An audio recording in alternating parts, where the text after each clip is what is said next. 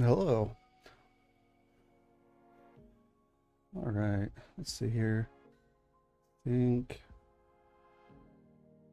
I've sent out all of my going live messages I needed to. So,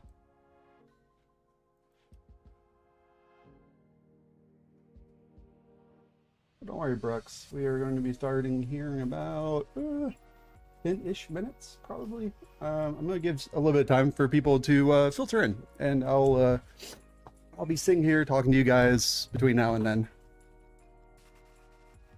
Um, I have everything set up and ready.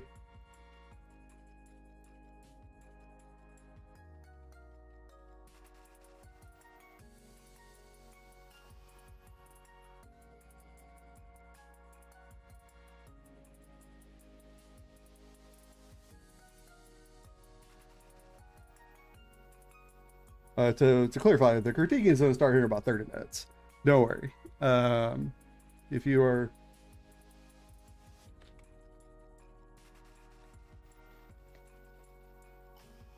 Hello, Republic. Welcome in, dude.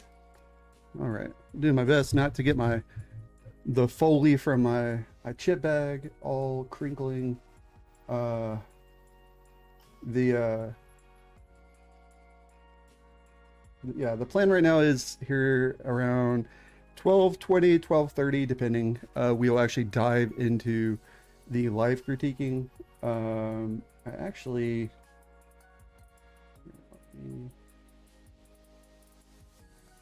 I have the ambient noise playing in my background. You guys can't hear it because my desktop is muted.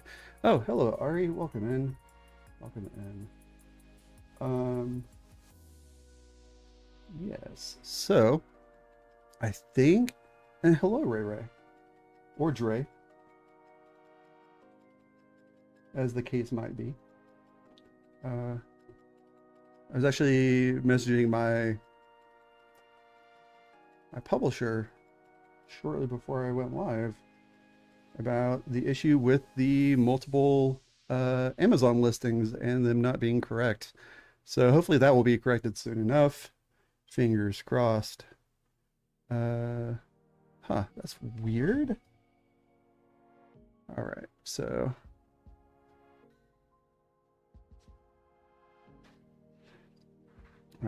I can properly see both Twitch and YouTube. I don't know if you guys can see both though. That's weird. No, I'm just leaning around. Yeah, I have to make sure that all the details are on, you know? But I guess I could. I'll say it. There we go.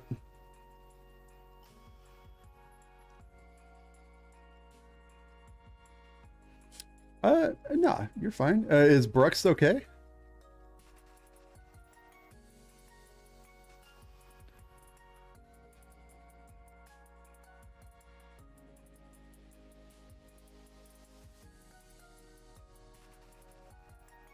At the moment, I'm going through and making sure that I have the names in mind for each story.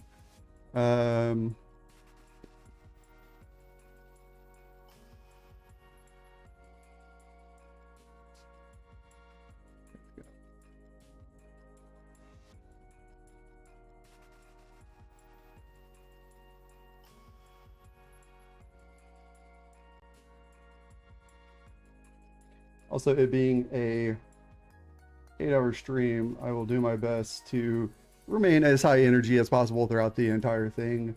But, you know, no promises. I'm going to be clicking my heels and jumping around the entire time, you know.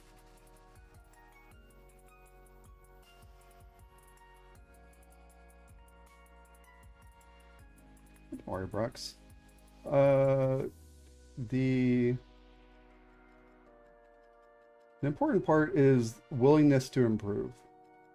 I think that is by and far the part people have the most difficulty with, is accepting criticism and understanding that's coming from a place of wanting you to improve, not to bash your feelings. So as long as you keep that in mind, I think you'll be fine. And plus, I am not notoriously known for being harsh with my criticisms. I am honest. I'm not going to tell you that you're the next Shakespeare, uh, but you know, I will be honest and also handle things with, you know, tact. So, yeah, Republic, you missed the deadline. I was hoping that you'd get in. I pinged multiple times and never saw anything from you, so I kind of just assumed you weren't going to be able to make it this one.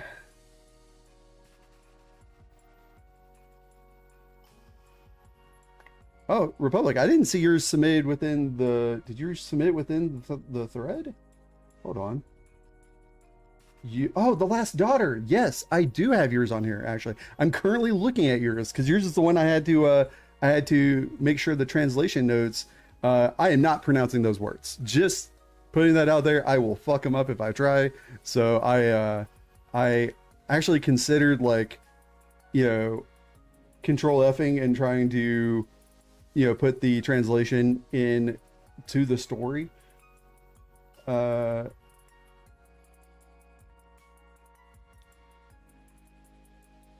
let's see here.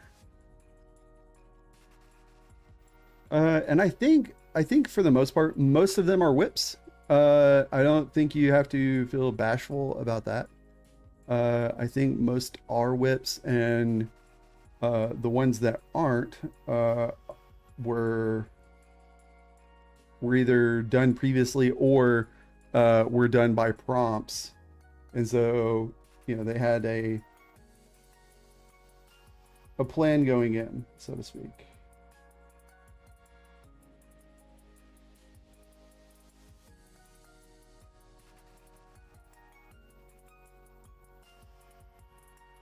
I mean, Ashkey, I think I could. Ashkey, I think. Like I can like if it's mostly like English, you know, alphabet, I can probably bumblefuck my way through it. It's when you know you have the I's with you know slants, A's with you know what is that called? Tilts, tildes? I can't remember. But it's like when things like that are involved that I get a little lost in the weeds and and can't quite keep up. Uh, I am an American through and through, as much as I am a Roman. So,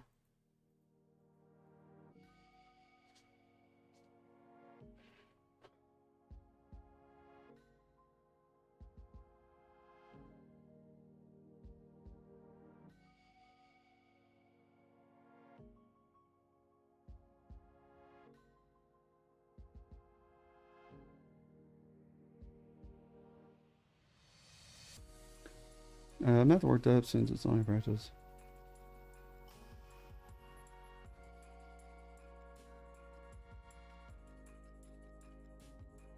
Yeah, you've brought that up before, Brooks. You know, like I said, I can't give too much guidance on script writing. I can give a little, but nothing that's going to be, you know, profound by any measure. So,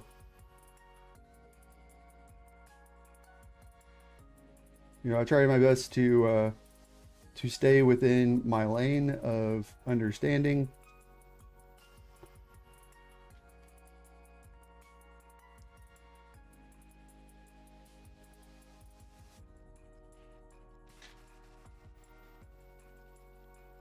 Yeah, I follow.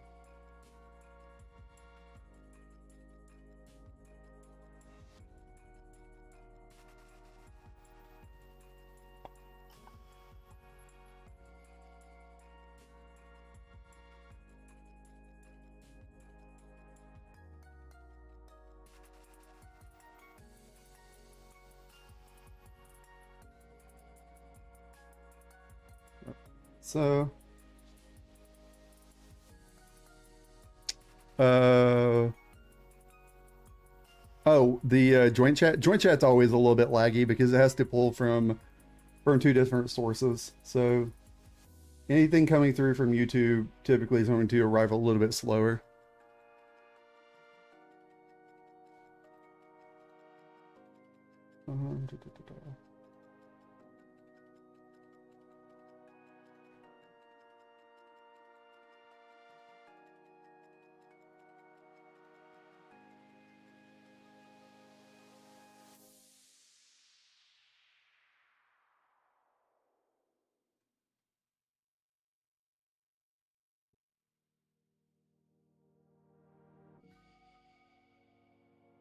Oh, Ray Ray.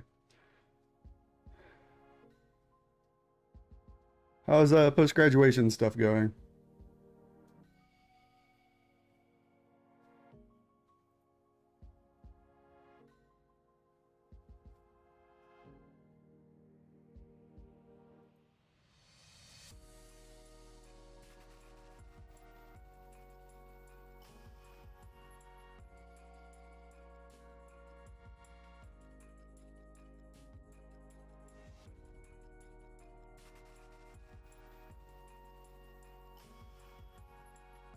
I do think it speaks volumes about myself that I am still going through some last minute tweaks for prep while we are waiting for everyone to get in.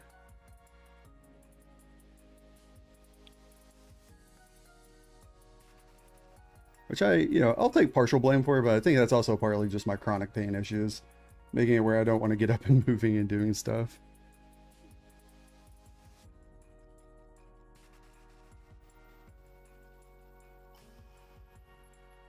Gotcha, right? All right. See, I thought you were already graduated. My bad. Thought graduation was like last week or something. I don't know where I got that idea from. My apologies.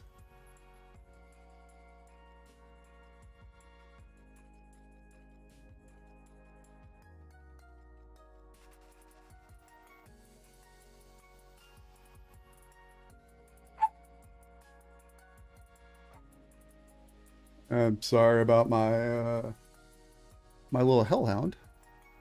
He is mad. Um,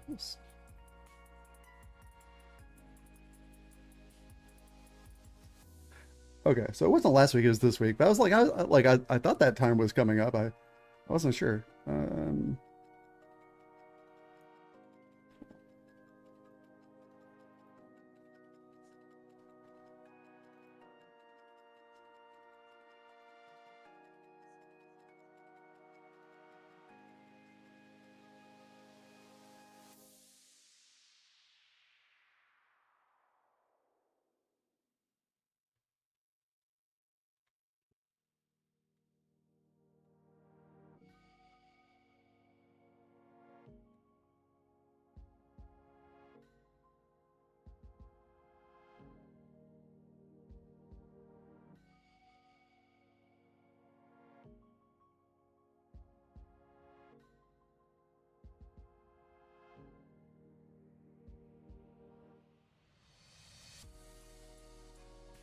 Yeah, 8 hours is a long time, especially when it's mentally fatiguing stuff like critiquing.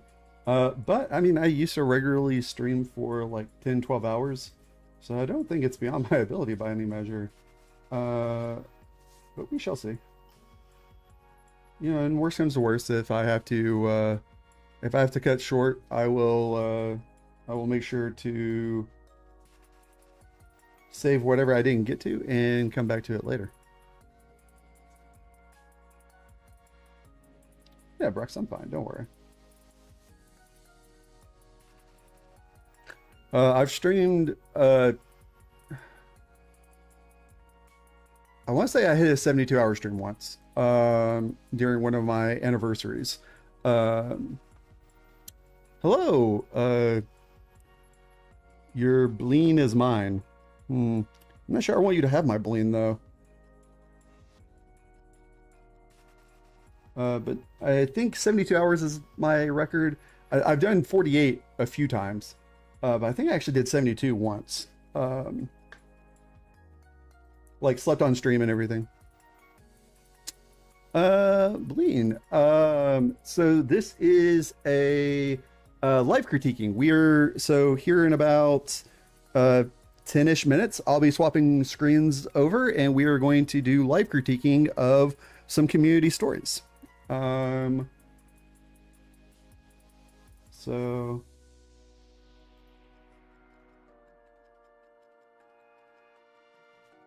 also, I guess, as a point of interest, I am a published author. I'm not human.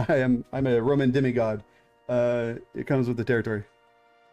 Not for this one, Bleen, but there will be, depending on turnout, and as long as we maintain a healthy turnout. I will probably be doing this once a month at the end of the month. Probably the last Friday of each month is probably what I'm going to aim for. But if you are a writer and are looking for feedback on a more regular basis than that, of course, here, let me share this link. Edit link.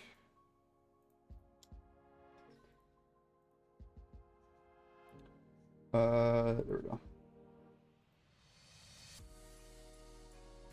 That did not work. Hold on a second. Never expires during the week. Copy.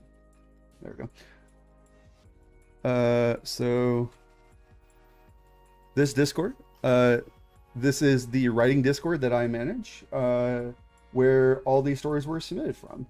So if you are looking for regular feedback, that would be the best place to do it.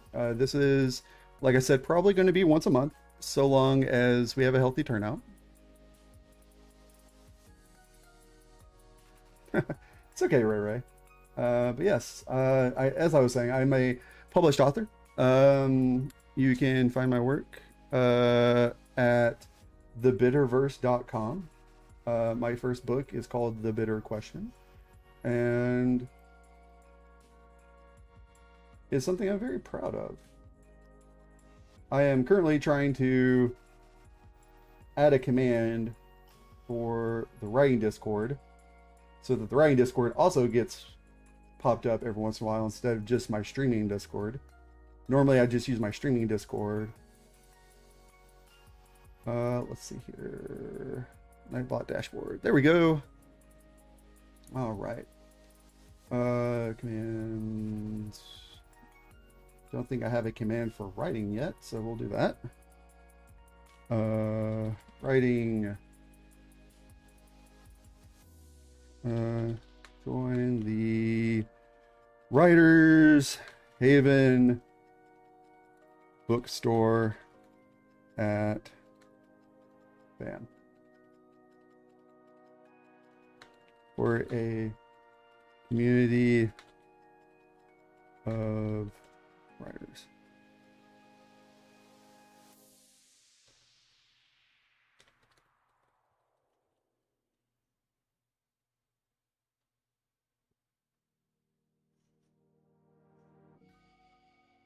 There we go.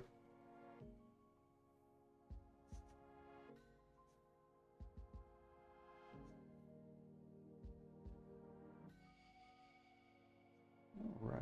So now there is a writing prompt. So if someone on the Twitch side types in !writing, it should pop up with a link to the writing Discord that I just shared. All right.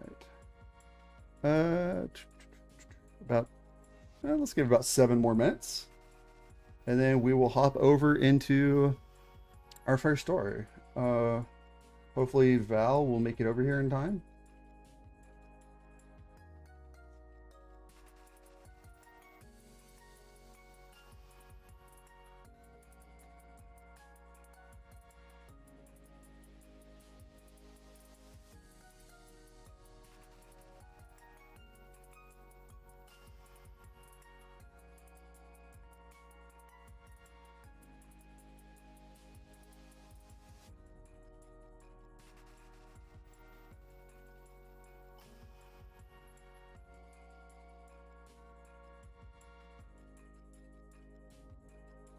All right.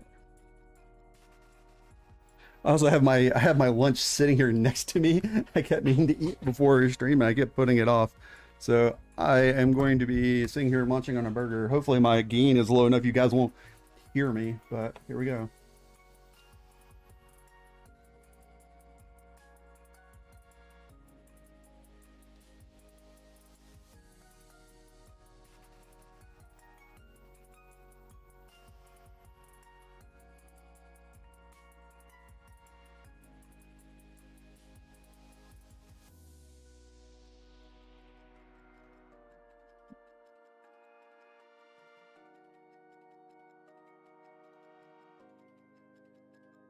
I also have a Found a really cool ambient noise. You're studying in a haunted library with ghosts.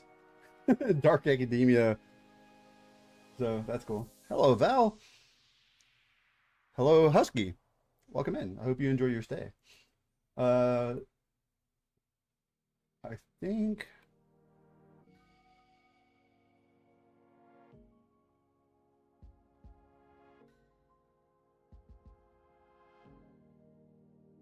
So wait, hold on a second. So I'm assuming Ray and Ray are two different people at this point.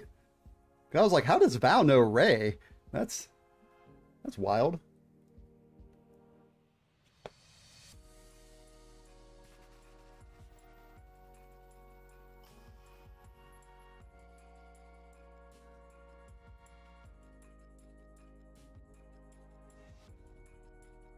Gotcha. All right. Well, welcome, Ray. I hope you enjoy your stay with the Legion.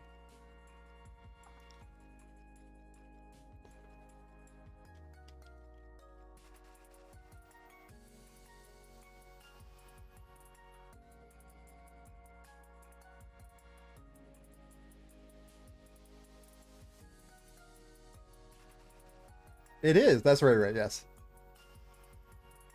Yep. Ray shared it in a couple different places, actually. Which goes to show.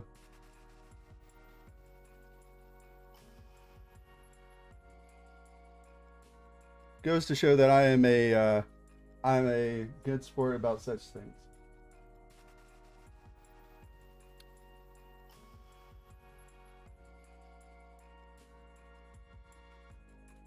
Did I share it in the bookstore?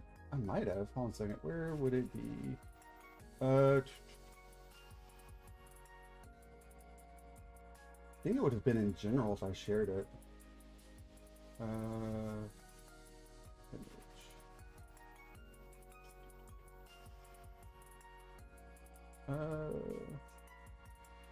Or under art, maybe? It might have been under the art if I shared it.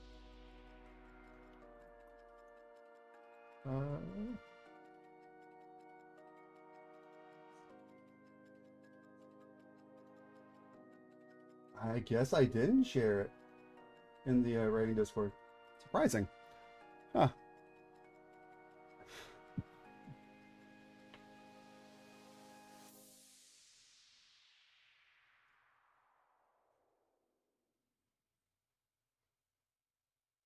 Not that I'm seeing, at least.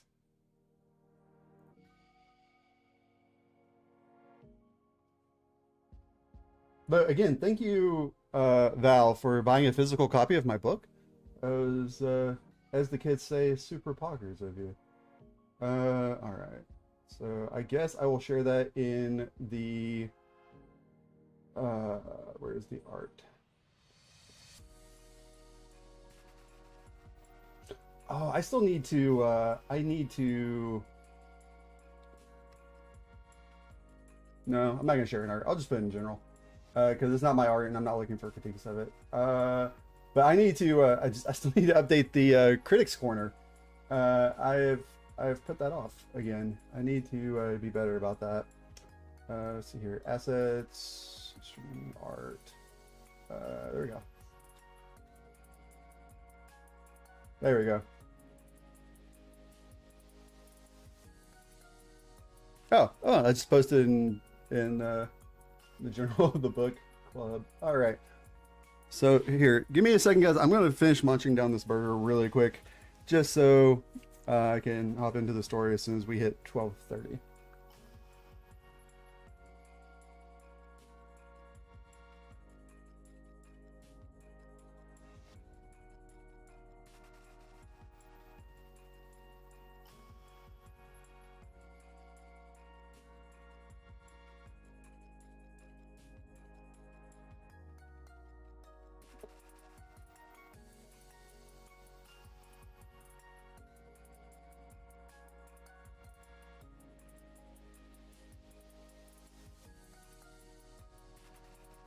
All right.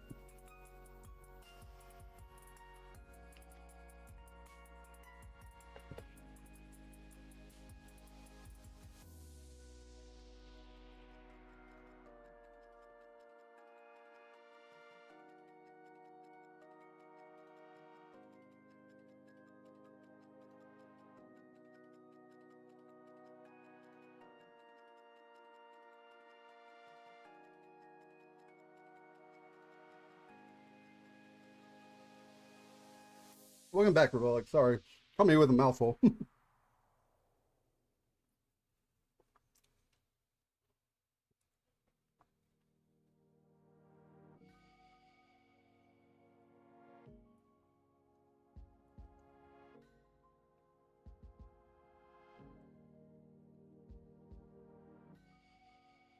All right.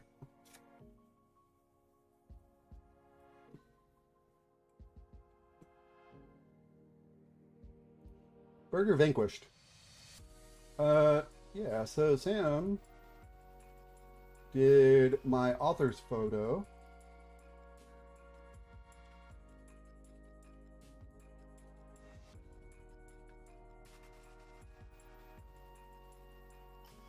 Um,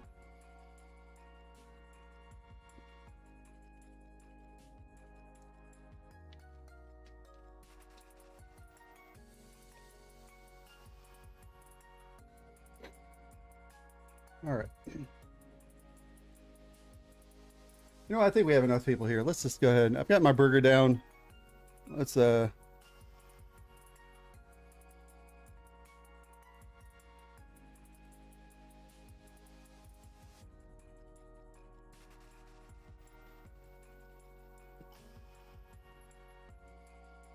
have not. These are going to be blind reads. I've gotten a little bit of exposure just from the formatting because I went through and formatted everything. So you guys are going to see the formatting. Here we go. And then live stream. All right. There we go. All right.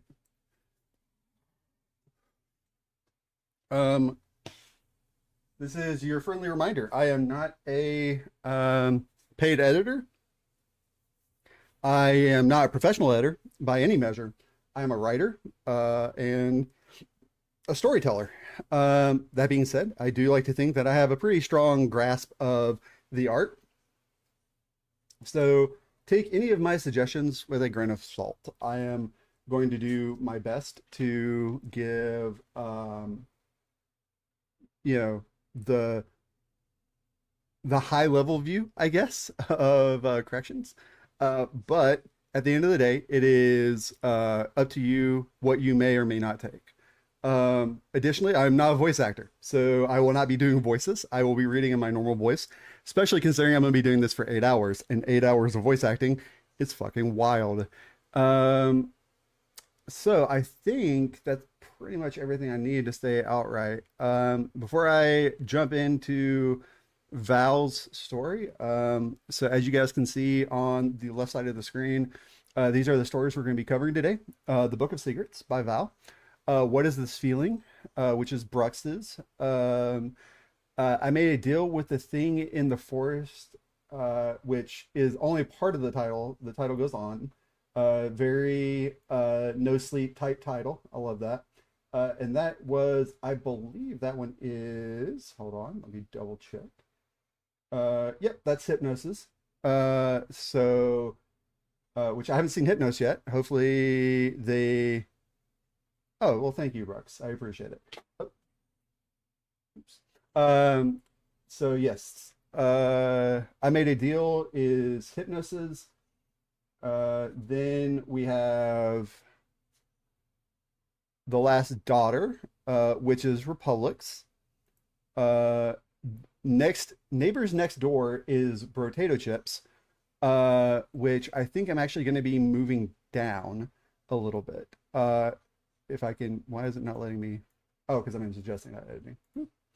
Uh, Potato has by and far the longest piece, uh, sitting at, let's see here, 56 pages. So Beowulf is Dead is from Plagas, and then My Rock is Jack's, or Jake's, sorry, Jake's. So those are all the stories we'll be covering today. If you would like to submit, if someone on the Twitch side could type in !writing, it will pop up the Discord again for everyone. For YouTube, you're gonna have to type it in, I guess. I don't think Nightbot puts it into YouTube's chat. Does it? Hmm. Also, now that I think about it, one last second, I'm going to go fill up my water bottle since I know for a fact I'm going to need to drink water at some point, not just Coke Zero. So give me 1 second, guys. I'll be right back.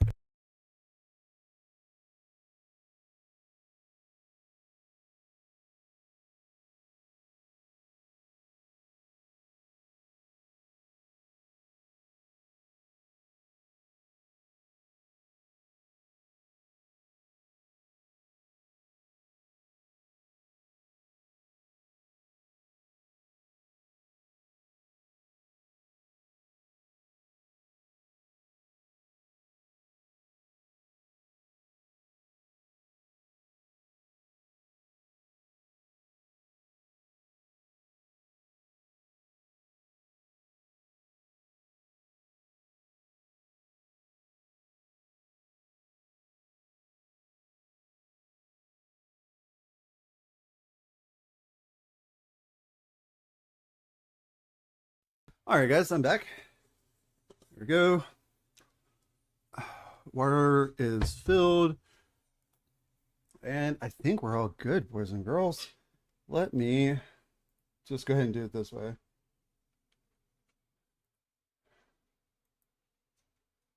There we go. So there is, once again, the writing Discord for anyone that is interested in joining. Yeah.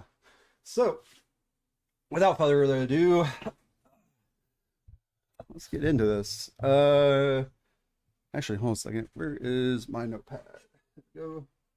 I'm also going to make timestamps so that asking someone to sit through 8 hours of a stream to find their critique seems a little unfair to me.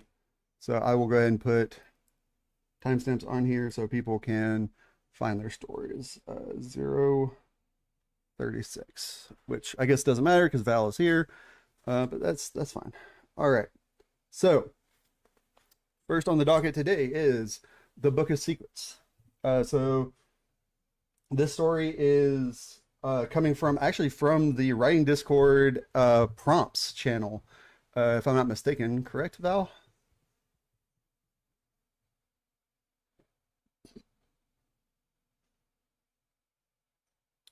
All right. So before I hop in, I'm going to go ahead and so right here, Val.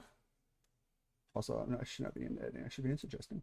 So you're kind of mixing two different time formats in English. We are either at 1300 for 1 o'clock or 1 p.m. It is one of these two. You kind of mixed your formattings there a little bit for these times. I'm guessing that's a Germanism that I'm unaware of. Yeah, in the communal world building. Sweet, sweet, sweet. All right, cool. All right. From 8 a.m. to 1 p.m. attending school. From 2 p.m. to 4 p.m. studying. From 4 p.m. to 8 p.m. was my hobby time. You have a double space here, so we're going to remove one of those spaces there. It's not a mistake. That's just that's a English as a second language issue. That I would not say that is a mistake on your part. Also here, let me restart the.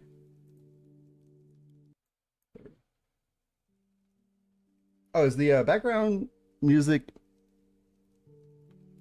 appropriately ambient and not too loud?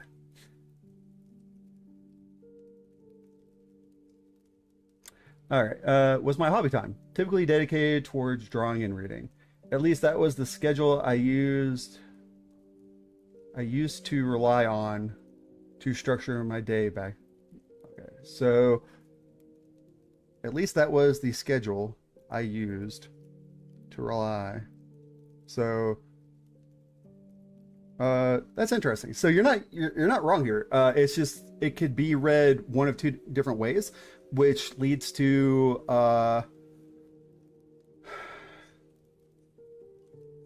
oh, you can I can turn it up just a little bit then, as long as it's not drowning me out. Um, so there is a issue with clarity sometimes with English because used and used are both the same word, but like you use them differently in this context, right? So for clarity, you might want to structure it as, at least that was the schedule I relied on. So instead of saying used to, I relied on, right? Uh, Given the rest of the sentence structure, I think that that's probably the best way to word this. At least that was the schedule I relied on to, okay, so structure my day back then. Structure seems like a weird word choice here, but it's not wrong. I relied on to, I would say plan, maybe it would be a better word here. Used, at least that was the schedule I relied on to plan my days back then. So usually nothing interrupted it. Okay, so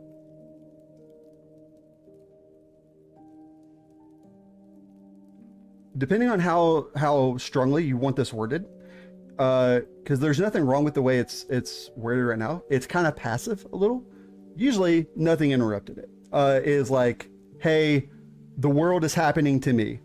So if you want the character to be passive, that's 100% good. If you want it to be like the character didn't let things interrupt that, then it would be usually I'd not let anything interrupt it. So it's just like a character nuance. So I will hold off judgment until we see a little bit more of how you're writing. I assume yourself it's kind of a character insert for yourself here, right? You meant for it to be passive? Okay, cool. Then that hitting the note there. Good. I was rapidly taking notes. So rapidly is not a great word choice there. Rapidly is like, so I have this struggle a lot too. I will use quick or instantly, or like I'll use these speed words where they are not really needed a lot of times in my own writing, and I'll have to go back and catch it during edits. Yeah, no, so like every character I write has some of my characteristics. That does not mean they're self-inserts, right? You can use your own attributes without being a self-insert. In fact, I think that like to write a good and compelling character, they have to carry some amount of the author's, personality or thoughts, right?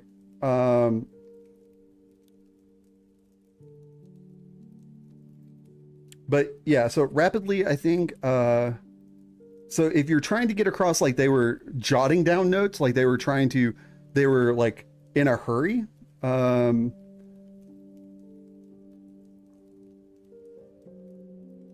I would say, yeah, I was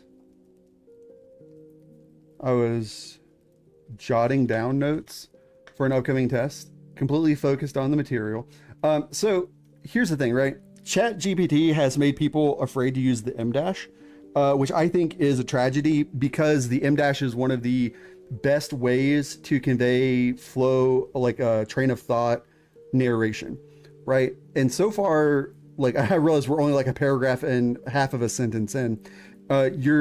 You already have a very train of thought, flow of consciousness narration style here, right? So I will say, don't be afraid to use M dashes. People will be like, oh, it's a sign of ChatGPT and blah, blah. No, M dashes where they don't belong is a sign of ChatGPT. M dashes where they make sense and where it is constructive to the writing are perfectly justified, right? So, and the reason I'm saying that is, I think right here is actually a perfect, yes, and that, Brooks, that is a issue, and I'm fighting back against it. If you look at my novel, there is a lot of use of M dashes because the bitter question is written as a flow of consciousness narration from the main POV, right? Semicolon a few times in this. I'm not. Semicolons are great too. I think that like again, the problem is like use of these higher learning like punctuations are not a sign of Chat GPT. Using them incorrectly a lot of times will be a sign. Which not everyone does, Brooks. Not everyone uses M dashes, right? Oh, M dash. So this right here. Undo. So right here, an M dash is if you're writing in Google Docs. I don't know what the alt code for it is, but if you type three minus marks, three hyphens, it will automatically turn it into an M dash. So M dashes are longer. N dashes, so I know they sound very similar, are only 2 hyphens, and it'll form an N dash. I need to brush up on when to use an N dash because I don't use them, so I don't know when the appropriate time to use them is. But what it does for you here, right? In this situation where it's a stream of consciousness thing, using an opening and a closing M dash shows that this is not an intrusive thought, but like a add-on to your thought process, right? So you used commas before and after, which is correct. It's not wrong, right? It just conveys a different reading versus using M dashes, right? So as I changed it right there, it is, I was jotting down notes for an upcoming test, completely focused on the material, when I was taken out of my trance by my phone ringing, right? You see where there wasn't like a formal pause? If you're using commas, right? So if I return those to commas, it would read as, I was jotting down notes for an upcoming test, completely focused on the material, when I was taken out of my trance by my phone ringing, right?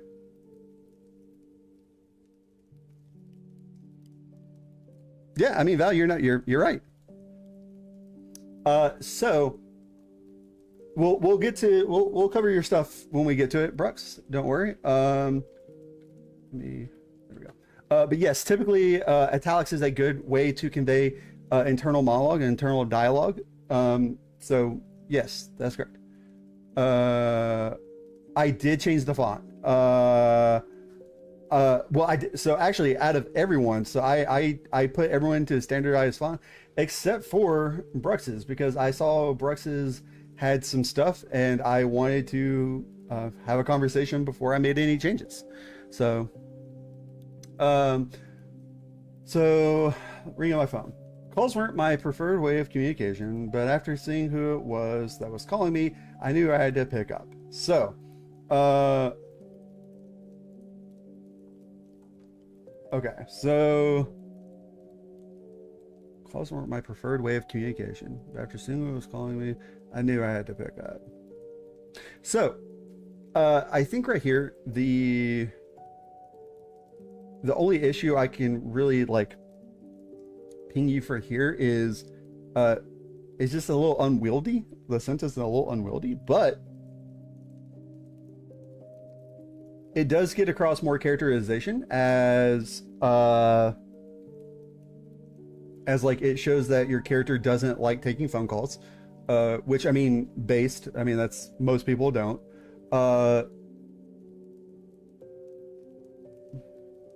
I think what I'm struggling with right here is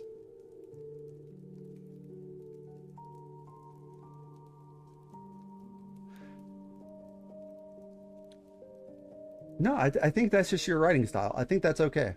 Yeah, I think, because again, so this is another important thing to note for everyone listening is that don't let your editor run over you, right? Don't let your editor remove your voice. Your voice is yours, and if you let your editor change everything you write, then it's going to be their writing style, not yours.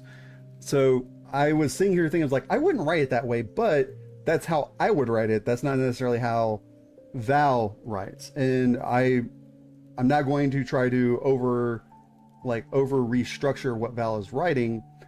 Yeah, so We're good. Hello. Afternoon, Avery. How are you been? How have you been doing? Okay. So, Val, I want you. I don't know if this is a culturism, but this isn't how anyone would normally answer the phone, I don't think. Um, this doesn't seem like natural dialogue, which, yeah, I would say that, like, okay, so when it comes to character dialogue, this is something that I touched upon whenever I was doing the writing workshop back in the Creepcast server days. If you are trying to refine or polish your dialogue, it's great if you have anyone that you can line read back and forth with. Line reading is a great way to iron out unnatural sounding dialogue. Yeah, so like I'm pretty sure I talked to you before about that. So like grab one of your siblings and just have them just cut out the dialogue and have them read the parts back and forth, right? Because this right here, it's kind of stilted. Like if you ever heard like criticism of a movie and they're like, oh, the dialogue comes across unnatural, it's a lot of times because like the screenwriters just didn't do a good job of like dialogue checking, unfortunately. So I think that like this right here, okay, hello. So typically someone would say good afternoon. Good afternoon, Avery. Right? And if it's not good afternoon, if it's just like afternoon, Avery, it would be like, typically you'd use like an apostrophe before. So afternoon, Avery. So it's like, because otherwise, if someone just says afternoon, Avery, it comes off as very like cold, kind of like impersonal. Yeah, this again might be a culturism where like German, like, you know, German greetings are handled differently than English greetings. But you know, it seems like they're relatively close for like this interaction, but then I heard you haven't come around in a few months would imply that me being he here, Augie, didn't notice themselves, right? And that again would make it feel more impersonal, and more along the lines of like, you know, I don't give a shit, but I heard you hadn't been around a few months. So I think this right here might just need another pass for dialogue. The raspy yet conversational voice was easy to recognize as the owner of the Writer's Haven store. So this is something that a lot of people lose track of, I think, whenever it comes to.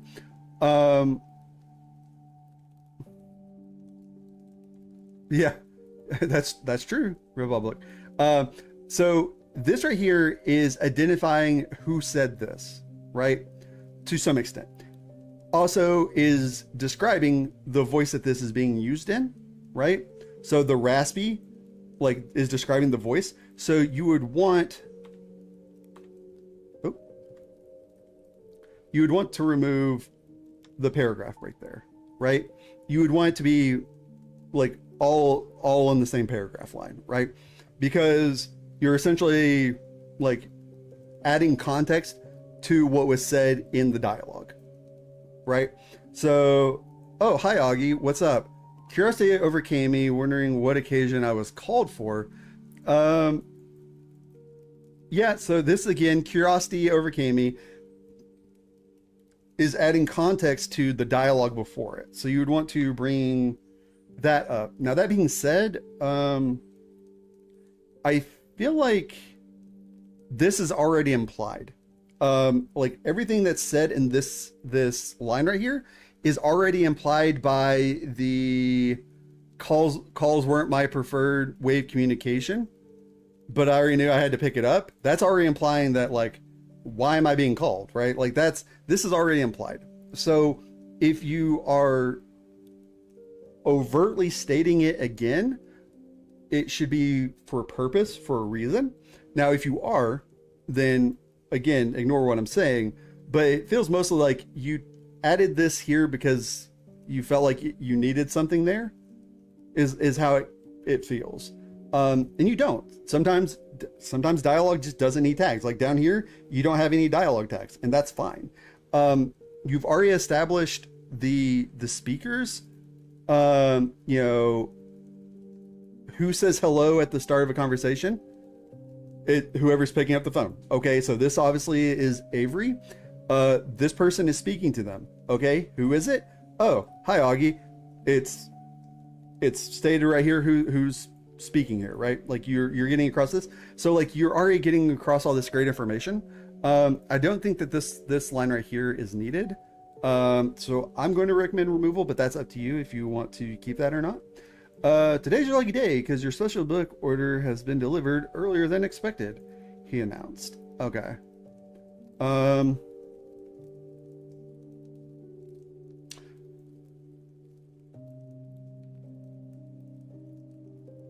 Okay, so you're trying to get something across here. One, there shouldn't be a comma there. Commas are always inside of the line, so if your line ends with an exclamation point, question mark, or period, it is going to be the end of a sentence, right? So you can't have an end of a sentence and then start the next sentence with a comma, right? So you could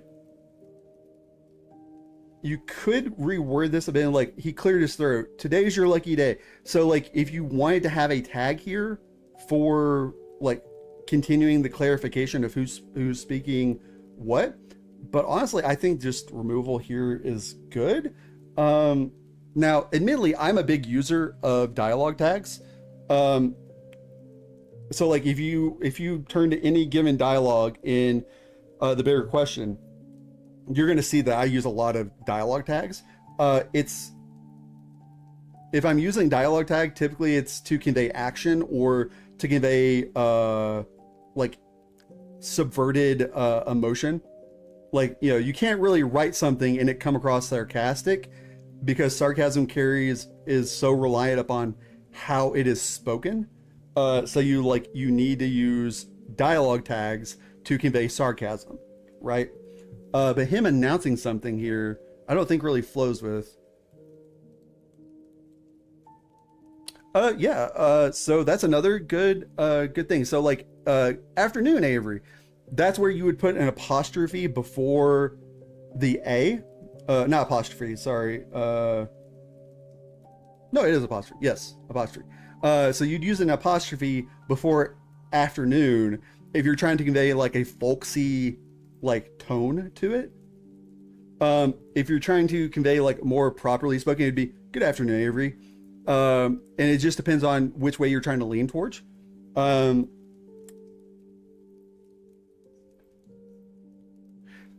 So also voice right here. So people don't have conversational voices. They have conversational tone, right? So the raspy yet conversational tone was easy to recognize as the owner of the Writer's Haven bookstore. Also, bookstore is one word in this case.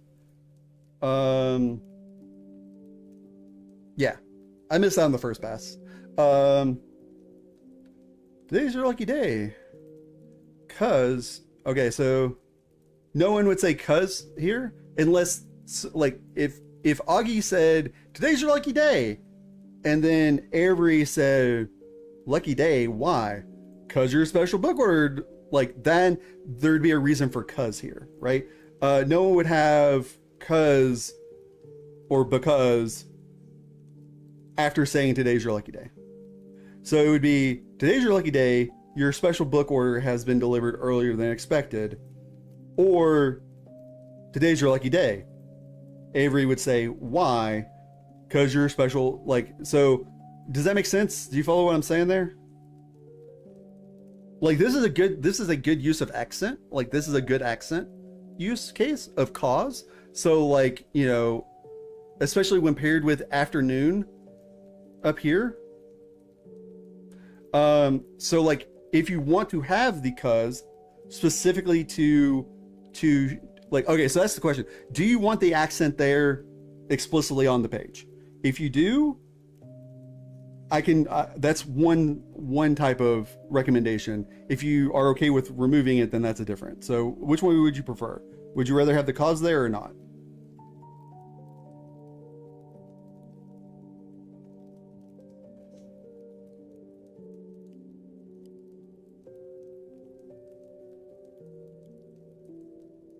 Okay, cool. So then, okay, so these, again, recommendations. You don't have to take anything I'm saying here. Today's your lucky day.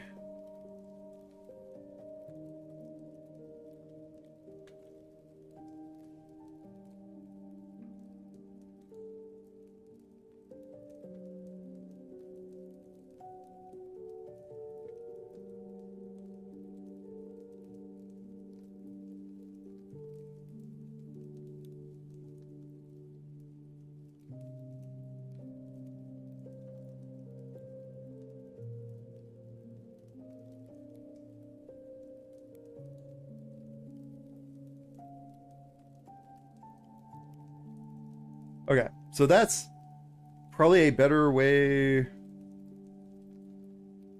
And then also, if that is the case up here, nope, keep that there. Just put the apostrophe before afternoon. Also, if you're trying to do like a folksy accent, me being Southern, like from the American South, it wouldn't be "How have you been doing?" It would be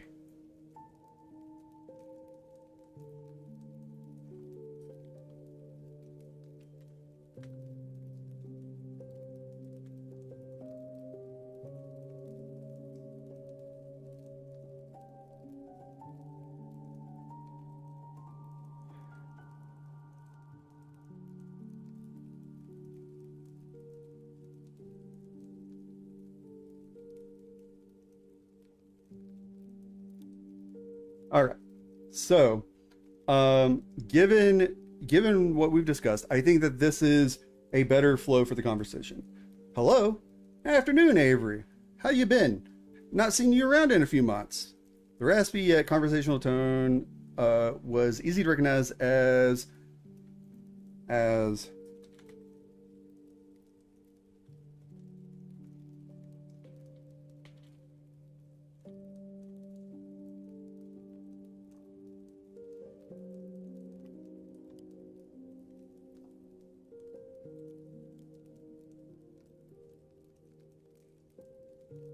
the raspy yet conversational tone was easy to recognize as Old Man Augustus, the owner of the Writers Haven bookstore. Okay, so right here you're giving the character's actual name. Right here you're showing what the character refers to them, like the informal, like the not familial. That's not right. The informal tone that Avery has with Augustus. So like you're stating his like, oh, one, because you know we've made this joke before, Old Man Augustus thing. So like explicitly calling him Old Man Augustus here. So this is to show that, you know, the idea would be that like whenever you're narrating, before you would give a nickname, you would typically give a character's actual name to show that the nickname is a term of endearment and gives them like a like it makes the two characters seem closer, right? If you just use the nickname, it just seems normal. If you give their real name and then a nickname, it shows familiarity. Does that make sense? And again, if you don't like it, you can always change it back. I'm not going to be offended. That's the thought process in narration style. Cool. Okay. Now also, this, like, by all means, play around with this dialogue tag here. This doesn't feel completely natural with your cadence, with your, like, narration style. So by all means, feel free to change that up a little bit. But, like, that's, the reason I would say he offered in return is because, like, you're asking a question and he's offering, like, part of an answer. So it's like, it's not really he replied, because, like, he's not really answering your question yet. Also, it wouldn't, again, for the folksy sound, it wouldn't be today's your lucky day. It would be it's your lucky day. That again is showing familiarity between the two. It's your lucky day. Lucky day. What do you mean? Yeah. Okay. Cause your book. So I know special book order was part of the prompt. My question is, why would Augie refer to it as your special book order? It would be either your custom book order. No, I guess special book order, it would be appropriate, because you're, like, if you put in a special order to a like, if you call Barnes and Noble and ask them for a specific book, it's going to be considered a special order. Maybe drop book here. I think that's what's hanging me up, because we've already established he's the owner of a bookstore. So just saying, because your special order has been delivered early without book, I think that's what's hanging me up, is the book order. So yeah, I would recommend, because your special order has been delivered or early. So this would be early.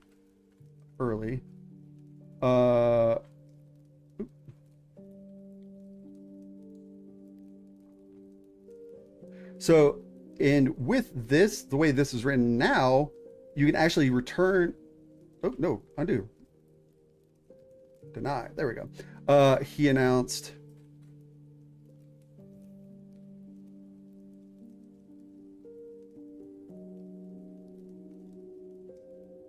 There are Brooks.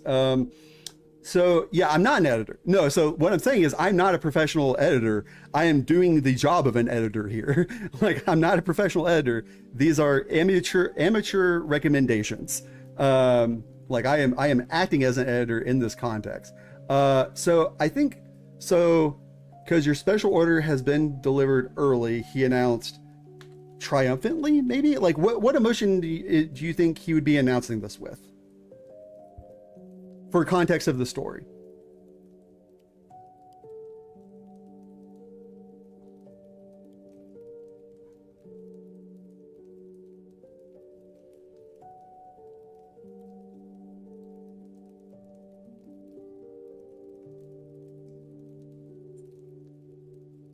Oh my God, it's been 30 minutes and I've gone one page out of 20. Jesus. All right. I am gonna have to pick it up at some point, huh?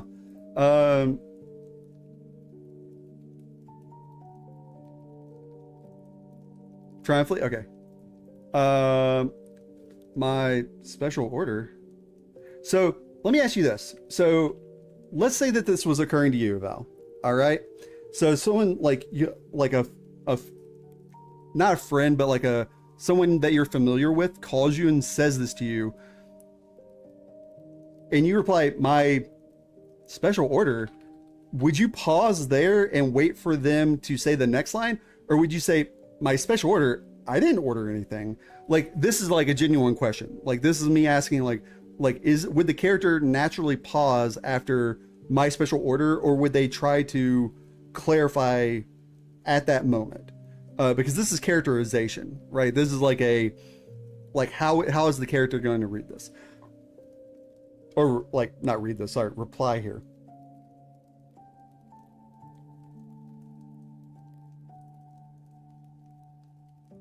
Yeah, I mean, it's a conscious choice, right? It's something that, like, like how is this character going to respond to this situation? Like anytime you're writing dialogue, I think that that's one of the biggest helps for anyone writing dialogue, is thinking not about how you would reply, but how the character would reply, right? So like this, like him pausing, "It's your lucky day," and then leaving it hanging for Avery to respond, that shows a playfulness to Augie, right? Like it shows a playfulness to that character. So like if you're trying to show timidness, or like the character is very reserved, this is great. Is your character more confused and like is more like a answer seeker, then they're going to my special order. I didn't order anything. You know, that's kind of what I was trying to get across. It was a question, not a recommendation. Especially with like the ... here, it feels like, yeah, no, they are going to leave a pregnant pause because like they're confused, and you're already showing some like hesitancy already. They would search for an answer. Okay, so it would be my special order. Augie, I didn't order anything.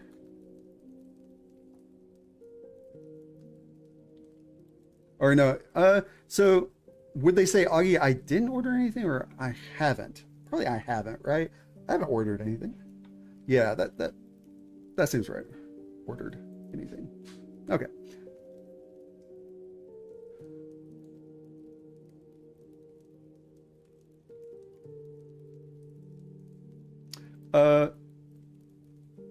Well, right here, so actually, if you're trying to lean into a horror aspect, having Augie, this like jovial, like so far shown jovial character, just blatantly ignore what Avery says,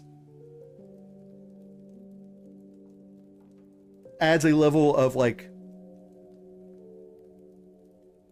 unease to the conversation. Does that make sense? Like it's like, you know, this person that I'm used to having like banter with is just ignoring what I'm saying and essentially bullying ahead on what they want to say.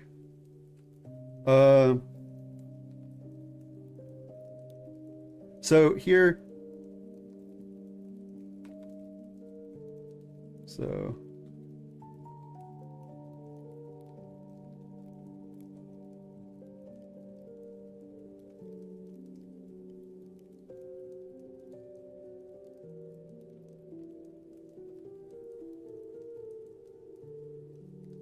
okay, no, I'm pretty sure.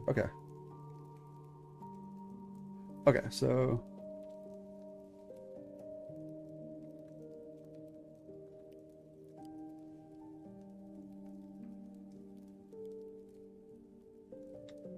man, it's hard to have a clean looking sentence with suggestions, but I think that gets across. No, I'm pretty sure you did when you want to pick it up.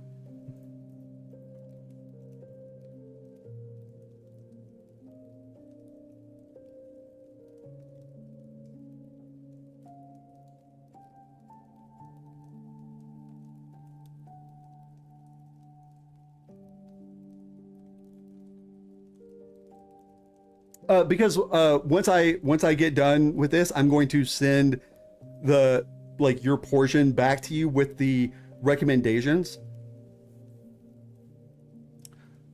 So like I said, it's up to you what you want to accept and what you don't want to accept. So this is essentially, you know, I'm making suggestions instead of edits so that, you know, you guys have the original versus what I recommended for changing. Yeah. So I think this might be a ESL issue. I couldn't recall either ordering a book or any books. So it's either a book or any books. Saying any book is grammatically incorrect, but is something that people might say out loud. It is one of those things like, you know, when people, you know, me and so are going to go down to the store, it would actually be so and I are going to the store. You know, it's not correct.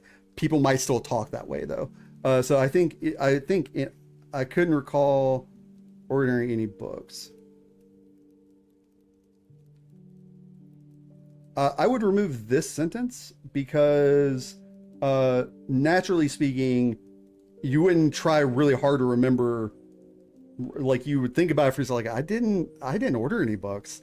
So I would drop that sentence, or that. Oh, what? Oh my God. What is that called? Parenthetical, I guess.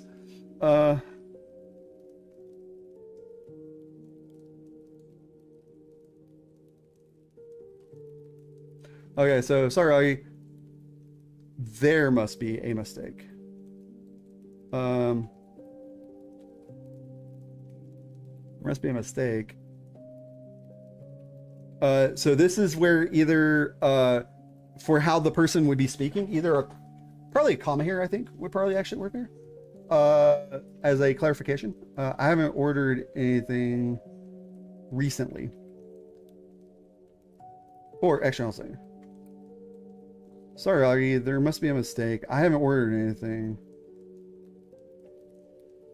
Period.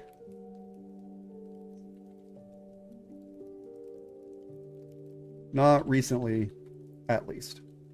That's just the more natural flow of spoken English there.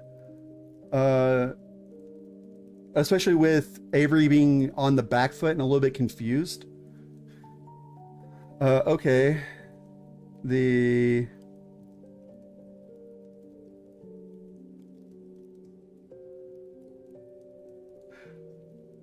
All right. So I would, okay, so you're calling out, and again, you can't follow up a question mark with a comma outside the parentheses.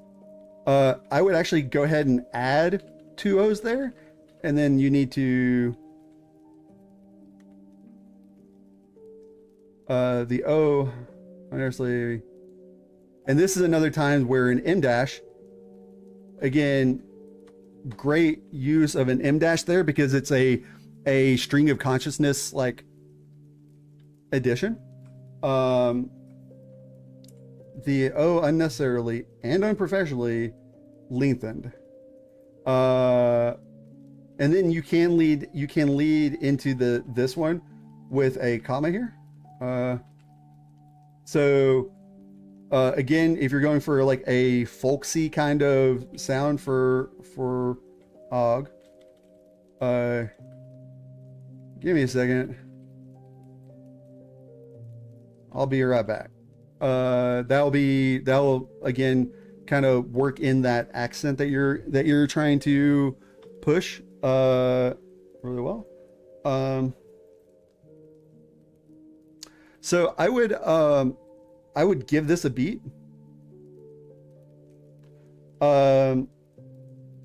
To like you have a beat here, right? You have a moment where you can show your character's like internal thoughts about this weird situation.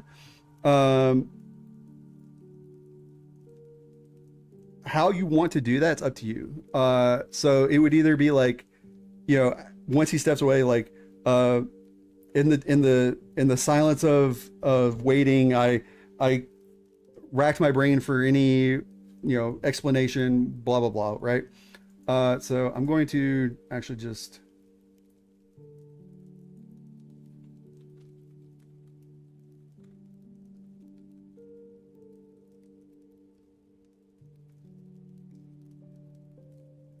I'm just gonna make that a comment instead of a solid recommendation. I assume he had... So it wouldn't be one of his coworkers. If Augie is the owner, it would be one of his employees.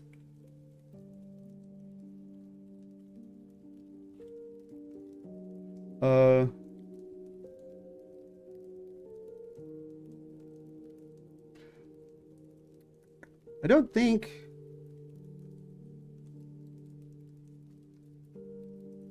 I mean, you're you've already stated that you're trying to make the character seem a little bit more hesitant and a little bit more reserved. So like I assume right here is probably not wrong. I don't know if it's the best characterization necessarily, but it works. I think that works. Um,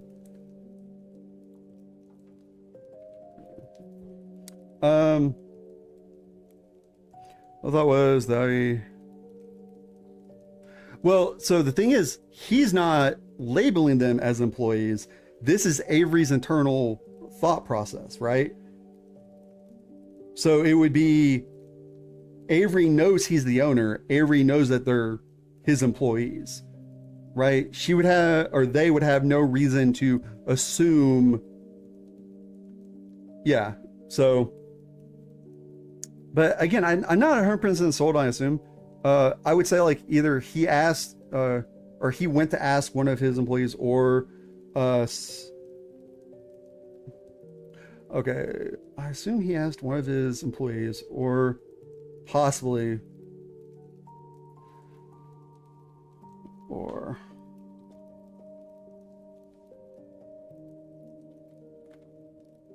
went to search.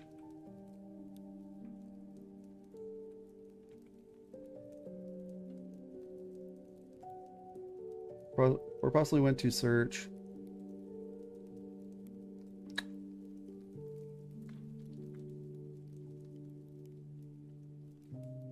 So here's a chance for some like world building slash like giving more characterization to the bookstore.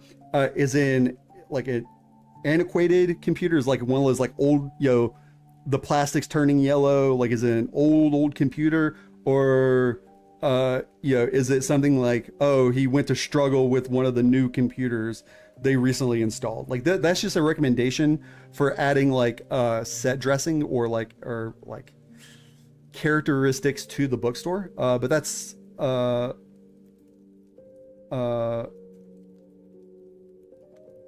it would still be one of the computers. Either one of the computers, or if it's like, hey, this like old ass computer is like the only inventory system they've had for 25 years or something. It's like two different tones. But it's up to you how you want to do that characterization. So I'm actually going to remove those recommendations. But I will add a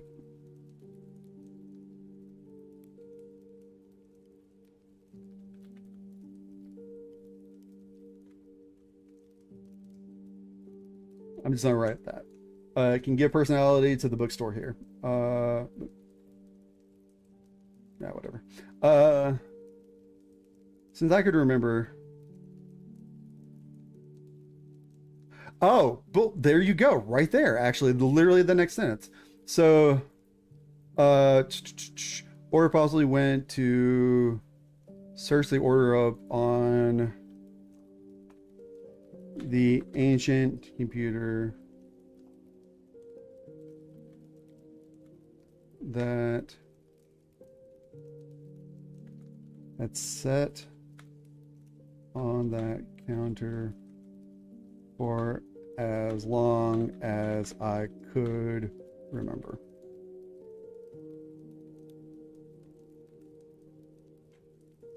Oh, collecting dust is really good there, so I'm gonna add that back in. Or possibly went to I would say actually look up would probably be or possibly went to look up the order on the ancient computer that had set on the front counter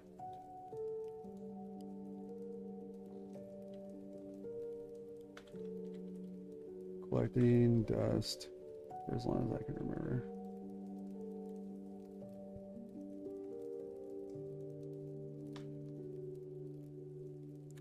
Also went to look look up the order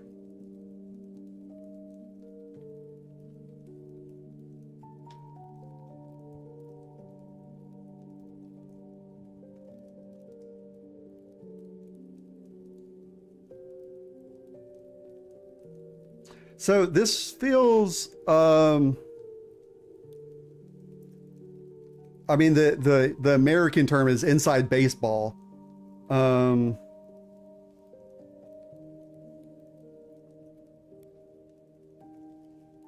So also it wouldn't be winnings, it would be due to their low margins. Margins would be the better word there. But again, that it feels a little inside baseball for Avery to know or to comment on that. Though, admittedly, since she's pretty familiar with Augie, it could be like they have like continued to patron, like be a patron at this store to help keep it up and running because they know it's struggling, right? Due to their low margin.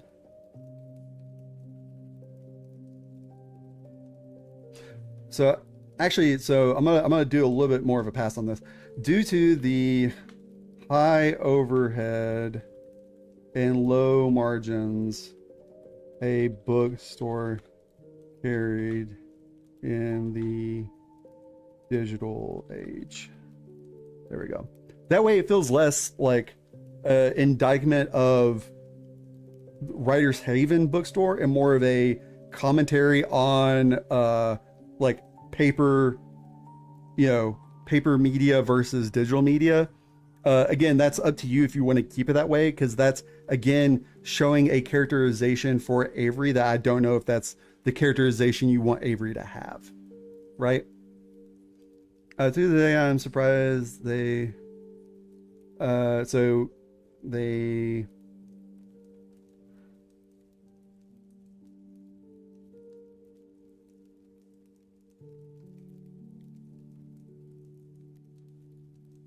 so this sentence feels a bit tilted. Like I get what you're trying to come across with, and like it's a good sentiment. I see where you're going here.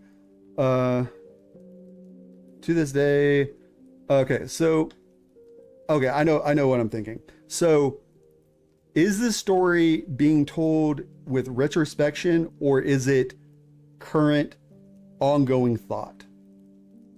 Right? The reason that matters is because to this day is a retrospective phrase. It means that like after all the events that this story covers, the narrator is like reflecting back and saying, to this day, I still don't know how they hadn't gone bankrupt. Okay, so to this day, I still don't know. Or no, it's like, to this day,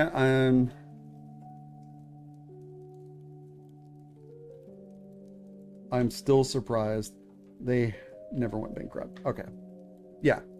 Okay. So if this is in retrospection, then yes. This is, it would be, I'm still surprised. Yeah. Okay. No. So presumably Augie is holding the book in his hand. So it wouldn't be, the book is clearly yours for you. It'd be, no. And also it wouldn't be no, it'd be nah. Let's, don't, you have to be careful over crutching on elliptices.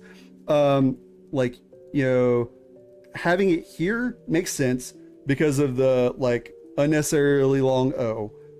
Checks out there, that's good. Up here, showing confusion, it works there.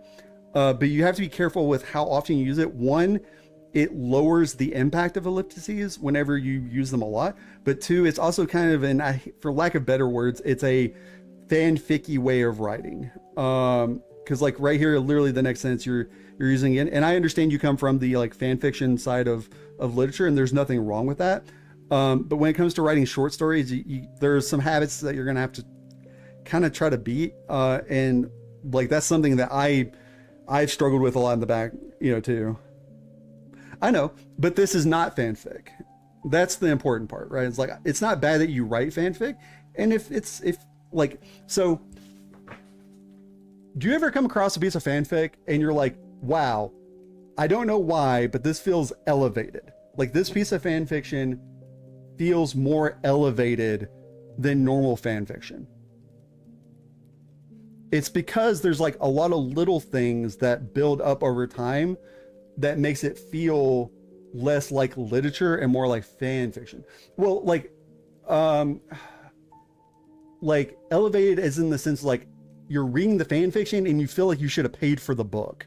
Like you feel like it should be published somewhere versus, oh, like it's kind of like the blockbuster movies versus the cinematic masterpieces, right? And yes, some blockbusters are cinematic masterpieces, but what I'm saying is like there's movies that are made for art and then there are movies that are made for consumption. In that same way, fan fiction is something made for consumption, right? A lot of times when it comes to literature, like short stories, novels, things like that, they are made for consumption, yes, but you can also find those that feel like they've been polished and like pushed up. Oh, well, never mind. Yes. And there's like a lot of little things that will build up that like you might not notice until you go back and look for them, that you're like, oh, okay, now I'm seeing where like what makes this feel like on a higher caliber than other writing, right? And speaking of fan fiction, one of the pieces today is a piece of My Hero Academia fan fiction that one of my friends submitted. So like I said, I'm not saying there's anything wrong with fan fiction, but there's a different, like you're pitching to a different audience, right? And like, you know, what they say about all great artists, you have to know your audience, right? So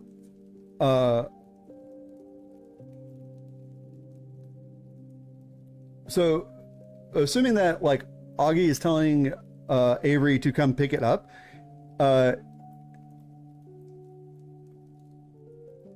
would it be, no, the book is clearly for you. Yeah. So instead of for you, it would be probably clearly yours. So, and if you want to do the folksy thing, you could do yours. I think that going to that level of folksy can be, it's dangerous because you're running the risk of being derogatory on some level. It's an option. You know, like it just depends on how folksy you want Augie to be. No, the book is clearly yours. Yours.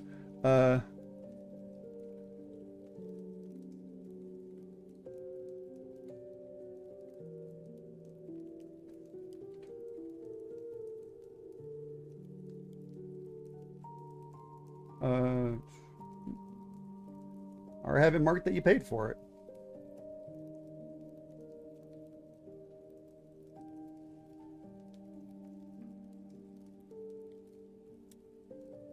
Oh, so like right here, like you're using yar, it would be your.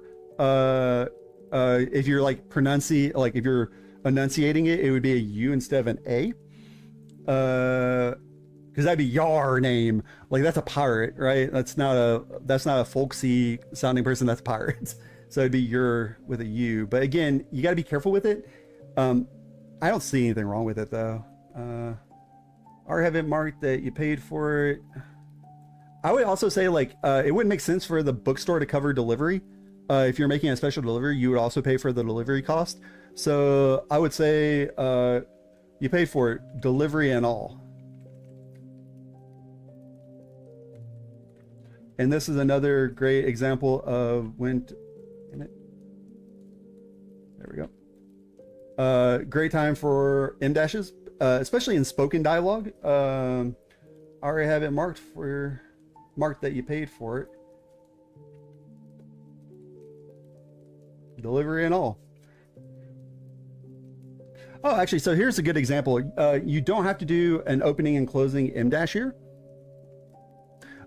Well, it's a tool that has good uses, especially when you're showing like this dialogue, like the way you're doing this dialogue. I would actually say like you'd actually only need the opening.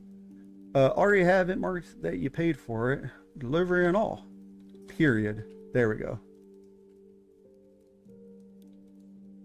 There we go.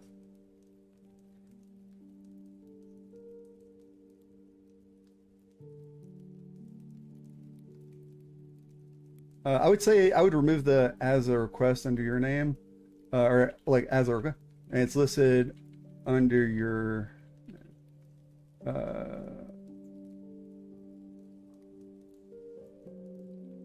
so I'm assuming that you want the your there for the folksy tone. So.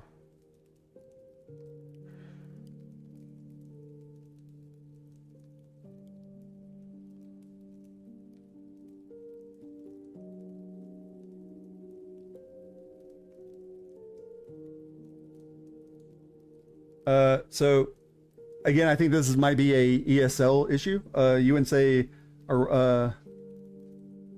about the arrival of the delivery. It would be thank you for letting me know about the delivery.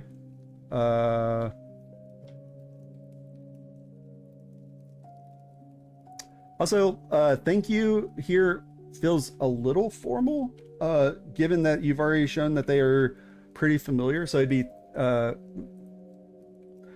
thanks for letting me know about the delivery. I think is a little bit natural, more natural speaking.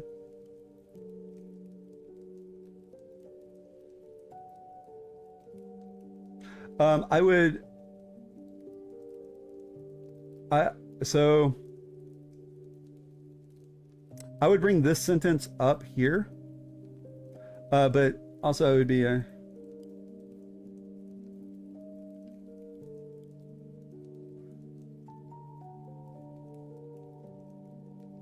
How would you word this? Anytime he, I don't know. Do you think chirped? What tone do you think he would have here? Probably like he. Because I mean, maybe he sounds relieved that she's accepted it at this point. So.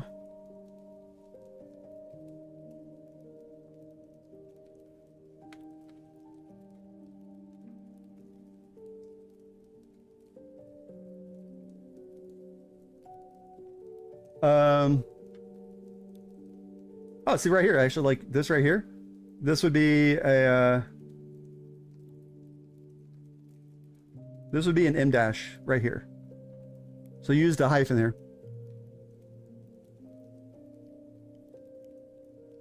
Gotcha.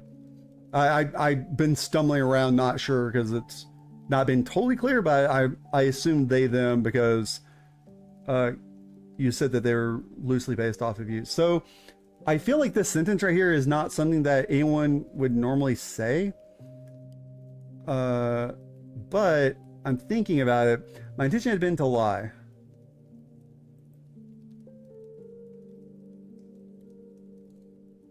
But like also right here, like this like, because like, excuse me, stating it. Yeah, this is where you would use an M dash typically.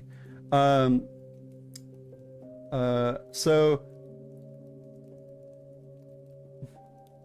my intention had been to lie. I wouldn't pick up a book that I hadn't paid for. If I had been caught for that.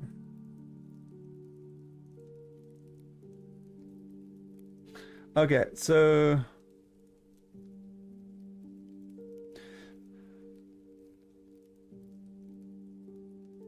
I think what you're trying to get across here to purposely forget.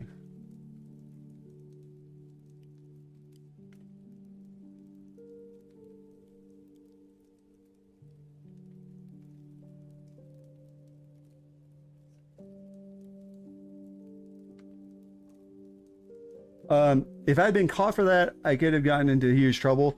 This is a teenager way of thinking about the world, right?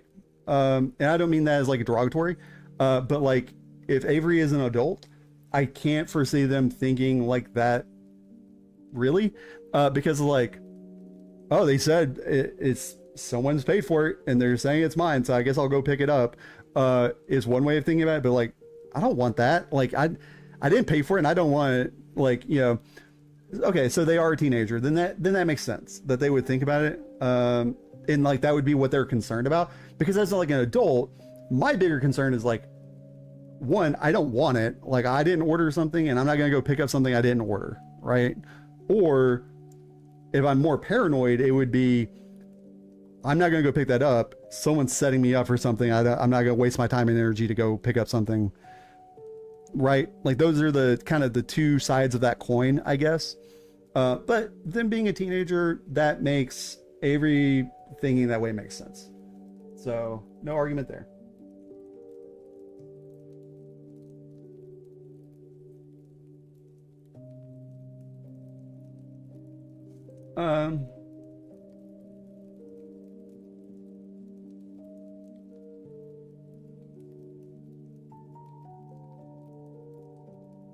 So this right here feels like they are being pestered a bunch about this, right? And if this is the first call, I wouldn't say leave me alone here. I would say probably, so I hope that if I wait a few days, they would figure out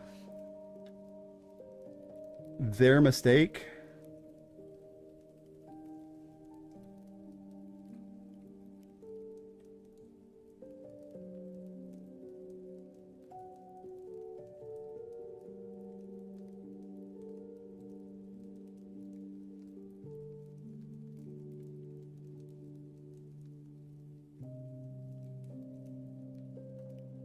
Okay, so figure out their mistake.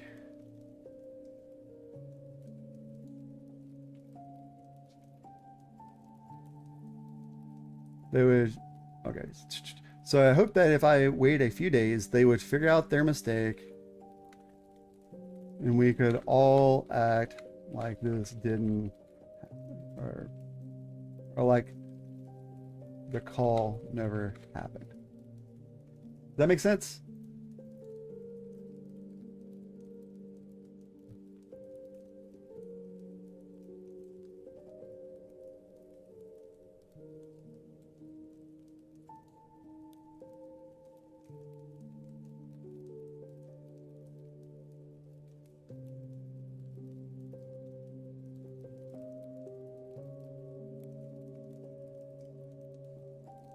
So I would say again, this might be a language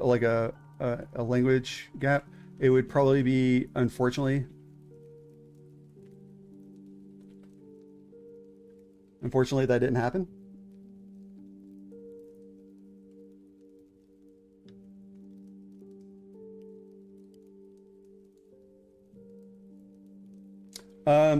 Instead of saying around the same hour, you could state when the call happened up here and then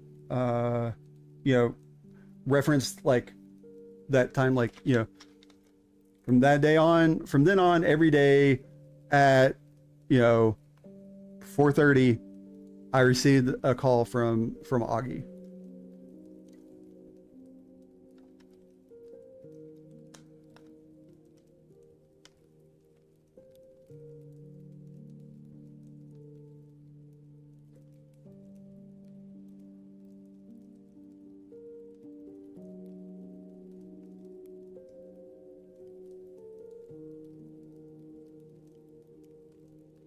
So I'm gonna try to pick up a little bit because like I'm looking and like we've been going for an hour and I've covered 2 pages, so I'm gonna have to pick up speed. So after from then on, every day around the same hour,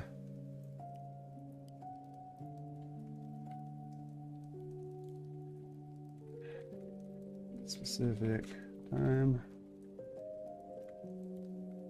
interrupts.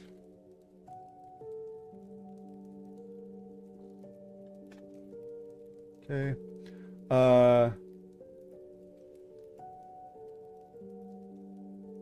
After 2 weeks of the repeated calls,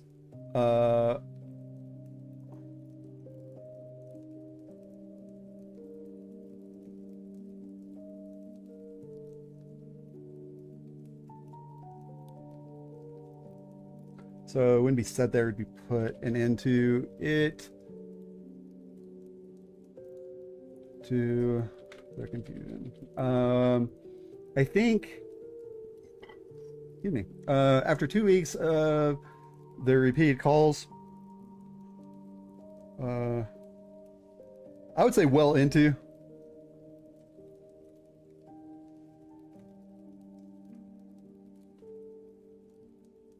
Blatant. Well into blatant harassment.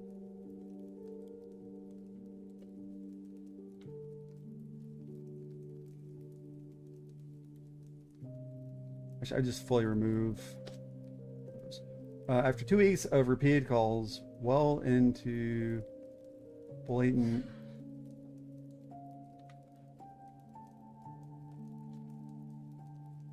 Yeah.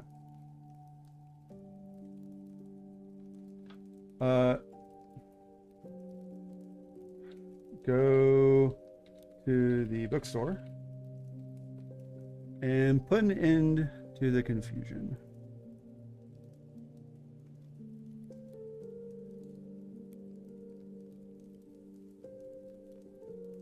All right, Brooks. As always, the store was empty with the exception of a singular worker. All joking.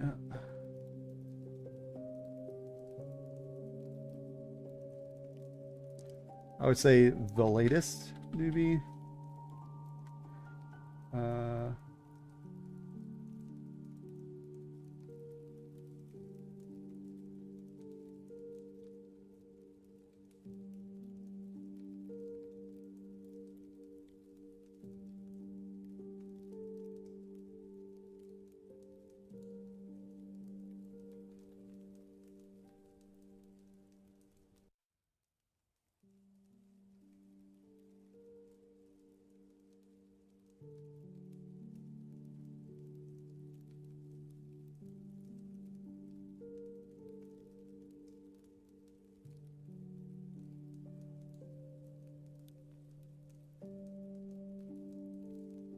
So the he here should like directly state Uldrick again because you are juggling uh two male characters in this like tight succession. So, you know, you have to be clear with who you're referring to.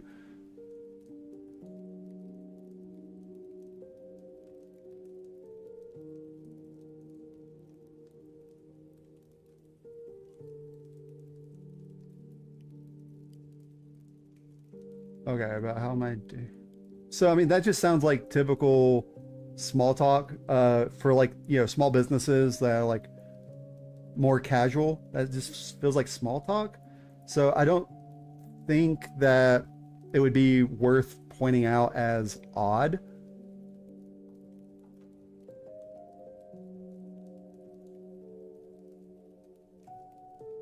So I'd probably drop the for some reason. So if it's bothering Avery, I would say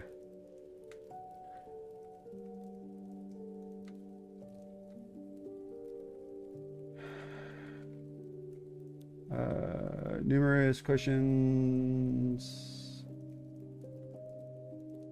about how my day had been, and what other plans I had for the evening, for the rest of the evening. There we go. After that, sharing again, it's not. Ooh, nope. It's not really that weird of an interaction, I don't think, for a casual small talk.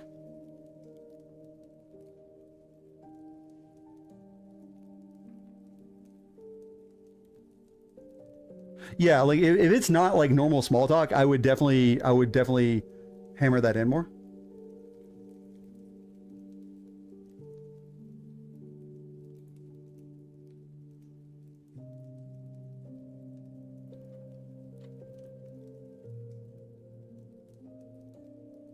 Um,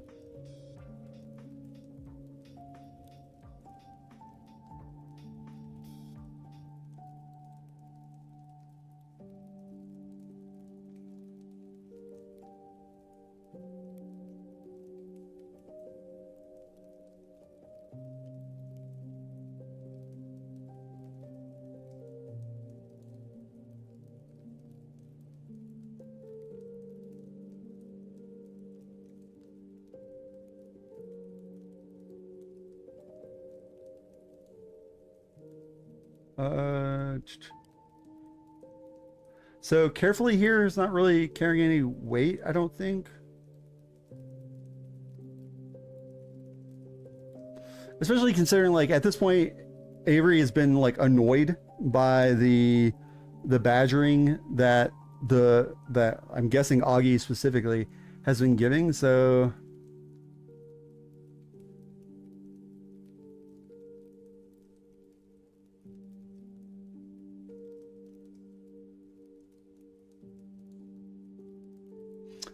yeah, the plan was Hypno to be an 8-hour stream, and I'm an hour in and I've gone through less than 3 pages. So I'm gonna have to speed up, and at some point I'm just gonna have to, you know, put a pause on Val's story and move to the next and move to the next and move to the next, because I don't want to shortcut anyone. Carefully I rip the package. I'm probably gonna I'm probably gonna have to, honestly. I think, okay, so carefully I think honestly I ripped into the packaging, into the book's packaging. I think this is how I ripped into the book's packaging.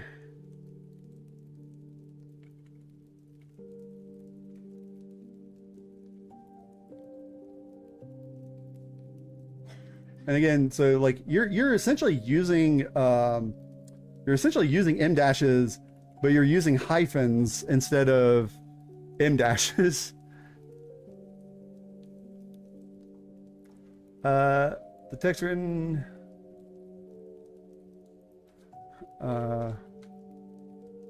olive green.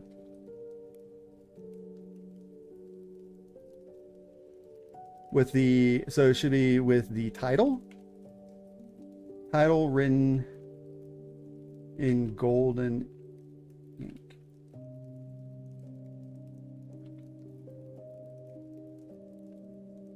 So typically book titles are the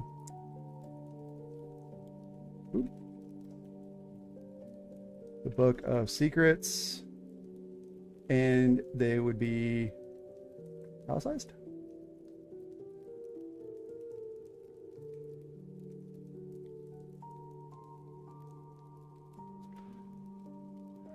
So the title seemed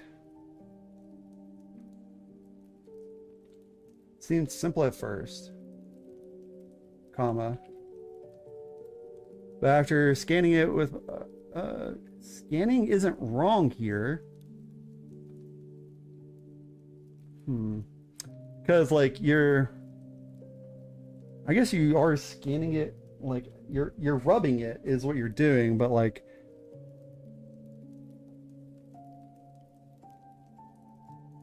so I think, okay, but after gracing it, I think gracing is probably a better word pick here. Gracing it with my fingertips, grazing it actually, after grazing it with my fingertips, I could tell the cover was something special.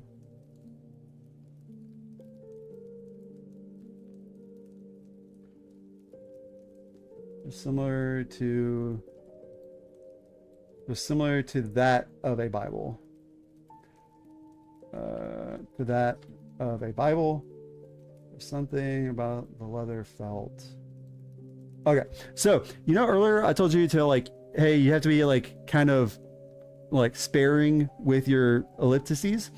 Right here is why, right? This right here is a perfect place for a narrative ellipses right here, right? But something about the leather felt off.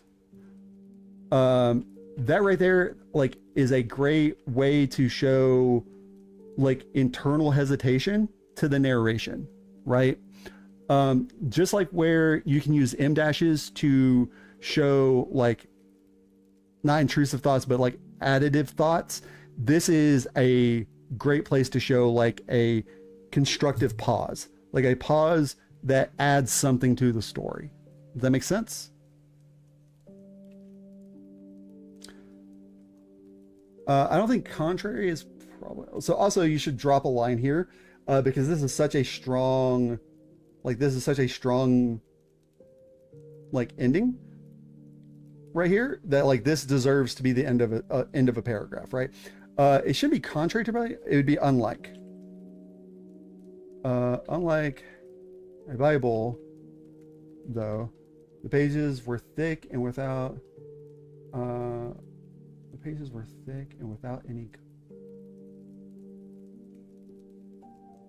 So, so.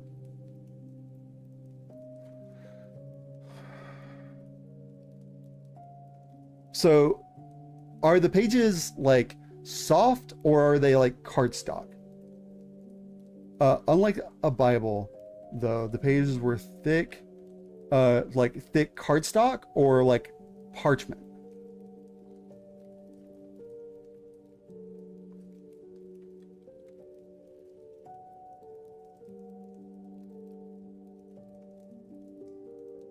Pages are soft, so it would be the pages were made of thick cardstock.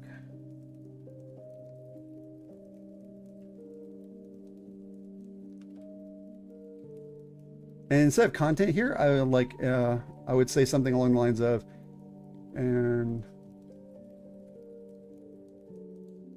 any print. So instead of on the back side, it would be on the back cover. On the back cover, whereas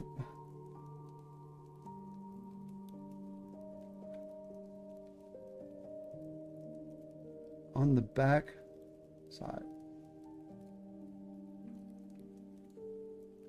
So the words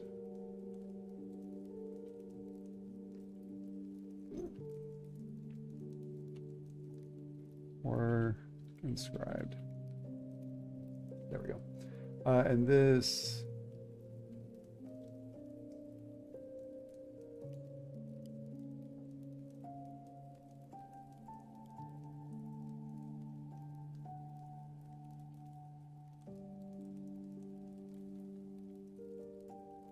So I don't think Avery would be sitting in a room that's clearly nonsense. By themselves. Sorry, their room by themselves and scream that. So I think muttered here. Again, keep that quiet, because there's a very foreboding tone through this.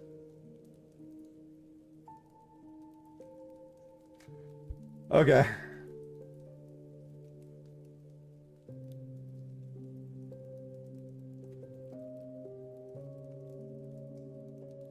So in that case, I would say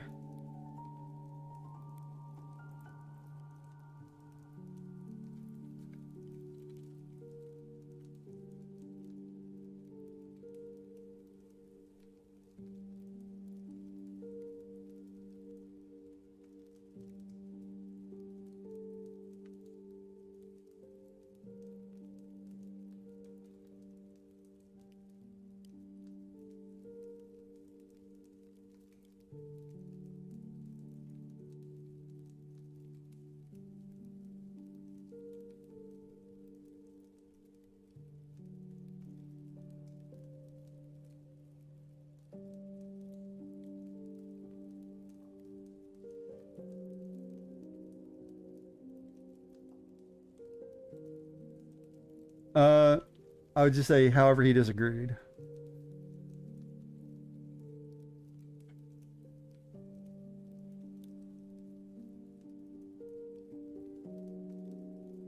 Again, I feel like I think you would be well served by doing a couple of dialogue passes with one of your siblings or an English speaking friend. Because this isn't how people speak really in English. I don't know if it's again just a ESL issue. You should try it. Comma.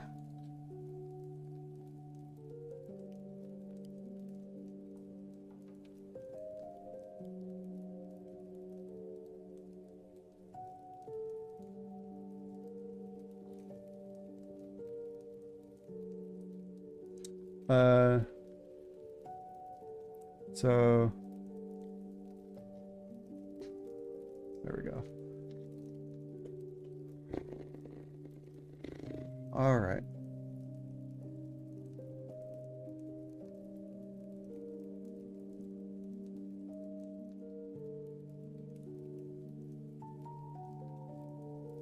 So I think he shrugged.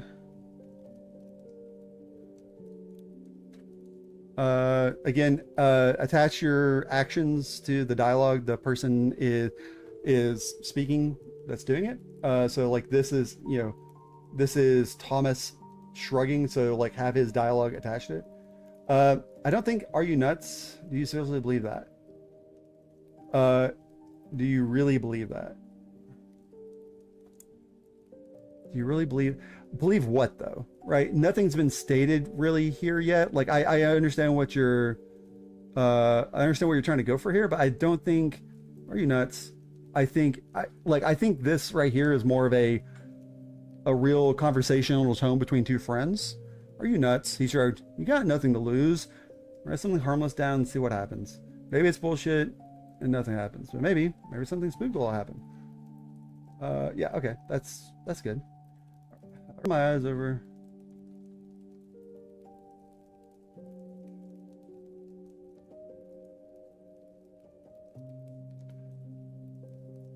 So, I see what you're doing here. So what you can do is, if you italicize spookier,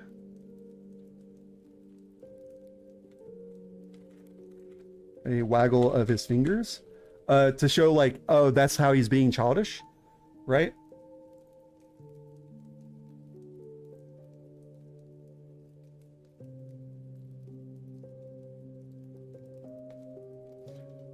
And also it's like I rolled my eyes at. That's the, you know, rolled my eyes at how he had pronounced spooky. Yeah.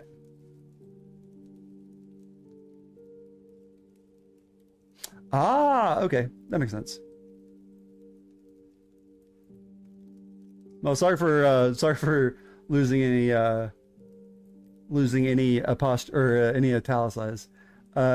Welcome back in, Ray. You know there are many legends go around in this town. Yeah, so I wouldn't say reminded, he pointed out.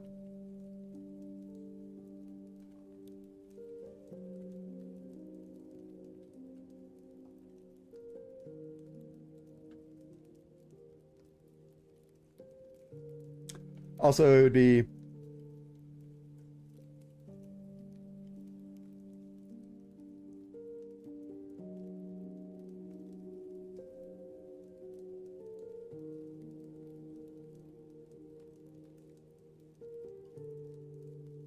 there you go.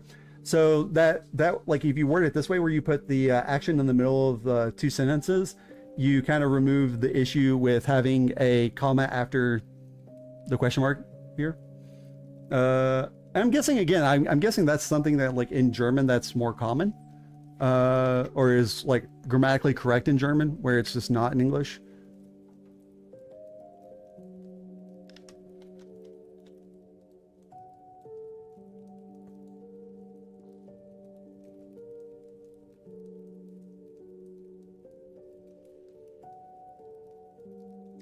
I would say hits. Also, like it, I don't think Avery needs to name the person here. Like it's a conversation between two people, so the reader knows who's saying what to who. I will stop bleeding the. I don't know. It feels like fairy tales here is not necessarily. Because it sounds like more like urban legends, right? It sounds more like there's like urban legends going on in this town. Fairy tales is very specific of like, of things. Okay, so that makes sense. Like, yeah, that's what I was kind of thinking. Because like, it happening every once in a while, I would have been like, oh, okay, it's a mistake. But like, you've been very consistent with it, so I was like, oh, that's just probably how Germans, like the German grammar is.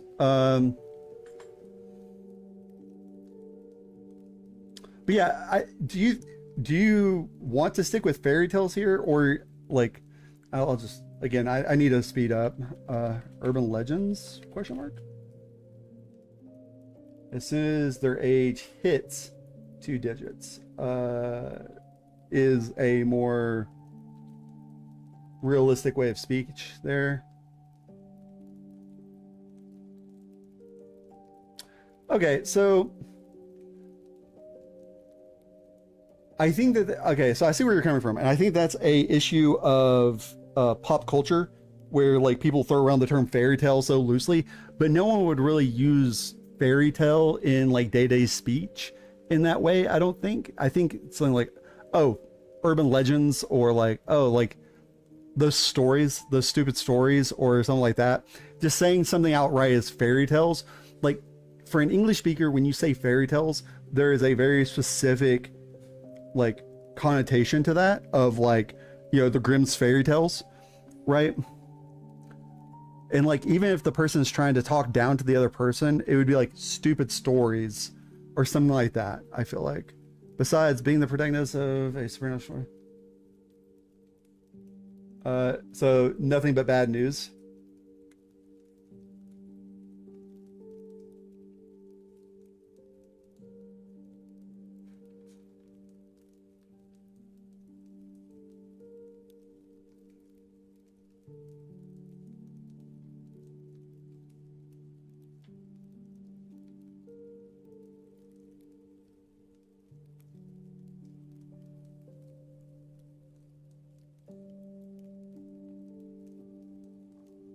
So I feel like I feel like you could have a dialogue tag right here in between this, because it feels like right now they're just standing in place with straight backs speaking at one another.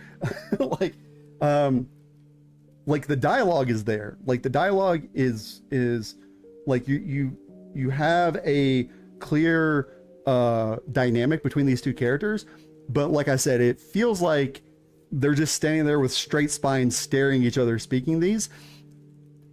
Because like, you know, I don't know where they're at. I know they're at school, but like, are they outside Avery's locker? Are they at Thomas's locker? Are they in the lunchroom? Are they like, where are they in like what? Like high school is a big place. Where are they in the high school? Right? Yeah, like, you know, most people stop believing those stupid stories as soon as their age hits 2 digits. I retorted as I shut my locker.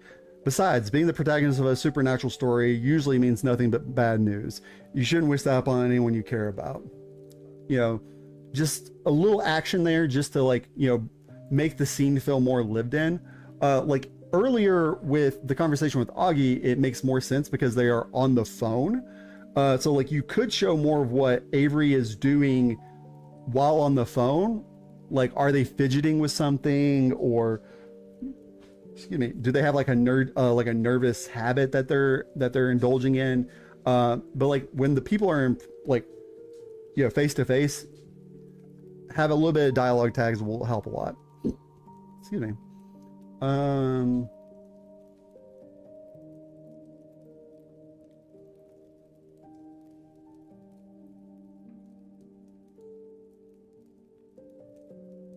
So, quickly is not needed there.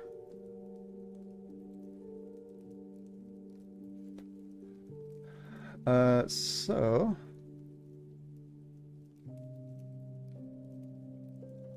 there we go.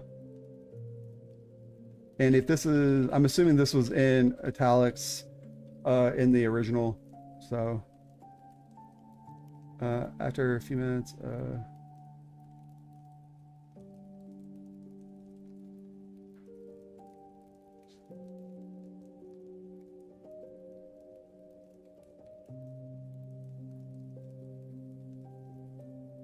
any response?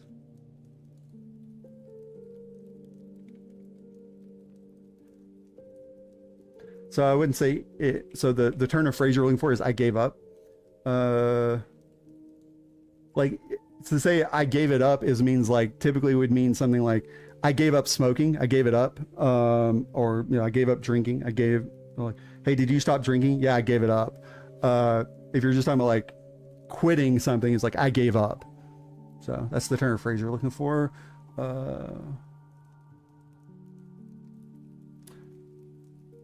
I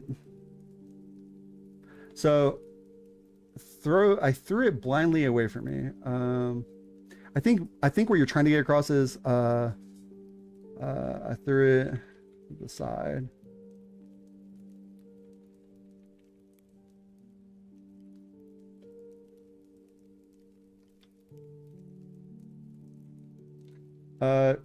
Ashamed of myself is not really the term of phrase I think you're looking for. I just think ashamed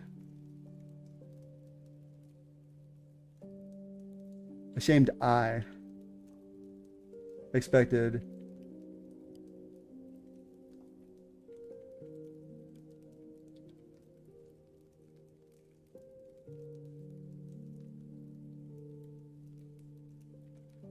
something to happen.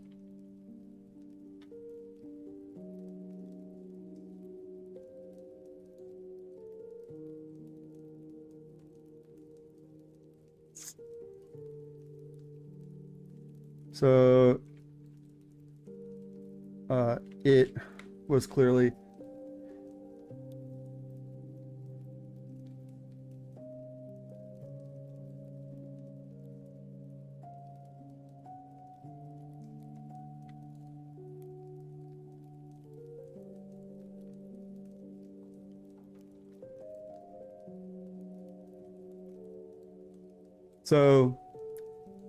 calling direct attention to, because someone bought it, right? Supposedly. So like it would make sense that Avery would mention and who.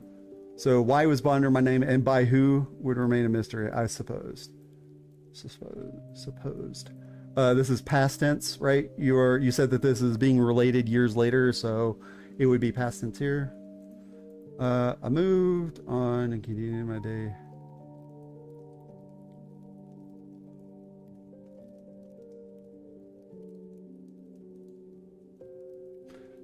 I think I moved on.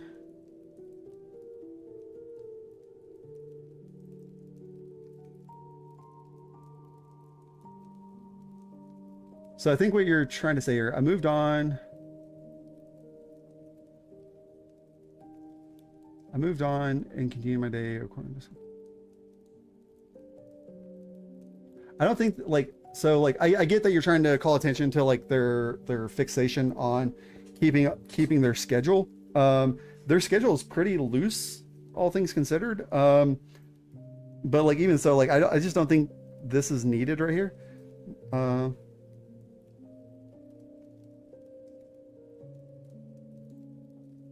But if you wanted to keep it there, I think what you would want to do is I moved on, comma, continuing.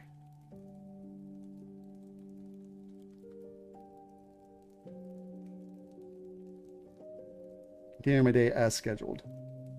I think that's what you're looking for. I think that's the way to word that. Val, I'm gonna give you about 20 more minutes on this before I'm gonna have to call it and move to another story. I like where this is going though. I do want to read the rest of it.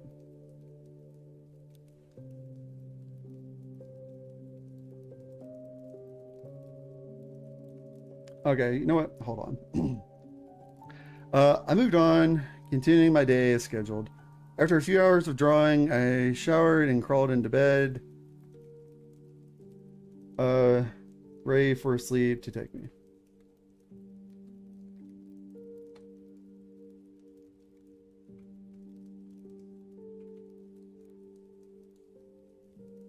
I felt something under my pillow. The book.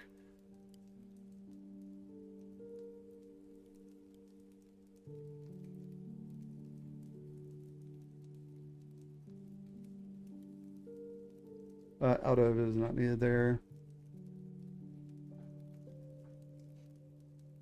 I will. So I think what I'm going to do, Val, is read the rest of it offline and make the rest of the suggestions, and then send it over to you. Because I like what you're doing here. I like this story, and like especially if you're planning on writing more more into this world. I think that this I think this is a great setup.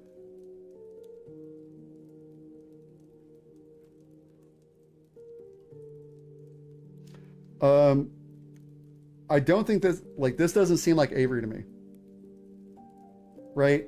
So far, Avery has been very outwardly skeptical.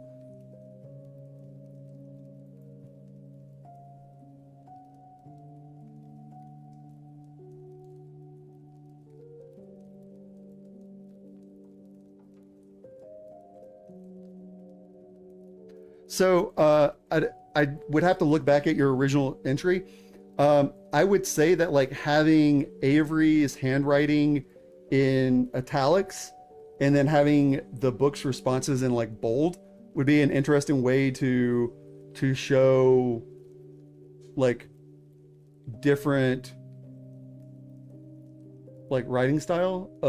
Like does the book look typed? Like when it responds, does it look typed or does it look handwritten as well? You know? Bold typically conveys like, oh, this looks typed or scrawled heavily versus like handwriting typically is done with italics. Um,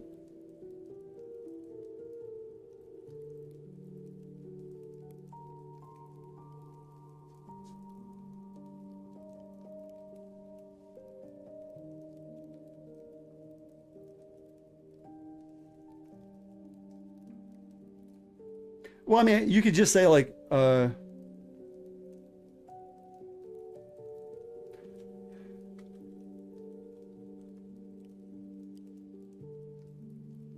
exasperated. Opened it and searched for what I had scribbled.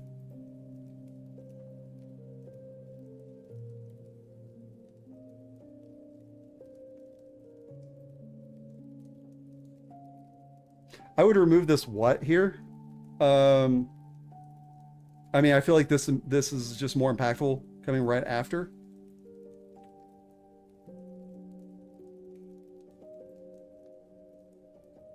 Also, so like you have a list of questions here. You can use a colon here. So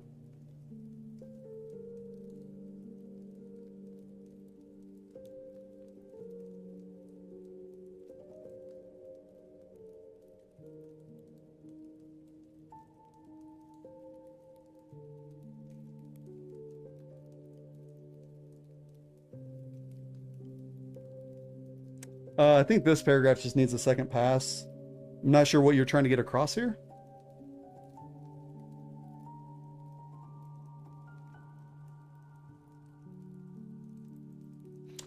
But after putting it to inside, I lay in bed. I think that's what you're trying to say.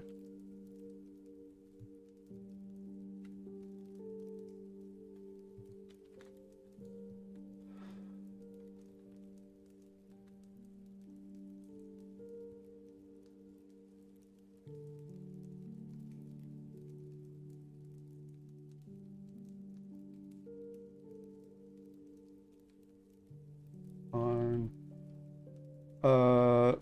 on what the response meant.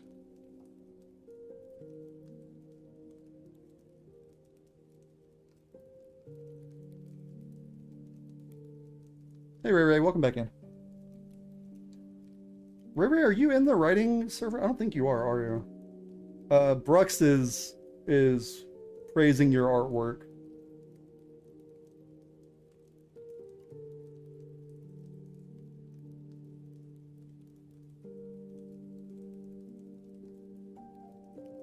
Okay. Oh, if you're in there, then you can see what they're saying then.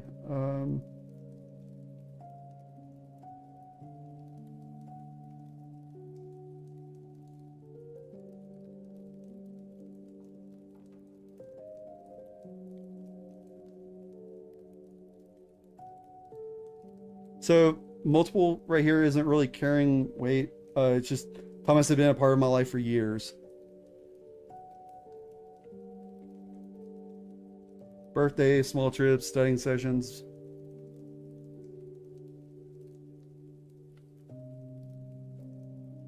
I would say instead of binge watching evenings, you don't binge watch evenings. Like you would either be evenings of binge watching, but I would say like binge watching, like what do they watch, right? So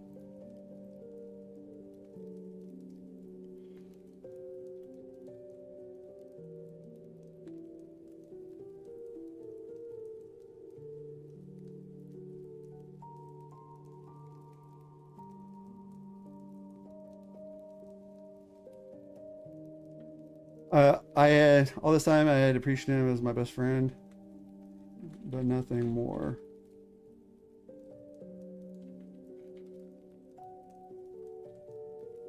But I always assumed he had felt the same. There you go. All right, I'm gonna call it there for this one. But overall, so overall critique so far. I think that the biggest, um, oh, it's another here. Let me, this one right here. Right. So I think the biggest takeaway for you, Val, is one, ESL, that's not your fault. There's nothing, like, you're not doing anything wrong there. That just comes with more practice with the language, so don't feel bad about that. And like the grammar differences between the two, I think that if you have your word processor set to English and you hit F7, it will find a lot of those grammar mistakes for you and offer suggestions that are very like low-hanging fruit, very easy to fix.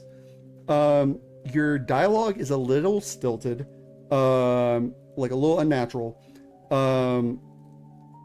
And I think that the biggest thing there is, again, ESL, but also like if you have a friend who is a natural English speaker, divvy up the lines between the two of you and go through lines together.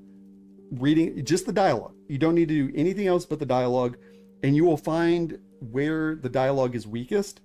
And like, oh yeah, no one actually talks like this, you know, because there's a difference between like some things are written and like it feels more natural, right?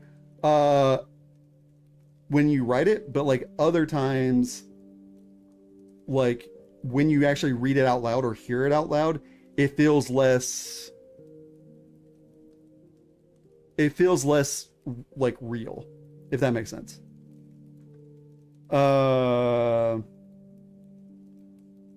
Yeah. But you know, I guess I'm biased because like this is one, it's taking place within my bookstore. Two, I'm the one that came up with the writing prompt.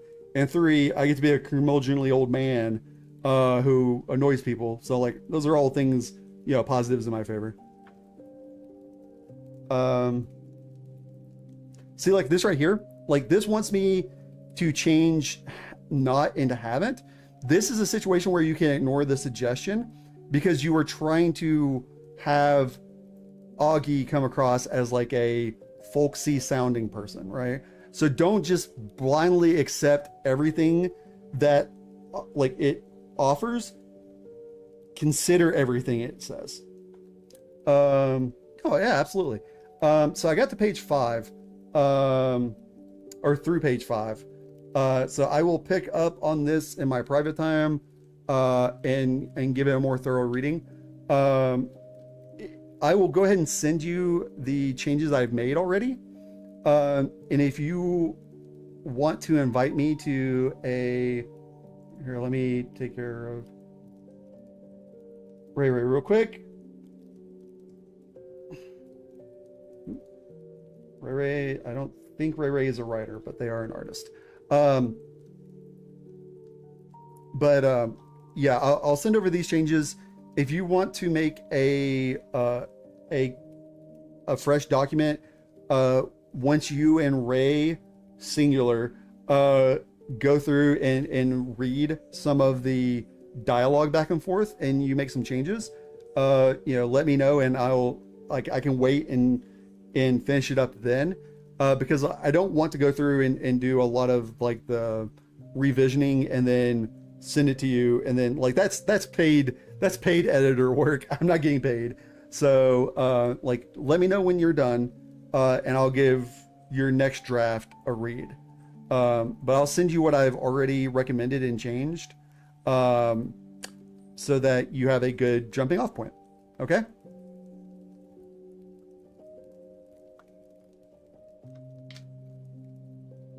All right.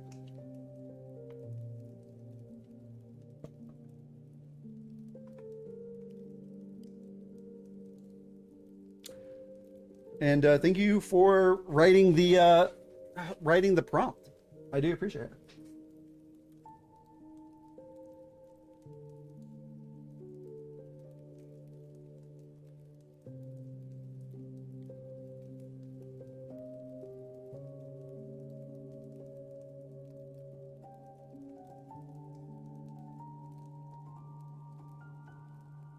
Apparently there's an issue with the Discord. Oh, thank you, Val. I appreciate it. All right. So if you want to tell Brooks that their story is about to be read.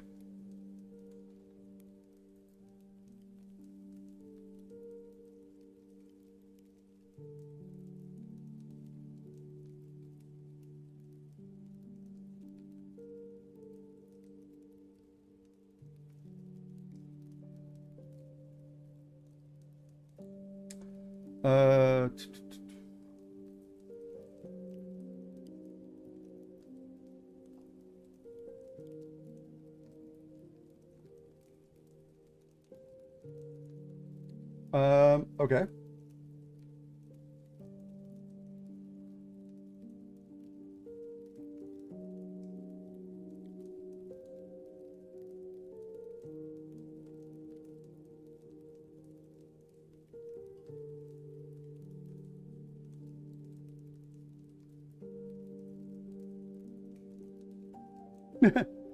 No, I was actually about to DM you, because I'm going to go ahead and I I don't want to make Brooks wait another like hour and a half, or 2 hours, because theirs is by far the shortest that I need to work through.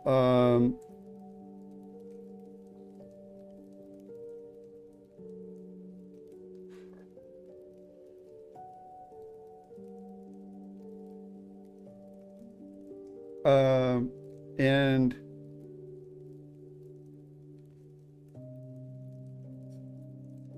well, I mean, yours is the next one up after Brooks is either way, but Brooks apparently might not be back for a little while.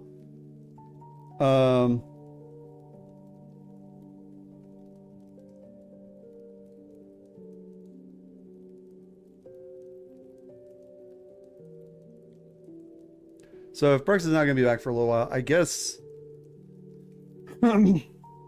I guess I can go ahead and do their story and just take the timestamp and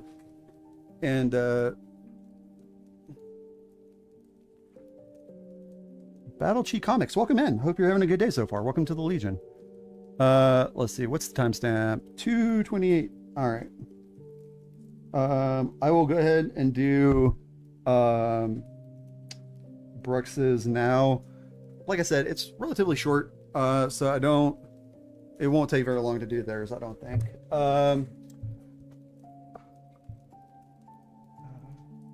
Also, Battle Chi Comics, if you are interested in submitting any of your own written work for the next time, if you type in !writing, it will bring up the writing Discord that these are all pulled from, the writing Discord that I manage. Okay, so what is this feeling is the name of this this story. There we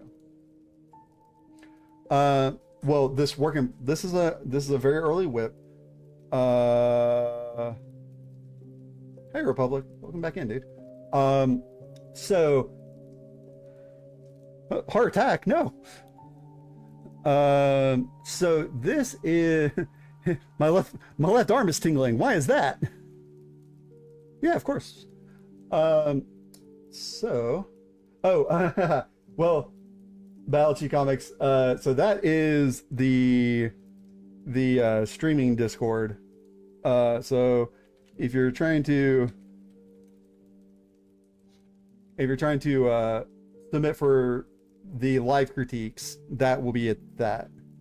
All right, so yeah, I've given Brooks enough time to get back in. If they're busy, they're busy. That's fine. All right, so guys, does anyone else smell burnt toast? All right. What is this feeling?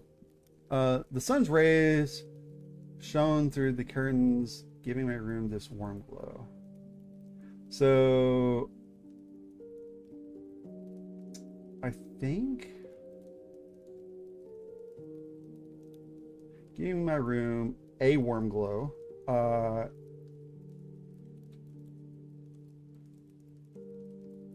I was there sitting on. Okay, so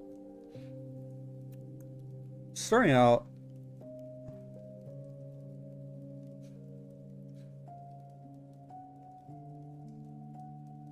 I'm seeing a weird detachment.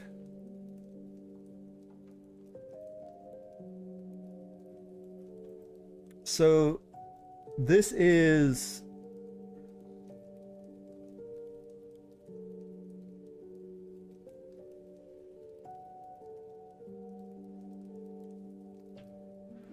all right. So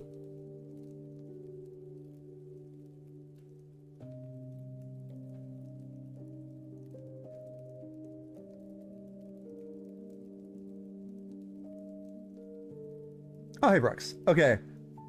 Nothing so far. I literally have made one suggestion so far, and that is to change this to A. I'm kind of struggling right now because you have a detachedness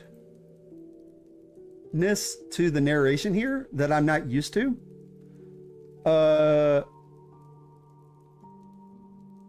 Well, no, the T is fine. I'm talking about like the narration has a detachment to it.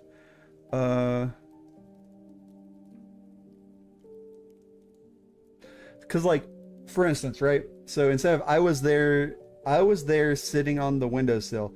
This feels more like it sounds like you're writing first person and third person at the same time, right? Because like you have a outside observer, but you're using I, right?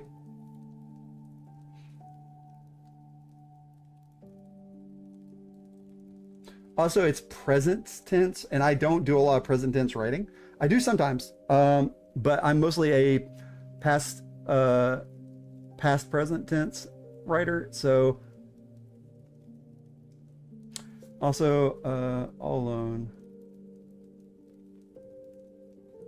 just me and my thoughts.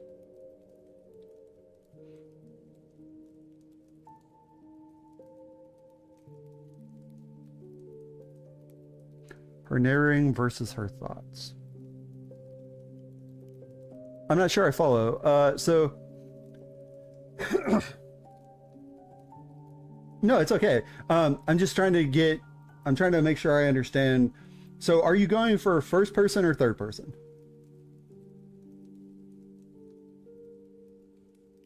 Because how you write in first and third person are two different like experiences. So you're trying to go for first. Okay. So writing in first person, it would be the sun's rays. Also, are you writing present or past tense? Because that again, like right now you have a weird past. You're using past tense, but okay. So it'd be the sun's rays are shining through the curtains, giving my room, I guess, under I would still say A, giving my room a warm glow. I was sitting there. So I was, again, this is past tense. So it would be I'm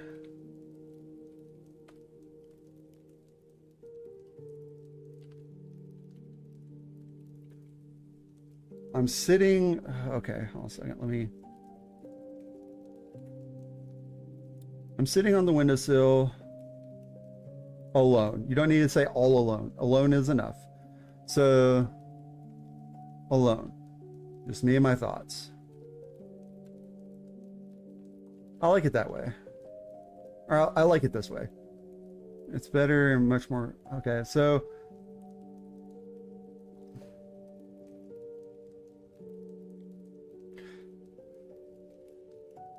So why is it better, right? So it's much more relaxed. Okay, so then just say it's more relaxed, right? So it would be, I like it this way. It's more relaxed.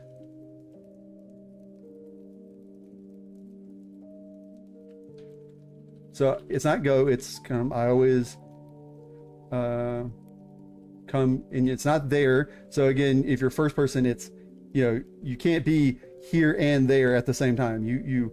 I always come here to think about my life and what my purpose is. Is this really what I want? Is this really the life I want? Okay, I would say breaking this down.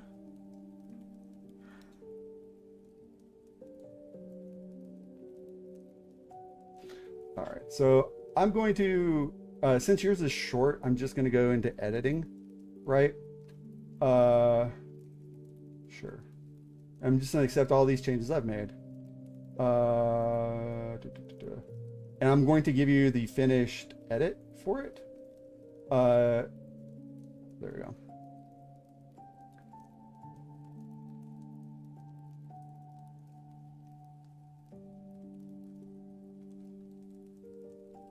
Okay, so let me,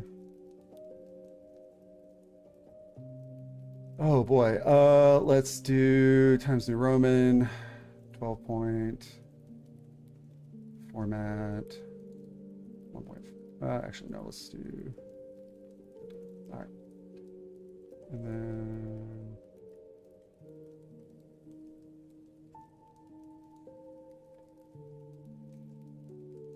all right. Let's see here. That way I can remove these double line breaks. Why did you not take the rest?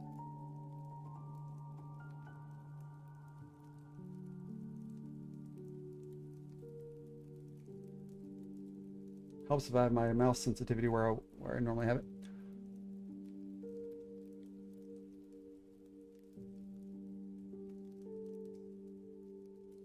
Okay, so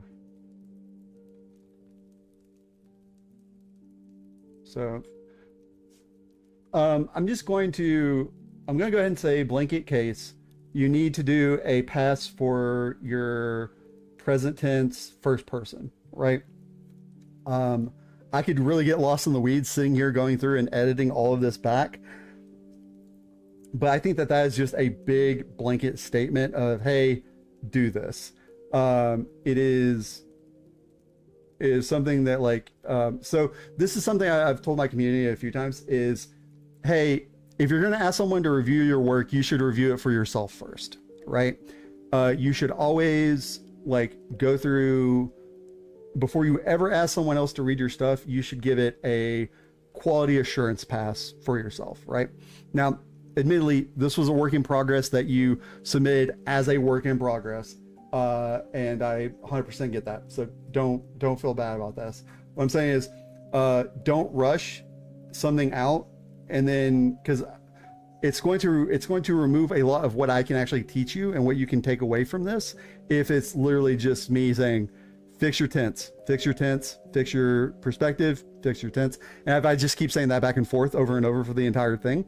So just blanket statement, hey,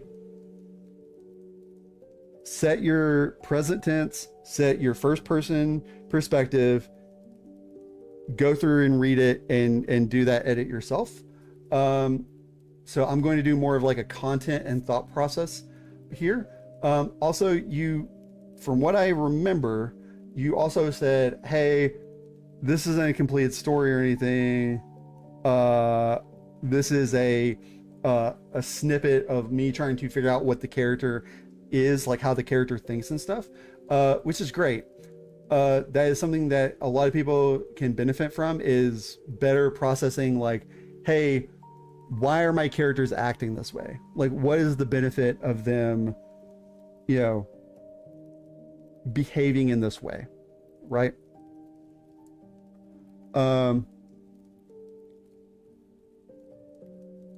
Yeah, absolutely. And I, honestly, if we keep up a good turnout for the entire stream, I'll just make this a monthly stream, or a bi-weekly maybe.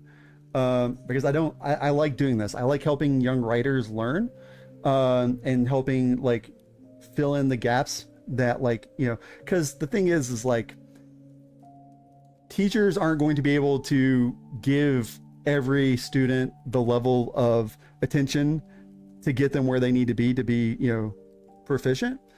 But they're going to try to hit the big strokes as best they can. So, that's just the nature of being in an education system, unfortunately. So like, if I can offer more direct tutelage for, young writers, I am happy to do that. My time is limited. I have to consolidate my effort as much as possible. But I'm glad to help when I can. Anyways, back to the story. Like I said, like, present tense, first person view. So I keep looking out. So like, you are looking outside the window, but like, people don't talk that way. They say, I keep looking out the window, right?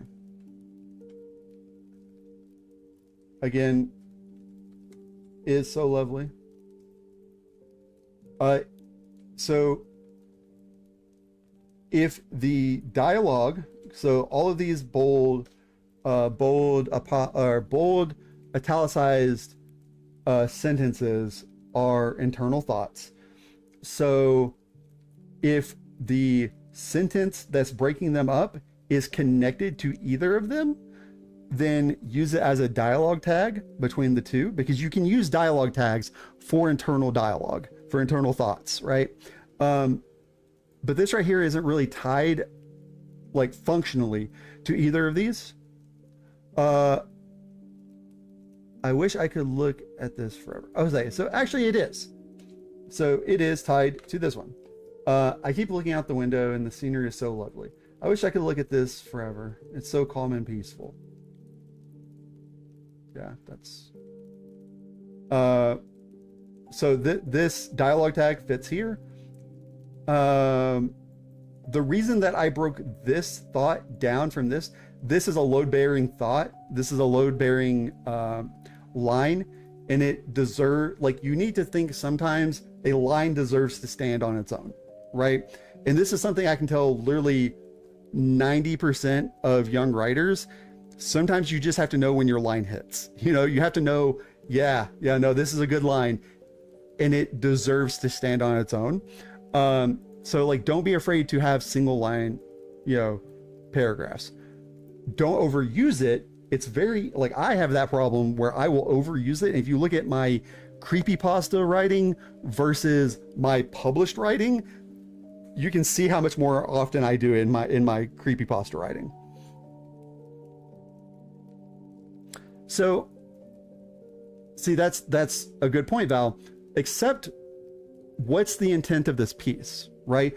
The intent of this piece isn't to show a scene, right? Their stated purpose is, I want to know what the character is thinking and why they're feeling these ways, right? Unless, like, oh, I saw a dove and the dove made me think of this, it doesn't matter what they're looking at. It just matters what they're feeling from it, right? But that's the difference. This is more of a character study versus a scene. And it's kind of difficult to critique a character study in a lot of ways, because like there's no narrative for me to follow here, right? There's nothing like I can say, oh, point A, like with your story, it was, hey, Avery got a weird call. Hey, Avery had to go pick up the book. Hey, Avery had a conversation with, like, there was a clear beat by beat progression to the narrative, right? There was a narrative there. With this, it's less of a narrative and it's more of a like, oh, hey, how does, I think, Ophelia, how does Ophelia feel, right? Why is Ophelia feeling this way, right? So, I open the window.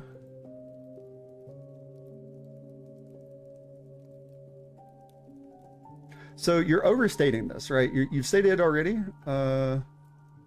like literally just right up here. You know, you're relaxed, unless you're trying to subvert that. If you're trying to subvert it later, that's fine.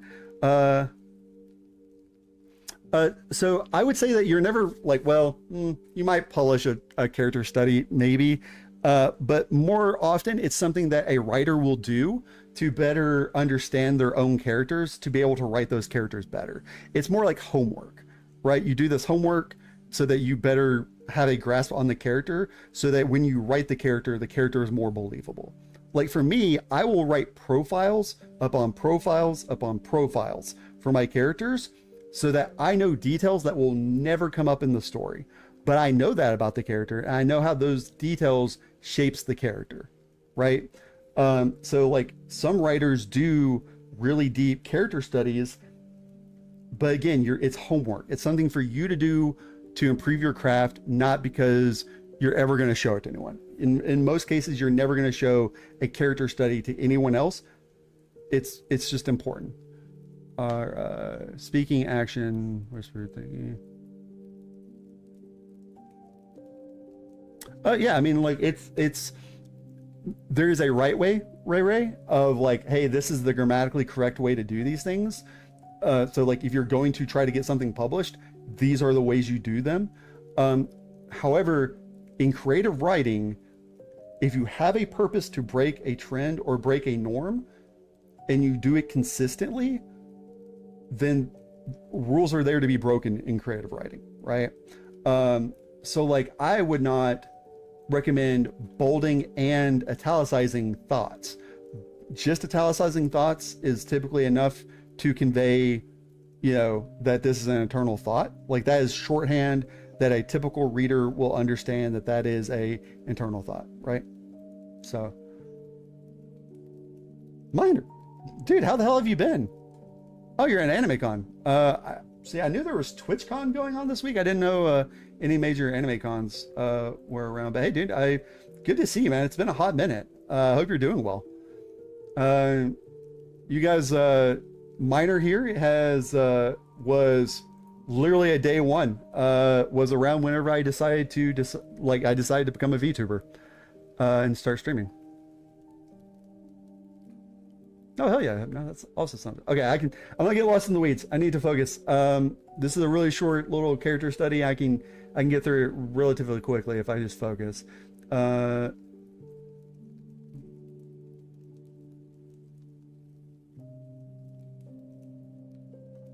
Okay, so oh,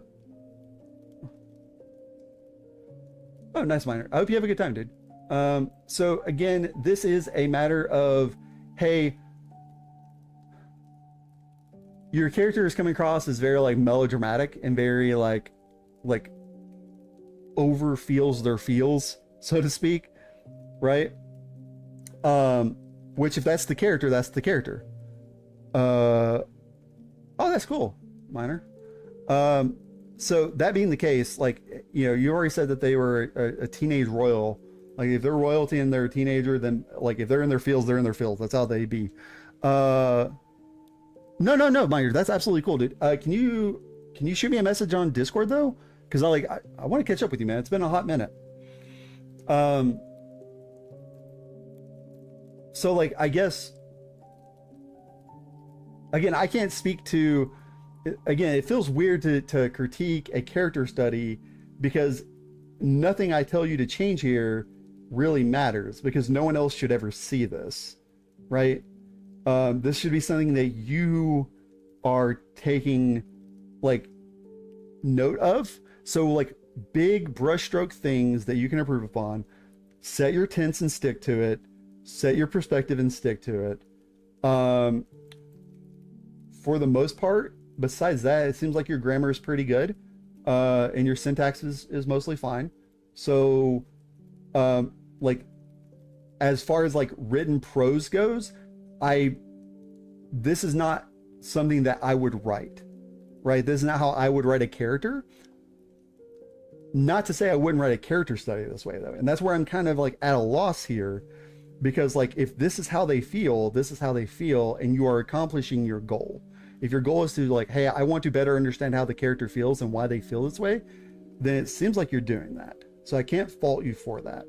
But I can say that if you're trying to write a story, this is not the proper prose for a story. Oh, okay, you're back.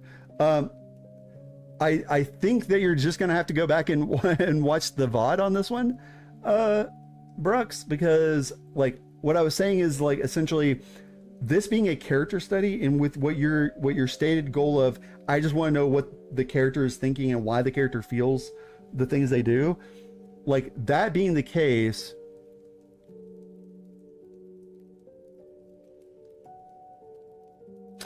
okay, so what, okay, a character study does not have a narrative, right? A character study is a vignette of a single character. Typically, you have very little plot, I guess. Like, it's not important what's going on around them. What's important is understanding where the character is coming from and why, right? So if I were to write a character study for Will from The Bitter Question, right? I would write a character study based around him sitting in his basement, probably during like one of his Ambien periods, right? Where he's just laying in bed, trying to go to sleep, and he's failing and he's tossing and he's turning. And I would write that out. I would write probably 2 to 4 pages of just like, hey, like what is, yes, exactly, Val. Like, why is he like, what is he struggling with? What, like when he's laying and trying to go to sleep, what is he thinking about? You know, what bothers him whenever he can't get his mind to shut off. But again, I would never publish that. I would never put that out for public viewing because one, it shows more of the character than I would want out there, right? A lot of times when you're writing a character study, you are probably going to discuss or show more of the character than you want the reader to know about at any given time. Because like you're showing their internal processes. And if you don't like something about those internal processes, that's the time to change it. And that's the time to figure it out and rework it, right?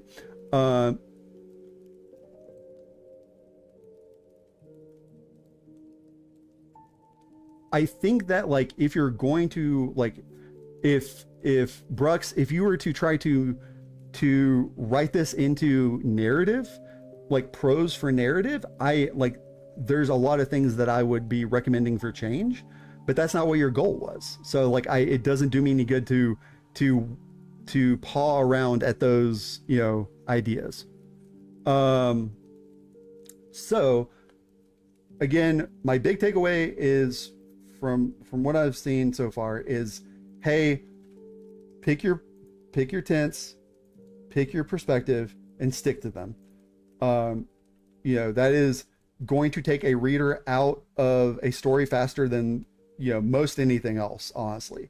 Is like whenever you start fumbling your tense and stumbling on your perspective. So like this line right here, a pretty girl never leaves my mind, right? I don't think anyone would ever like write that normally, right? I don't think that like a narrator would ever wax poetically like that in prose, but if you wanted to, you could. And you could write the character that way. And their whole chapter, like, you would need to maintain that level of flowery language for the entire time that you're in that character's perspective.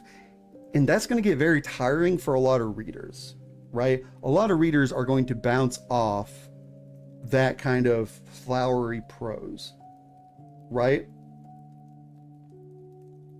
So, yeah, I mean, Brooks, Ari, I would be very interested in seeing your prose whenever you sit down to write out this character more. I think that the important part for this is for you to, wait, are those weird? I think the important part for you is to know what you're trying to take away from this, and to get that, if you're trying to understand where the character is coming from so that you can better write them for a webcomic, then by all means continue writing character studies for every character that you want to. And I think that there is benefit to that. I think that there is real real good strong takeaway from that. I think that's all I can really say. I'm sorry if that's not more help than I will say this. Hey, don't use 2 single quotations. Use a single double quotation whenever you're opening and closing sentences.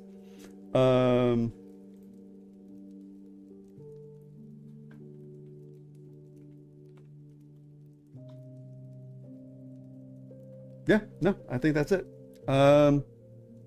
Sorry if that's not as much help as it could have been, Brooks. Really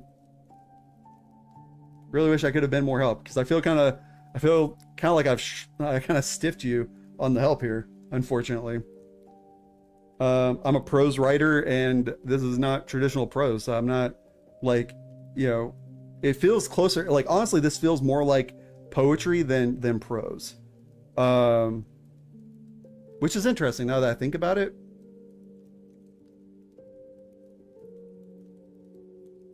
Because you could try writing this, like, you could try doing some poetry by the character. Like, maybe have the character write some poetry, because like some of this feels very much like that.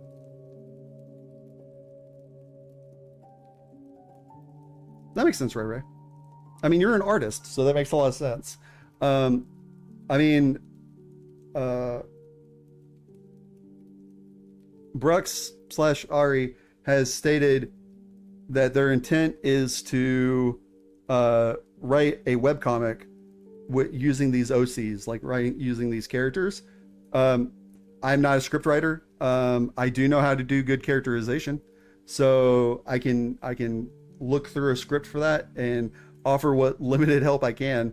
But besides that, I don't know what else I can really offer help wise. Sorry I couldn't offer more. But I think with that, if you have any questions, Ari, I can answer really quick before moving on to hypnosis.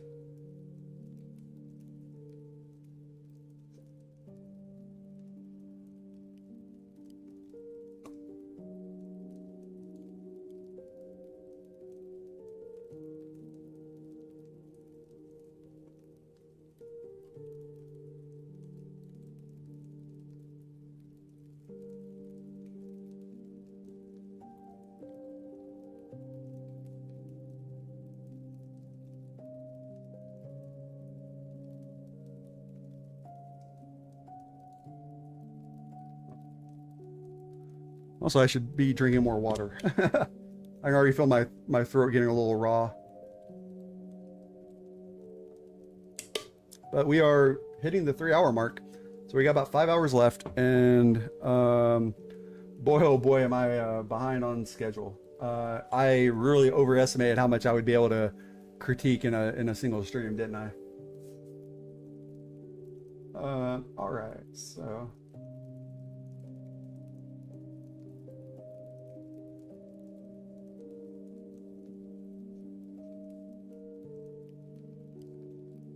I gave Hypnos a little bit of a head start, let him know that I was about to start on his. So hopefully,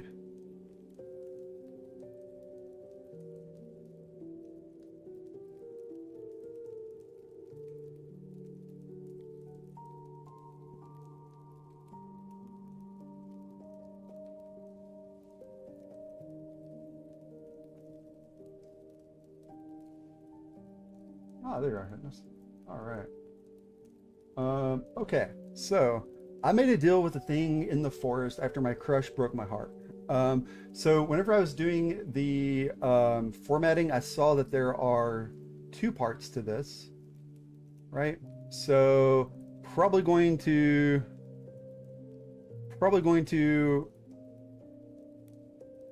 try to get through part one at the very least, given time. So let's see what I can get. Anything to note, Hypnos, before I jump into this?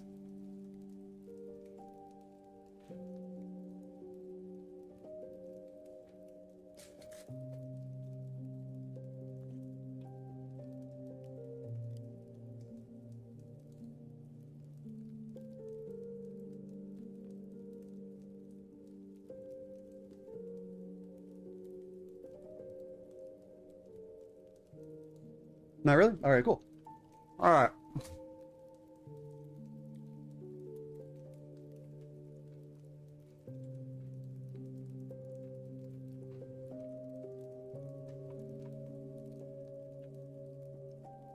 Sorry, I took a bite to eat. I thought I was gonna have longer to eat. All right. I made a deal with the thing in the forest after my crush broke my heart, part one. By the time November of 2010 rolled around, there was next to no one left in Green Hollow. All right, so I guess technically, so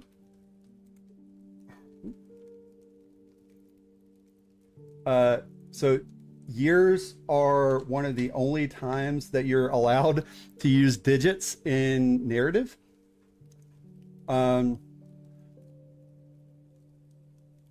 So, you know, that's more of like a grammatical thing. So the only times that you're supposed to use digits, typically speaking, in prose are with years and time. So like 3 p.m., you don't typically write out 3 like phonetically, you write digit 3 p.m. The town was completely devoid of life. No movement, no sound, no sign that anyone had ever been there at all. Rolled down shutters and boarded up windows have become permanent fixtures along Main Street. The old theater had shut down years ago. The marquee is still read coming soon in fading red letters. All right. This is great. This is a really great opening of I mean, I would say that this is like bordering on Southern Gothic. I know we had a conversation about genres and like, oh, what is Southern Gothic? And it's like, oh, it's a vibe, you know, and this is the type of vibe that I would say is like perfect Southern Gothic vibe. It is a little town that is in the throes of decay. If you've read The Bitter Quiet, you know how Will describes the town that they're moving into. You know, this is it. This is perfect. I used to stop outside the theater on my walk home from school, peering through the glass doors and trying to imagine what the place must have looked like in its prime. Okay, man, Hypnos, thank you for submitting this. So this is doing a great job of tying, like this right here is a great way of tying paragraphs together. Of like, hey, the whole town is decaying. In that paragraph talking about the theater, the next one is talking about the characters like draw to that theater, right? That's really good. That's good narrative ties. The old green carpet was still visible beneath the dust and stains left behind by decades of spilled soda and muddy shoes. Near the entrance, a glass concession cabinet sat empty except for a few scattered popcorn fossilized in a corner. Sometimes, if the sun hit the glass the right way, the lobby almost looked alive again. All right, Hypnos, bro, you're killing it. But I will say, so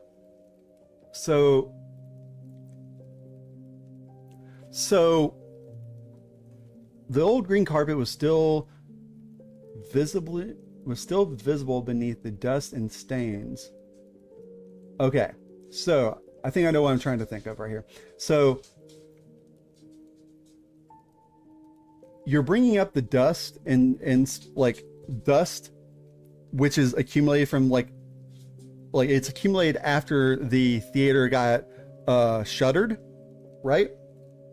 Jeez, Nightbot, calm down. Oh my God, Nightbot's throwing out all the links at once. So like you're describing like, oh hey, it's been shuttered for a long time. There's like visible layers of dust looking through the glass, right? But then you talk about decades of spilled soda and muddy shoes. I think this sentence would be just a little bit stronger if you focused on, you know, the soda and mud stained carpet was still visible beneath the decade of dust, right? If you pull because the spilled soda, like the stains from spilled soda and muddy shoes are from before it shut down. The dust is where it's at now. So I think if you restructure this sentence just a little bit, you can kind of pull, like you can show a more like a narrative through of like, oh, it was already in bad shape when it closed, even if the character is seeing it as like through these like rose tinted goggles, right? They're recording because I missed half of it because my brain and kept on saying third person. Yeah, no, that's what I told you before. It's like, hey, it's like I don't write in like I'm comfortable switching between first and third person. I have a really hard time writing in present tense. Writing in present tense is always super difficult for me. So I follow you there, Rox. I don't know, for some reason your message didn't pop up in the join chat. One thing to note is that if you get to it, the ending of part 2 has a spicy section. Oh, how explicit are we talking there, Hypno? Am I gonna have to age restrict my video? Near the entrance, a glass concession cabinet sat empty except for a few scattered kernels. Okay. This is what I was talking about earlier. Hypnos, you have to know how strong your lines are. That line right there is so strong it deserves its own. Like, sometimes as a writer, you have to say like, nah, this line fucks. Like, this is a good line. And when you know that line hits so hard, it deserves its own line. Okay, well, thanks, Hypnos. I appreciate that. And don't worry, if it gets too steamy, I'll push. So yeah, that right there, that's a good line.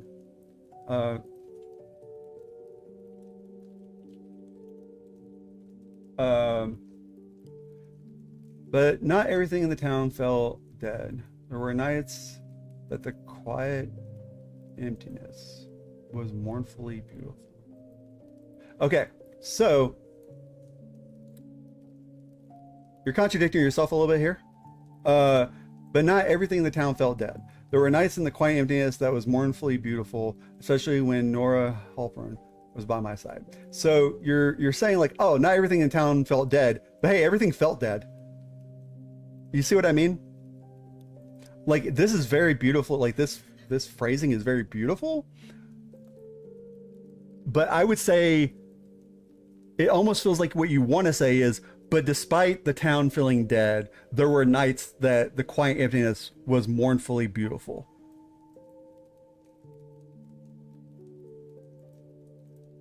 So, got any suggestions?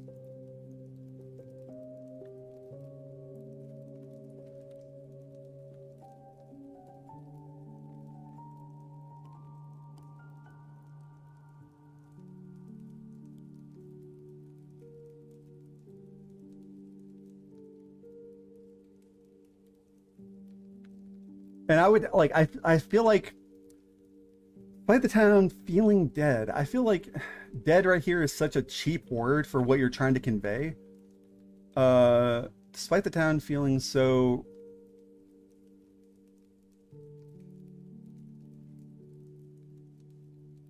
like macabre is no, macabre doesn't feel right either. Um,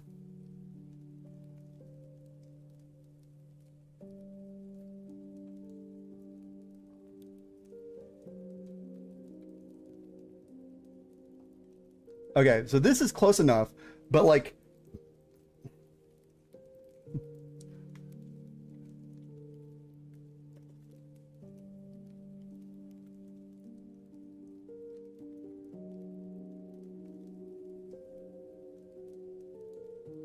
uh, but like that is like especially paired with that right there, right? So the problem is like you're contrasting the lobby looking alive with the town feeling dead, right?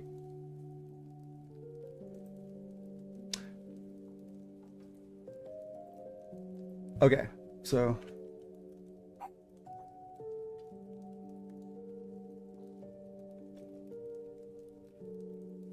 um, I mean, desolate. Yeah, no. Despite the town feeling desolate, is desolate's a good word there, actually. Yeah. So I'm just gonna. Whoop. Uh,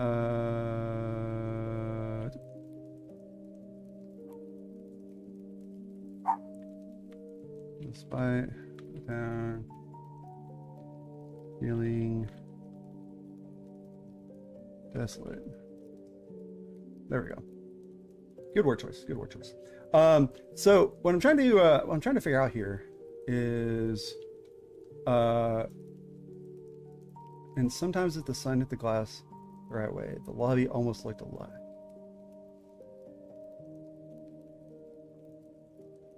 So I think, well, I know what I'm having trouble with here. All right, so you like whenever I praised you going like this connective tissue from like talking about the town ending like and then like you're hitting on the theater and then you're going into talking about the theater. The problem now is that you're going back to the town again. That's the issue I'm finding here, right?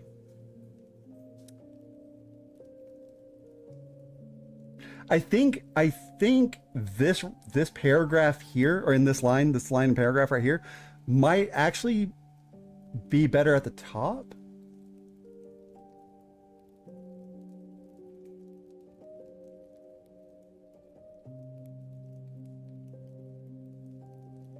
Let me think. Okay, so I think fuck it. I'm gonna go to editing. Because I want to try this out. So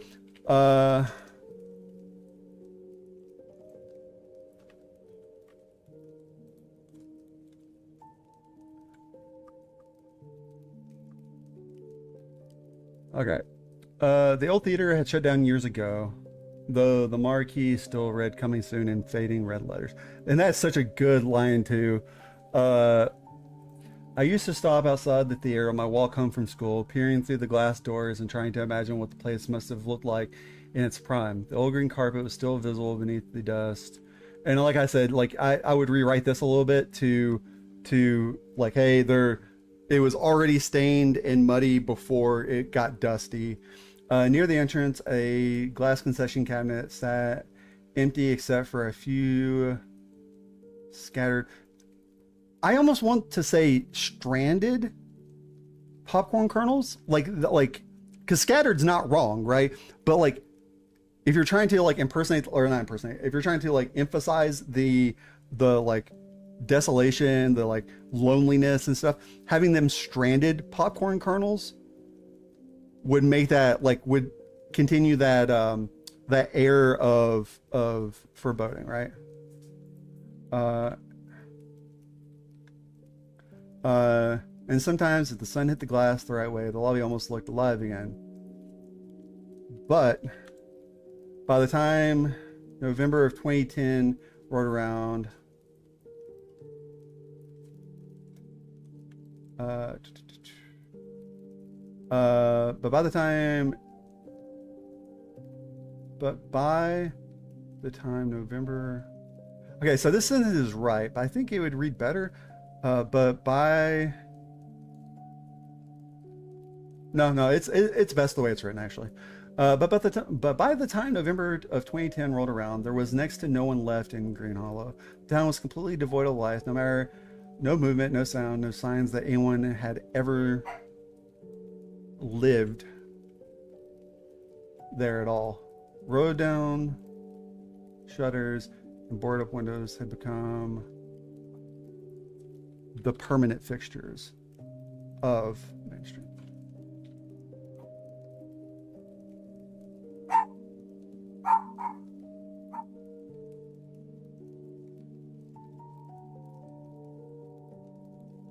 You will. It comes with age and experience, so don't worry. Just give yourself the chance to improve, and you will. Despite the town feeling so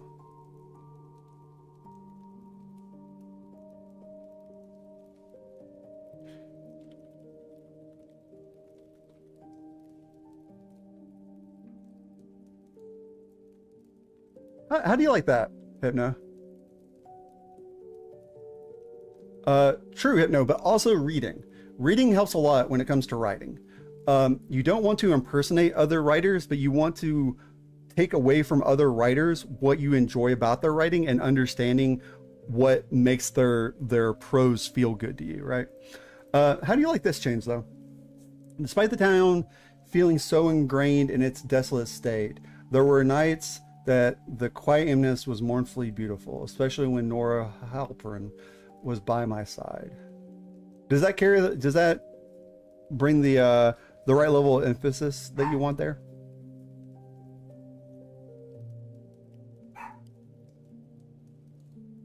Also, this ambient track is perfect for this story. Well, okay, so that doesn't mean you like it though. Not minding it doesn't mean it's good. Um, cause like you have such a morose to your prose. Um,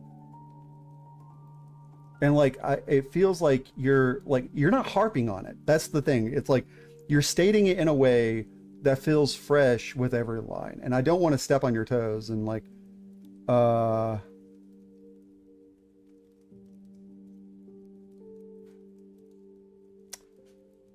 mouthful.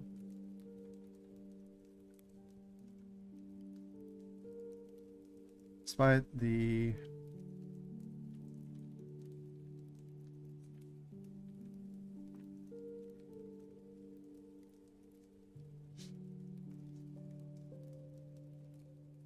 How about that? Does that feel better?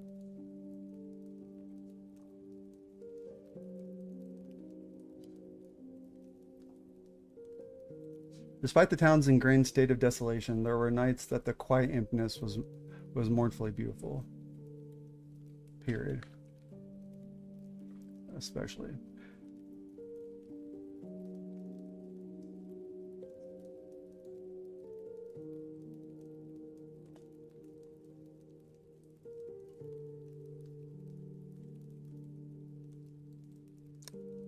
Brooks, you don't have to make excuses or anything. Don't worry about it. You're okay.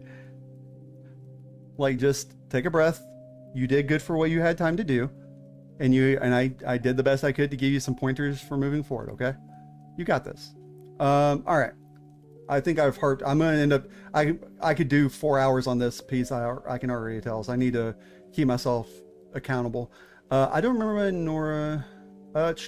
Okay, so I will caution you here.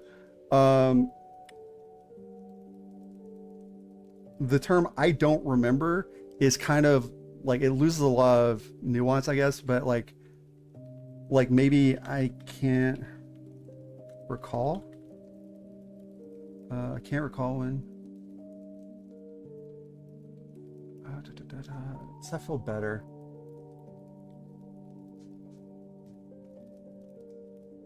Yeah, okay. I can't recall when Nora entered my life. She had always been there in some form or fashion.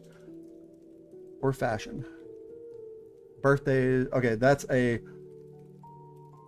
birthdays, holidays, and summers when we were children.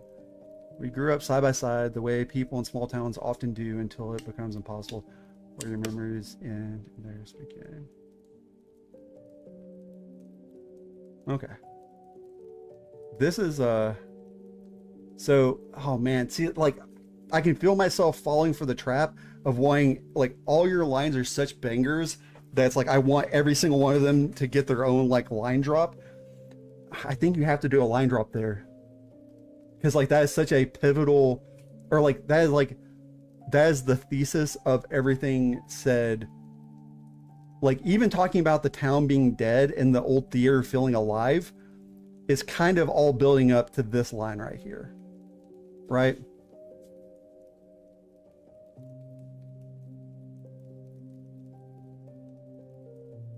It wasn't until I turned 16 that I realized how badly I... So I will ask you, is badly the word you want to use here? And if it is, I would say yearned for her. How badly I yearned for her. Because badly I loved her. It like, and this is really up to you as the writer. Because it's like oh, desperately is a good one there too. Until I realized how desperately I loved her. God, man, fucking Jake comes in and just drops a fucking banger as soon as he steps into chat. Welcome in, Jake. Dude, we are moving so slow. I am going to do my best to get to your story, but I might have to do a bonus stream where I read a couple of the other ones because I'm moving much slower than I originally thought. Oh, that's the first line I saw you write. Okay, either way. Yeah, so desperately, I think desperately is the word there. I think you agree there too. So,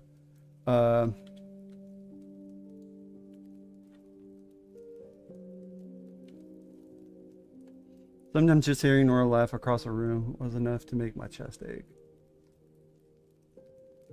So,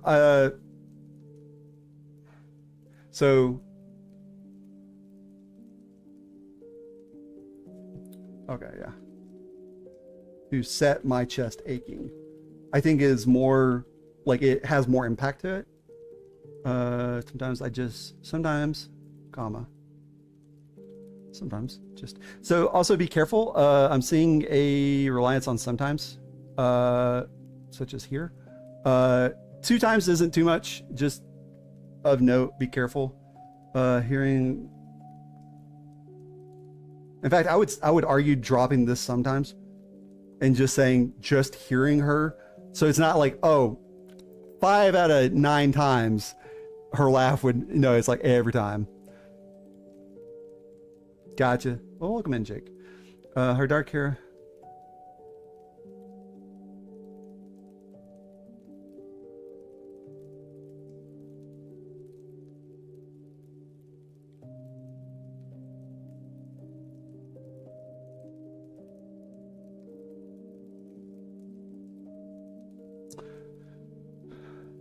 All right, so I think this might be your first kind of hiccup in prose. Hypnos? Hiccup in prose. Hypnos. Ugh, tongue tire. So I would say, yeah, I would say getting rid of this sometimes and just instead of, okay, so just the sound of Nora laughing across a room was enough to set my chest aching. Because like what the problem is right now, right, is like you're going into a laundry list of her appearances, like of what her appearance is, which don't get me wrong, it's important to paint that picture of what the character looks like, right? And like it's like having this be so flowery is good, like, because that's how the narrator feels, right? And that's important. That's like portraying like what the character is like. It's showing the character's lived experience, right? I think maybe this is the line that's bothering me, and I think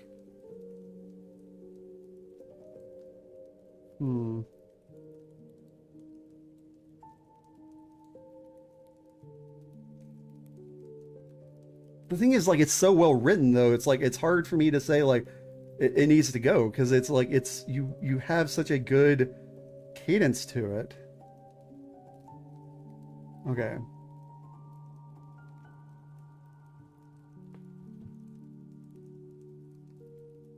Okay, I'm just going to leave a note on this because I'm gonna move on, but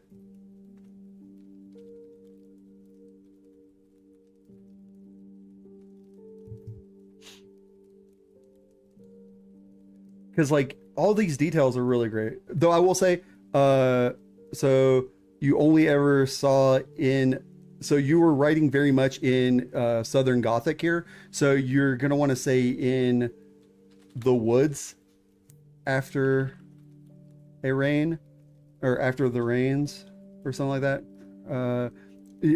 Like the forest isn't wrong, but like if you're trying to maintain that like Gothic horror, the like Southern Gothic, you're gonna say the woods. Like, yes, there are forests, but it's the woods, right? Like that's what like is going to feel appropriate for the tone. God, like it bugs me because this is so well, like it's so good, but like I feel like there has to be something.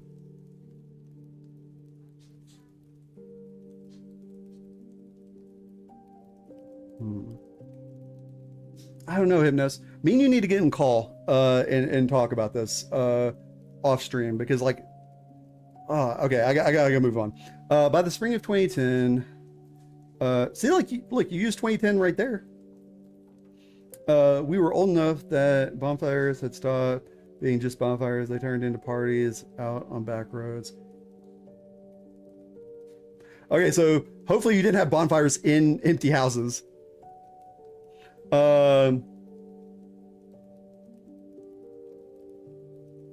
So I think what you're trying to get across here, so that bonfires had stopped being just bonfires and had transitioned into excuses to throw parties.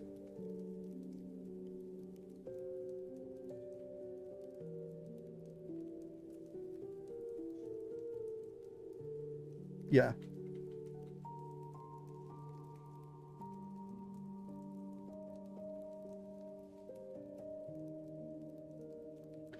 Pretending at being innocent. I think it's better here. Okay, by the spring, see, I don't want to rely on by the blank time, because unless it's like you're going to do it again later, you already used by the time there. I would say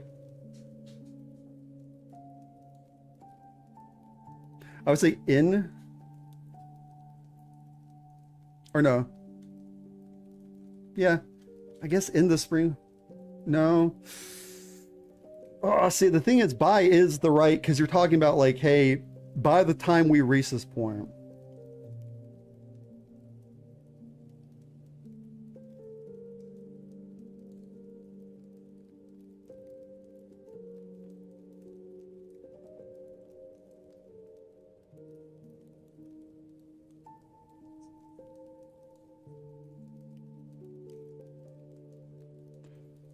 Oh, okay, I see what I did wrong there. So no, it should have been innocence, right?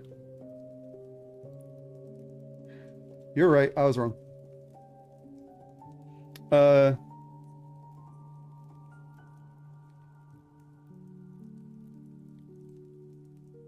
So I think that dropping the old enough here, by the spring of 2010, bonfires had stopped being just bonfires, and had transitioned into excuses to throw parties out on the back roads. Or no. Oh, party is out, or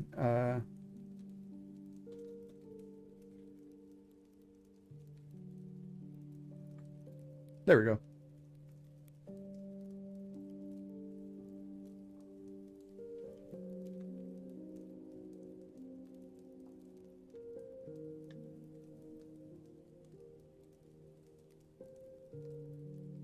So, all right. So, Hypnos, how wild are we talking for these parties? Because I feel like I grew up in the South, right? So like I feel like weed and beer uh would be like that's like the kid shit, so to speak. And then like, cocaine and vodka had replaced beer and weed, would be like the escalation of force here. Um because like weed and beer would be at like, most bonfires, like even when they were like 16, 17 years old.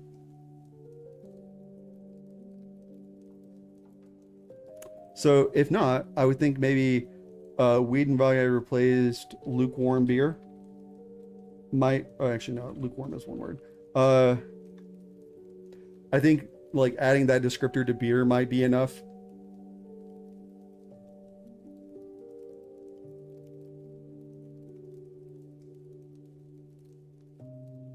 Yeah, so like yeah, that's Pacific Northwest. Like the backwoods of Oakland is also, I would say, has a lot of Southern Gothic to it.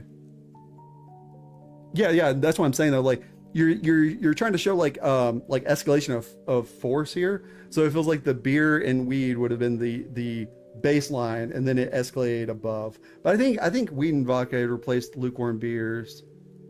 Yeah, I think that still shows the escalation the way you want it. Yeah.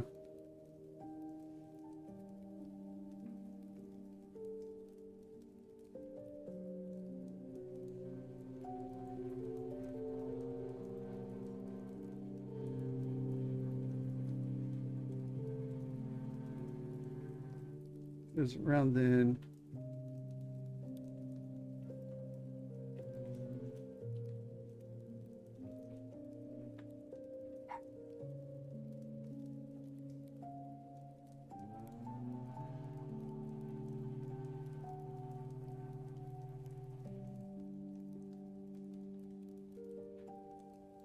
So this is all very retrospective.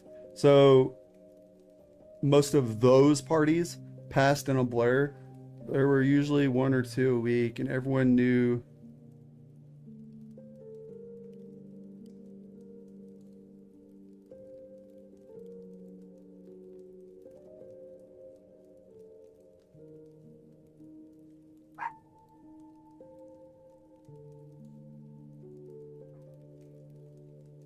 So, crowd into a house.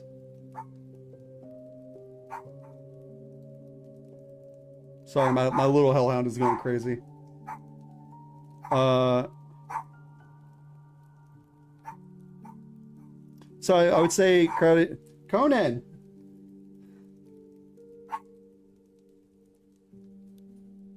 I would say a house somewhere on the outskirts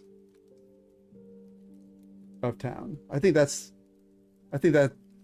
flows a little bit better. Hold on a second.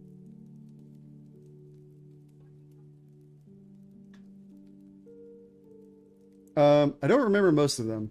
The night's blurred.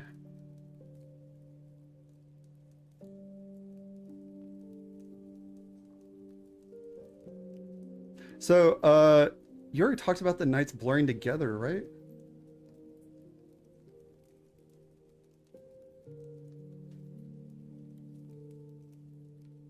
Am I crazy?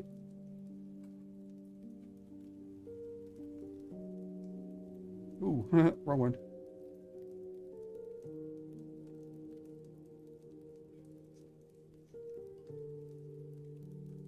Yeah, yeah, okay. So blur here.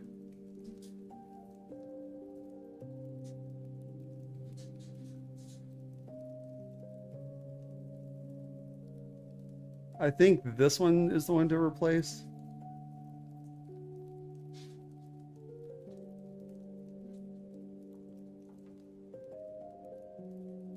I think most of those parties came and went without mattering. Does that feel right to you?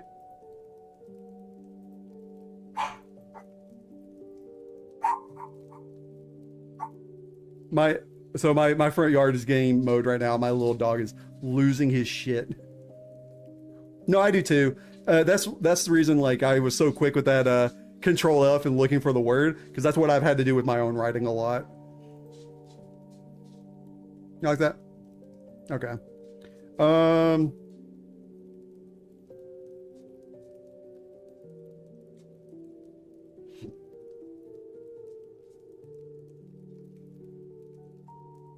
So I think dropping that in there, the nights blur together in the way they do when you're that age, trying not to be alone with your own thoughts.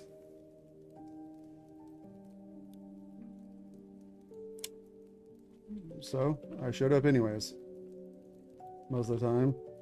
Okay, yeah. So this is a perfect time for an M dash.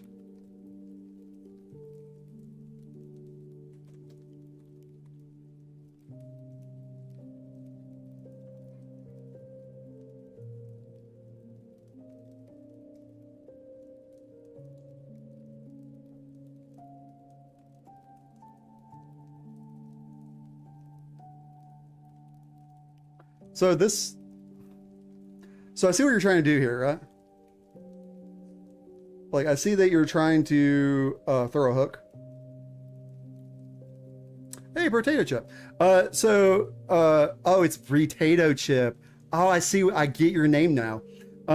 So what I was discussing earlier, during the first story I was reviewing, is that M dashes should not be feared. If you're using them correctly, you can always say, no, this is intentional and with purpose.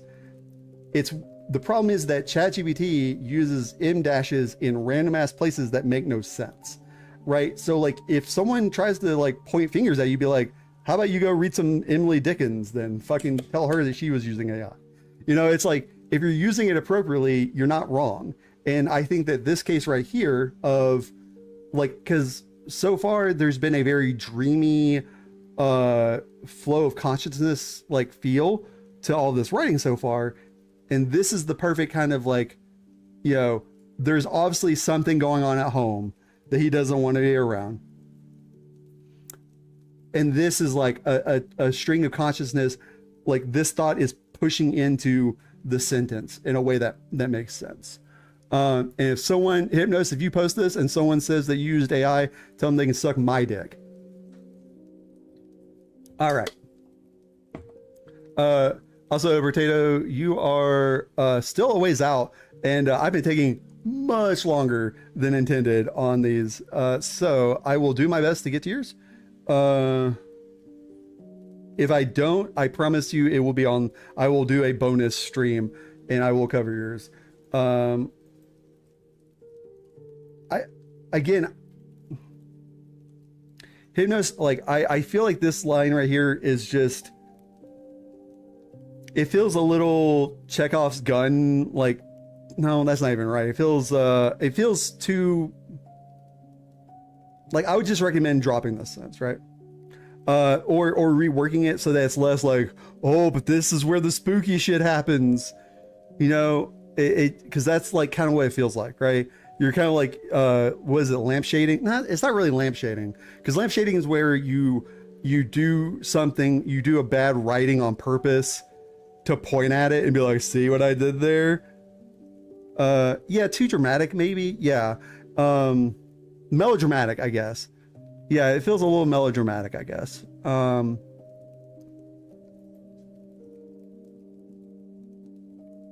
because it's like, okay, it's the last one he remembers. Like, did he go to more after this dramatic shit happened, or and he just forgot about them? Like, it doesn't make much sense on that level either. But either way, the party was at a house on the edge of town. So I'm gonna just actually consider reworking, because you still need a connective tissue going into, hey, this is the party that matters. Even if it's just like one such party was at a house on the edge of town. One of those places you only notice when there's I would say when you only notice when there's too loud music coming from it. Oh, okay, hold on a second. Where there's too loud music coming from it at too early an hour. There we go.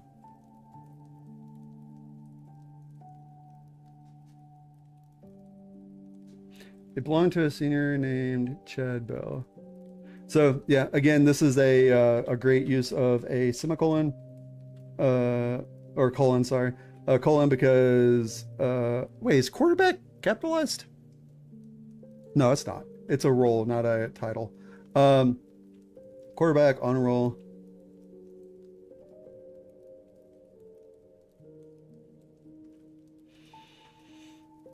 So this sentence feels a little off to me.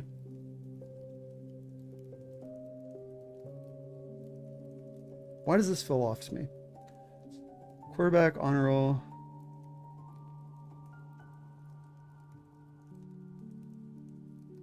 Awesome.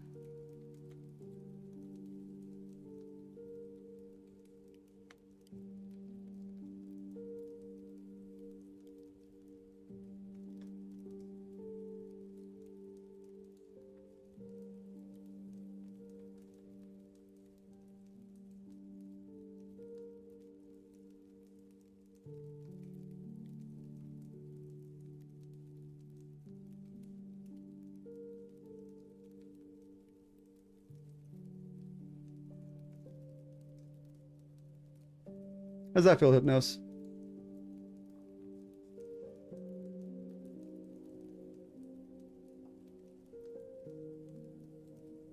Yeah, no, I follow. That's why I was trying to, because there was something like in that sentence that just felt kind of off.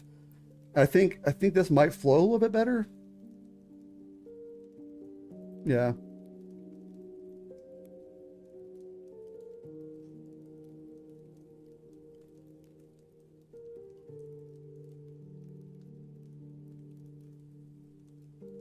Okay, so I didn't know him well. I didn't really know anyone well that night. So, okay, so I think I know what you're trying to say here.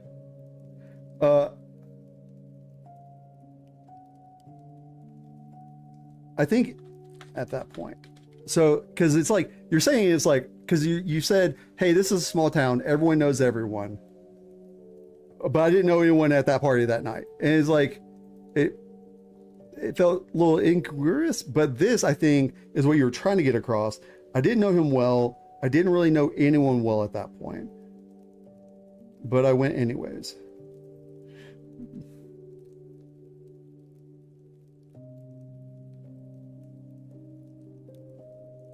Yeah, I think that works. I pushed my way through a throng of shifting bodies that answer to pattern base.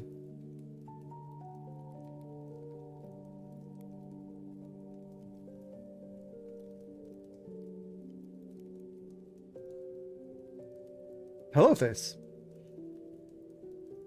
Welcome in. I hope you enjoy your stay with the Legion. So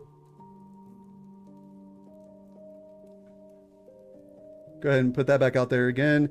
Anyone's interested, feel free to join our Discord. All the stories that I'm reading today came from the writing community.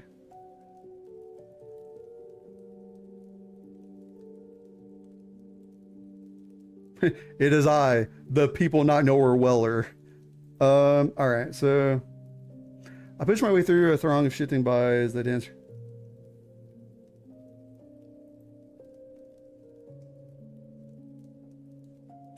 So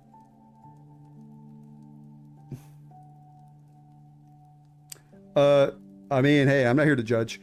Hey, Hypnos, how pretentious do you want your protagonist to be here, your narrator?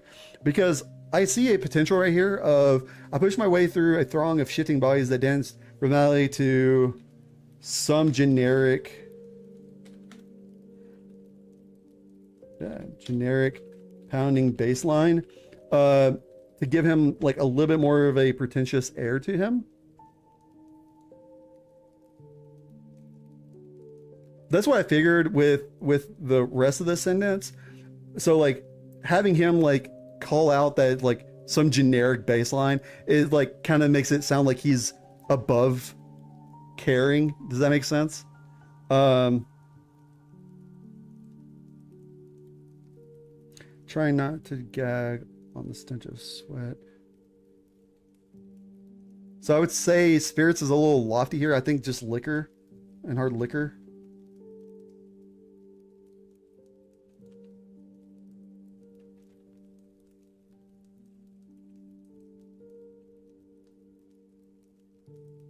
I would just remove the "and talk to me" here. Just trying to say like, hey, they're trying to pull me to the side. I think that's implicitly why someone would try to pull you aside at a party. So I wouldn't say curl up in. To characterize him as a bit of a loner for a multitude of reasons. He also isn't actively reaching out to anyone. It sounds like he almost was like trying to push people away, right?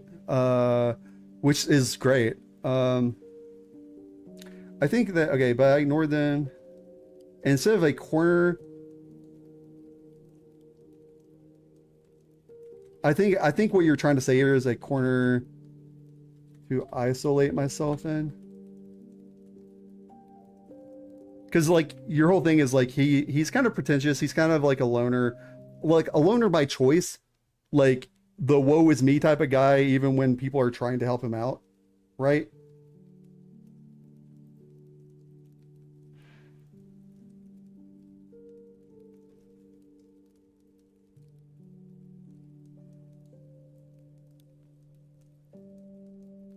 Exactly, face. Yeah,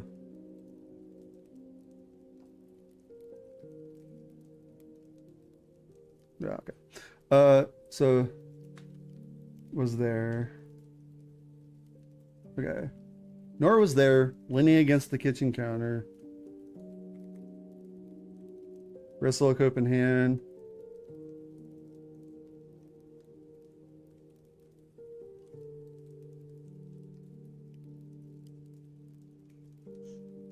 Red, okay, yeah, so red solo cup in hand.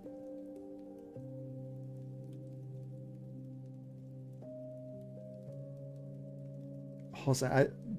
It's on the tip of my mind. Hold on a second. Nora was there, leaning against the... Okay, so hold on a second. This is the first time we're... Okay, so Nora was also there, leaning against Genji counter. Red solo cup in hand. Watching people dance.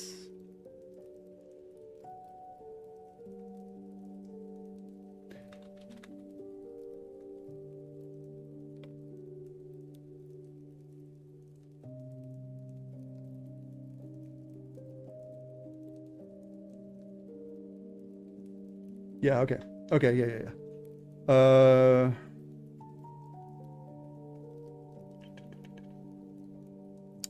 I feel like this sentence is grammatically incorrect, but it flows in such a good way.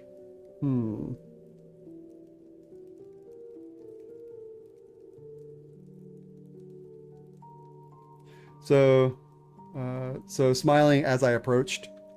So this is showing again that your character has so far been pushing everyone away, trying to self-isolate. This is showing, he's approaching her, which shows intent. So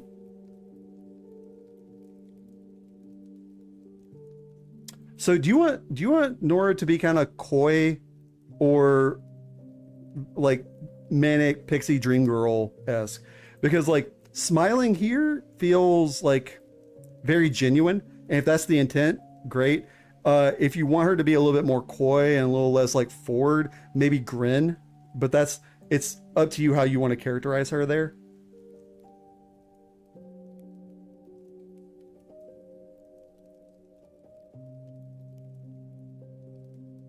Yeah, no, absolutely, Face. Yeah. You think so? Nora's also there laying against the kitchen counter. Yeah, okay, awesome.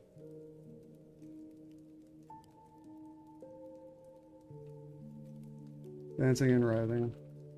There we go. That's better.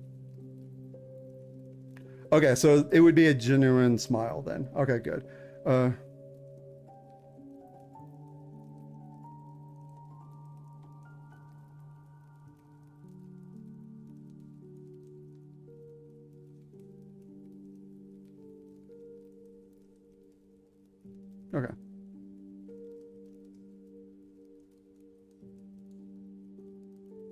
Yeah, no, that's solid choice.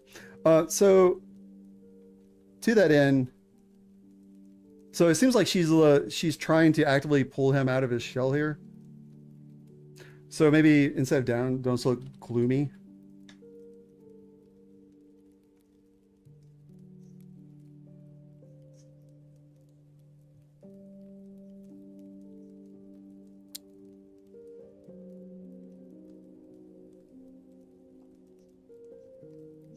Don't look so gloomy.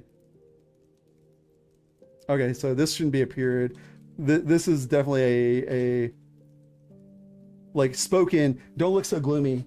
You telling me? So this would be an like you apostrophe. Like she wouldn't say the like.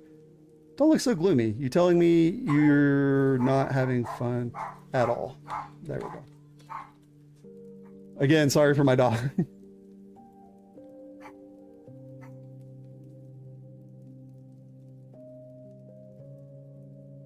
Oh, yeah, no, Face, this is, like, so,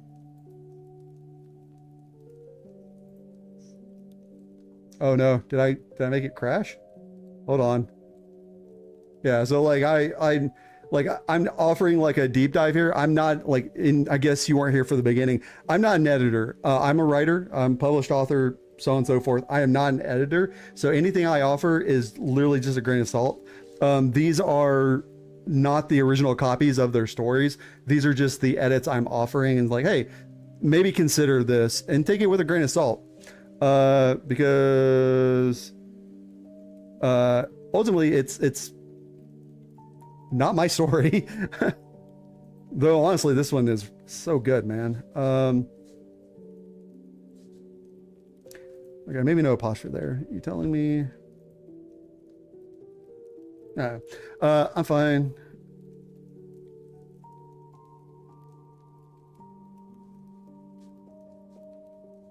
Yeah.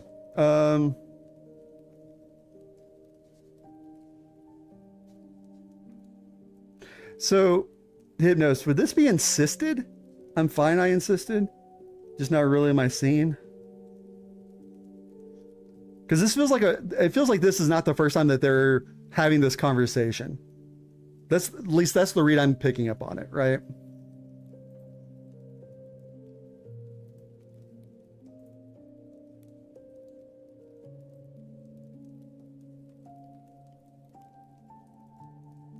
Yeah, okay. Okay. Just want to make sure. Because like, yeah, this is definitely feels like a well-treaded conversation, you know?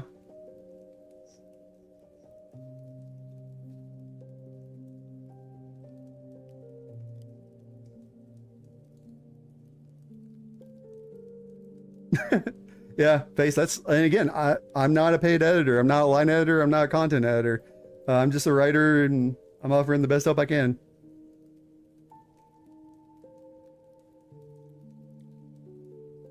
I mean, like the thing is, you had such a strong opening, Hypnos, that like coasting every once in a while through, especially when it comes to like dialogue, coasting happens sometimes. Like your prose has been so strong up to this point, anyways, that it's like it it's earned almost. I don't want to say it's like, I'm not saying it's okay to coast, but I'm saying that you've earned, some simple dialogue here.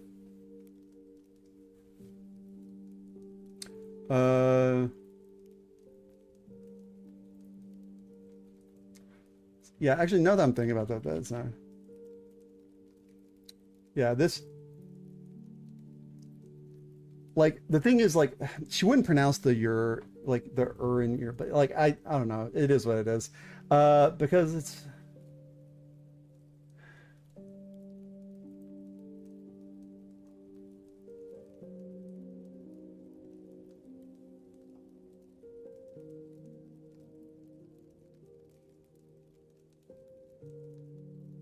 kind of was though, right?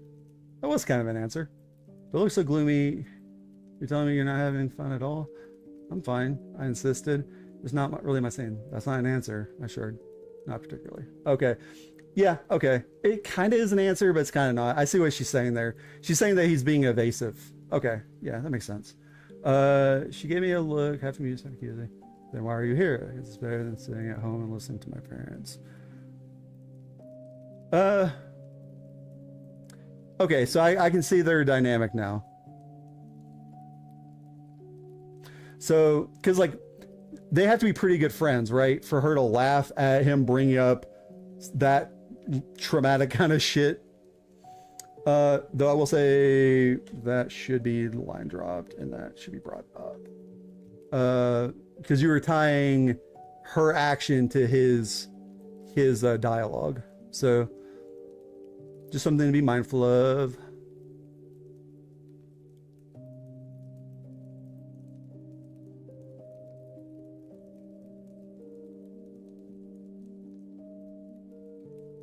I have been a fantasy and sci-fi writer for the majority of my life. However, I got published in horror. My first book, the Bitter Question, was picked up and published in technically gothic horror or mythic horror, depending. I'm trying to coin or try to zoom in on mythic horror as the genre. Which is like horror derived from like mythological, like, or myth and, how's it worded properly? Horror that is derived from myth and legend. So yeah, creatures and myths, gods and stuff. Like the Bitterverse specifically is like decayed gods. If you go to thebitterverse.com, like I have a whole spiel there about it. But The Bitter Question is my debut novel. And I'm in the process of writing The Bitter Remains, which is the sequel. Well, folklore is one I'm trying to dodge away from because like folk horror is already a very well-tread ground. Like, you have like the horror or like any number of like creature features where like they'll take some random folklore creature and use it as like the focus. I'm talking more like, what if Achilles was an axe murderer? Like that kind of like myths, like old myths. So anyways, so Hypnos, about this right here, right? If they're in that good of a level, would this be...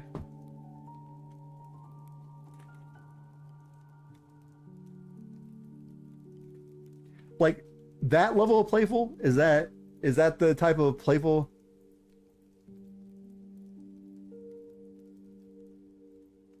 Yeah, that's true.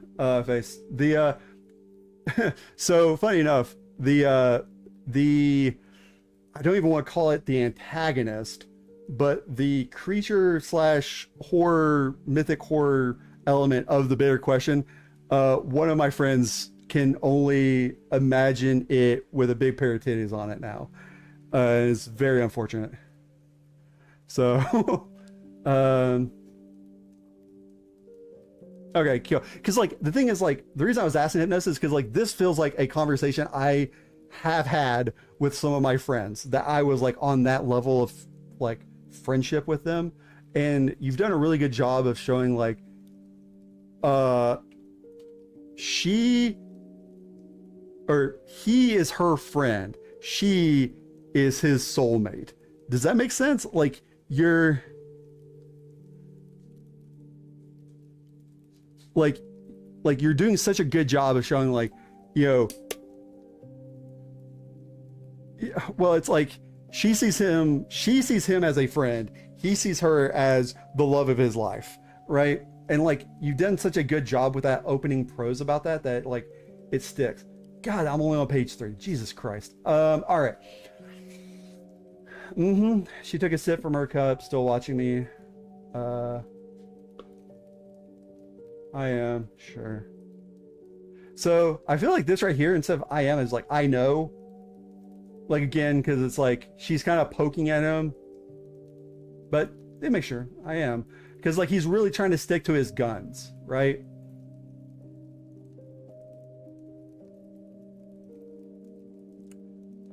I pause.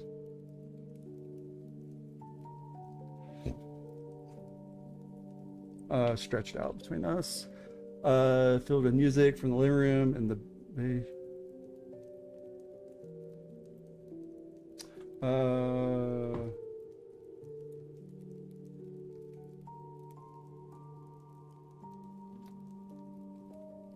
So going back to that line that we tweaked earlier, that shitty bass line shaking through the floorboards. You should want to show again. Such a sign. Gosh, said, at least pretend you're alive. Okay, yeah. See, this is like she's genuinely worried about him. I would say instead of I followed her, she led me through the kitchen. Yeah, you're I always do that. You're showing like she's like taking a very like she's taking a very active role here, and he's more like passive.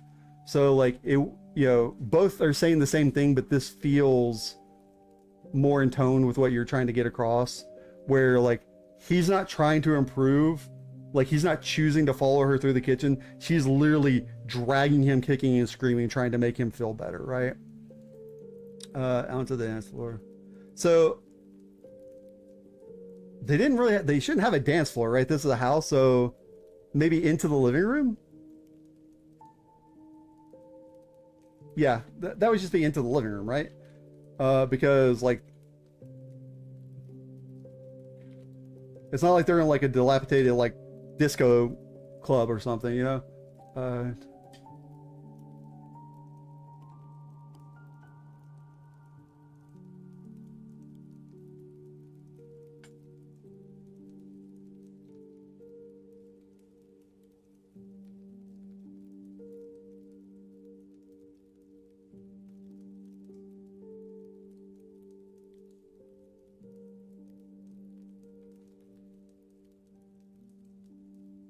So enough.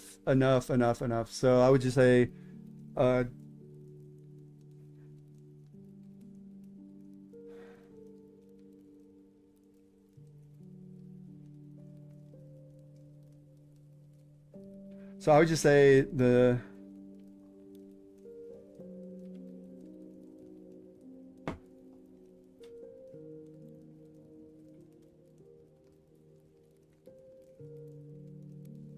the blue.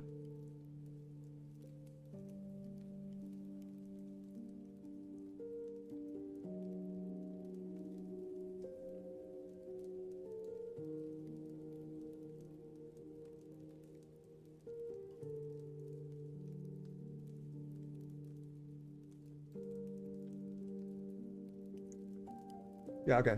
I think that flows a lot better. Like I said, I struggle with that too, man. Don't feel bad about it. Like sometimes you get stuck on a word and you just keep using it over and over. Mine's quiet or silent. I do that shit a lot.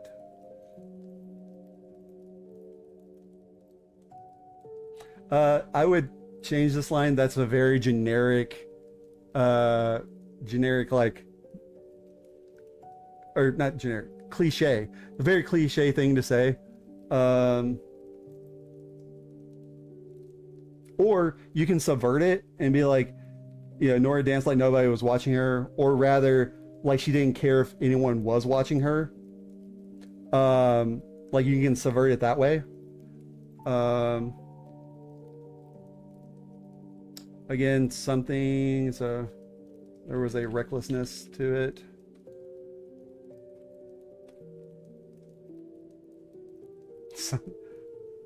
Loose enough. Oh my God, there's another. Hypnos, I'm gonna get my spray bottle, I swear to God.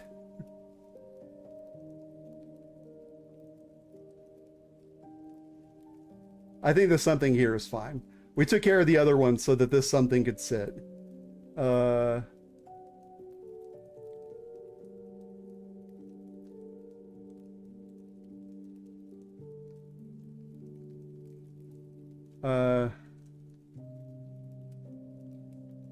it's okay, Hypnos. I'm just teasing you, buddy. You're good. Yeah, I think, okay, so,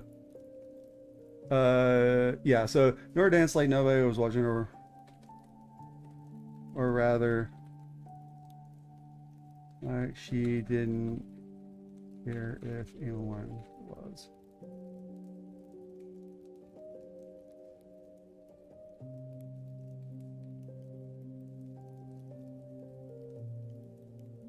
So seem is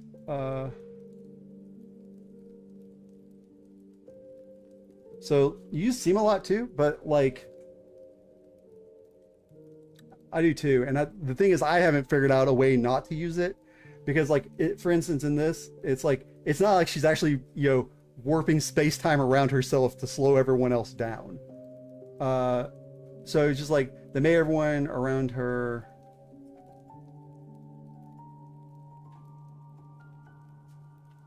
So instead of somehow, it's like slower in comparison. Maybe.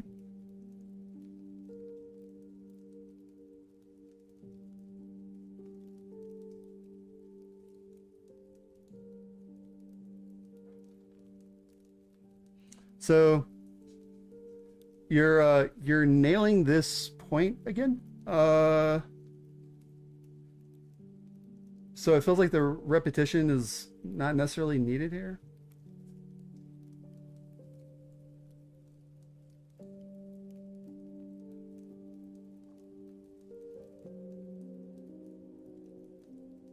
So instead of saying I convinced myself, and for a few minutes, being beside her was enough and always would be, right? So if you're removing that little chunk right there, it makes it more like, in his mind, it's more definitive, right?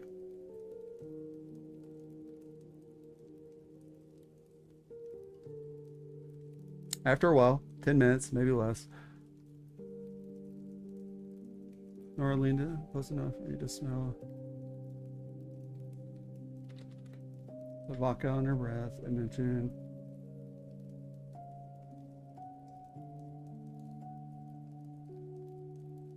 okay, so she didn't say anything. Okay.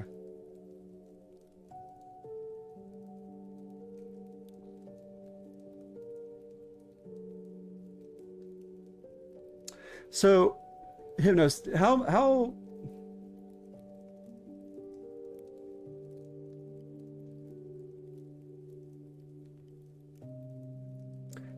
so I'm trying to figure out how I want to word this.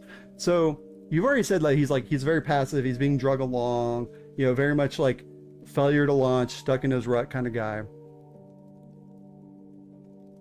I feel like, again, this is like, because this is where I like, earlier she led me, instead of I followed, it'd be like,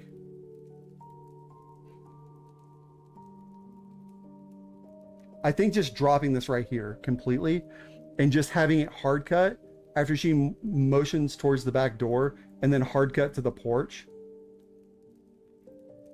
I think that's the build. Yeah. The porch was cold and nearly empty out here.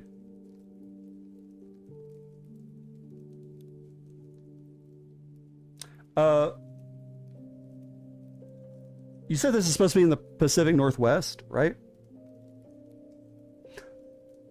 There's because I write in Appalachia, right? And there are evergreens here, but pines are far less common here. And I feel like this would be a perfect place to, because like so far you've not said anything that would place this in the Pacific Northwest specifically. And like here having it like the sound of wind moving through the pines, like because that's a different sound, right? That's a different like wind passing through birches and like oaks and stuff like that versus through the pines, very different rustling sound. And I think that this is like, you're trying to capture such a very specific feeling. I think this is a good place to drop pines as a hint. Also, I'm gonna get my spray bottle. I'm gonna do it.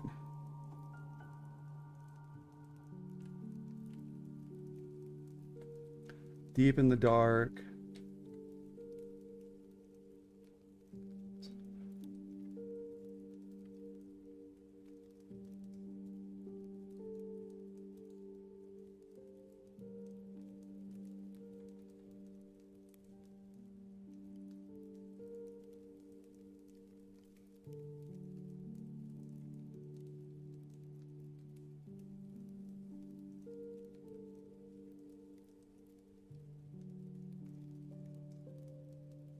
So I will say, Hypnos, your dialogue feels so natural.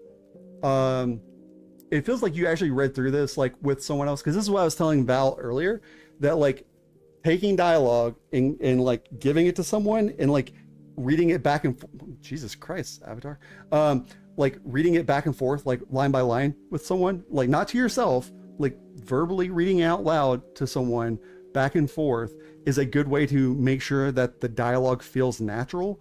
And it feels like you've done that. Like this is such a, like the cadence here to this dialogue feels very natural.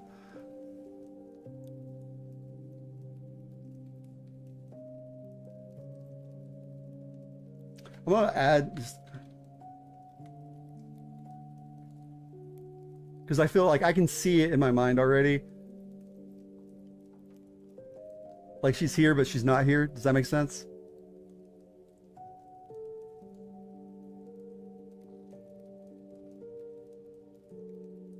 I mean, you have a very natural, like, like your dialogue feels very natural. So, I mean, you don't have to. It's something that, like, I think that a lot of young writers would benefit from. But like, you already have a very strong grasp on spoken dialogue, so it's not required, is what I'm saying. This right here. So you already talked about the wind moving through the trees up here.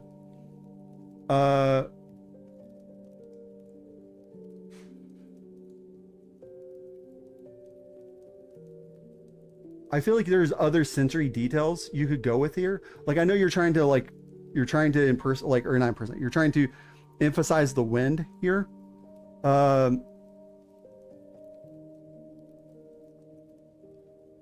Strumming along to music. Yeah, I don't know what to do differently here, but consider focusing on other sensory. Because like this right here, Nora looked down to her cup for a moment. So I would say a moment too long here to continue adding into that sense of like there's a emotional unease that's growing here. And like the term a moment too long adds on to that.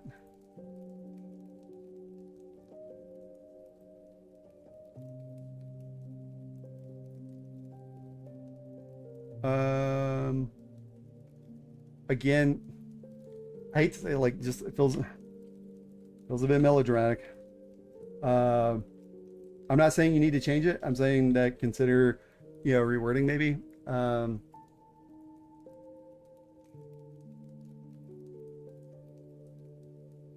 Though I will say that, like, I will say this right here, hope, pure and awful.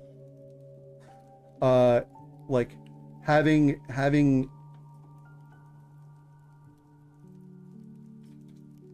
I think having it written that way really emphasizes like how terrible this like sense of hope actually is in retrospect.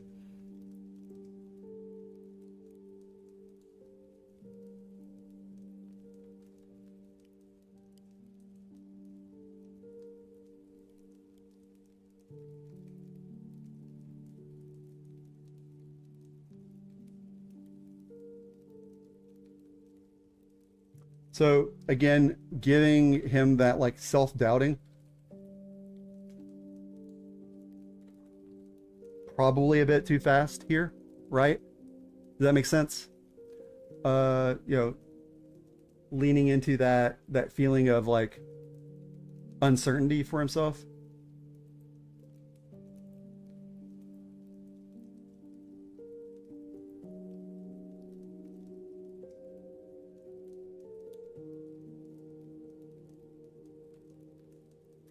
Okay, so I just got done praising your dialogue. So, so right here, why would she say there's this guy in my chemistry class? She would say, you know, Caleb Mercer, right?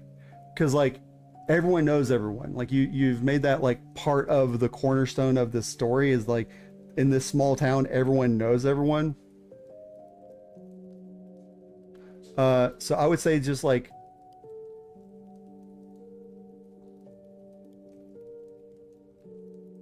I think just getting rid of this part.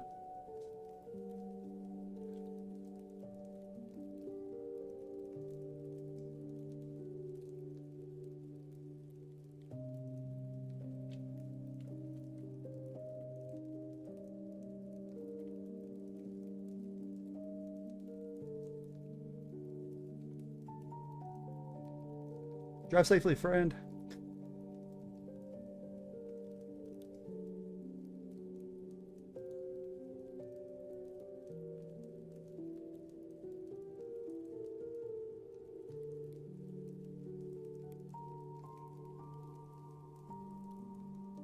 Something inside me collapsed so completely and so quietly. I don't think she was.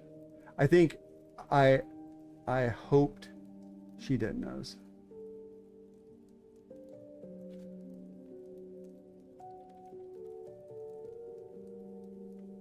I hope she hadn't noticed.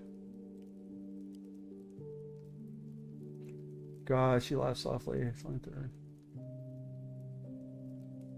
It feels good to finally. Instead of tell someone, uh, it feels good to finally say it out loud. Excuse me. Before I could respond, she leaned over and wrapped her arms. So, hello, Sasha. Welcome in. I hope you're having a good day so far. Welcome to the Legion. You can tie these dialogues together with the action, since the action is related.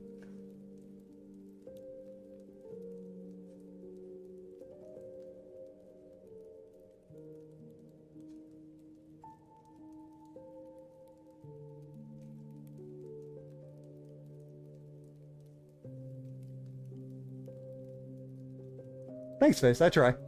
Like I said, I'm not an editor. Like I've taken plenty of classes to know how to use the language, and I've been writing for far too long. But you know, it mostly comes down to like there is like it's what I said at the very beginning of the stream. There is a line where you have to say or just tell your editor, thank you, but I'm good. Like I appreciate this feedback, but I'm not going to listen to it.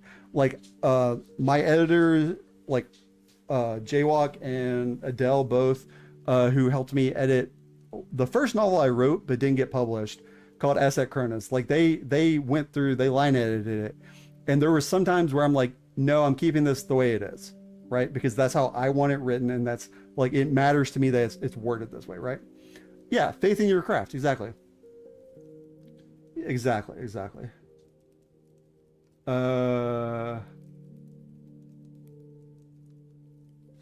So 5 out of 19. Okay, so how far am I from part two? Oh wow, I still have a long ways to go to part two. Okay, so that's I don't think I'm gonna be able to get to part two. But I do think I think I'm gonna wrap because I feel like this is a good stopping point. Just like I told Val, I'm going to read the rest of this off stream anyways. I'm invested completely. It's just I do have other stories I need to touch on at least. Oh man. I don't know if Hypnosis has posted this yet. I don't think he has. So Hypnos, you haven't posted this, right?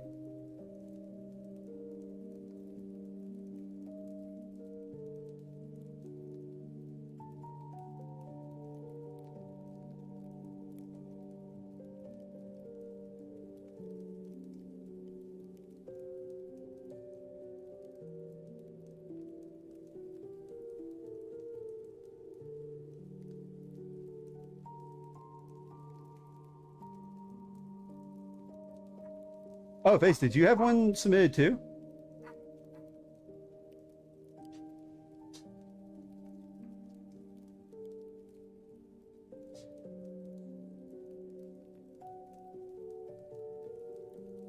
Oh, kind of.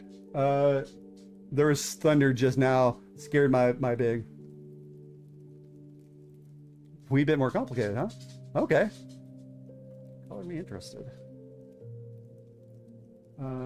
Yeah, hold on a second, guys. Give me 1 second. My big hellhound is freaking out. Give me 1 second.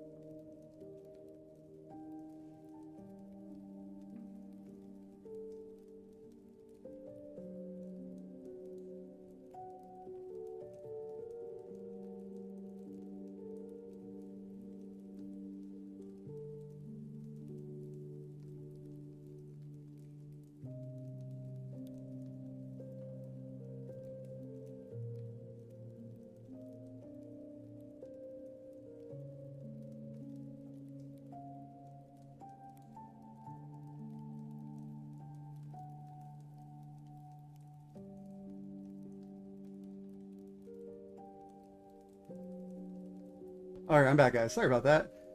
My big hellhound is now currently trying to fit underneath my desk, so I'm pushed away from my desk a little bit, but that's fine. If she feels more comfortable there, that's fine.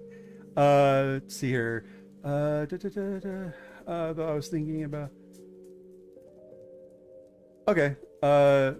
Solid. Then Hypnos, I will go through the rest of part one and part two, and give you my suggestions. Again, take them with a grain of salt, as much as you feel inclined to take. You're.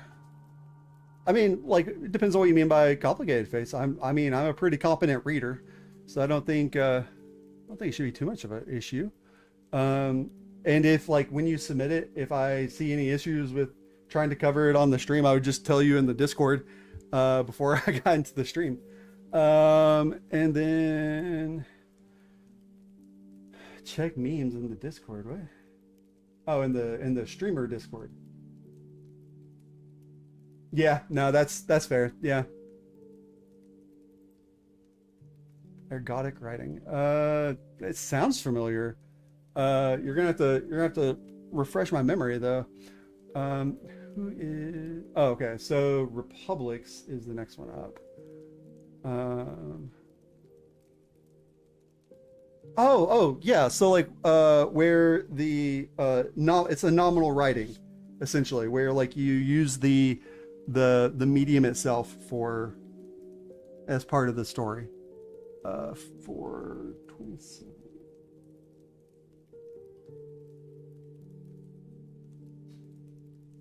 All right, Republic, are you still here, bud?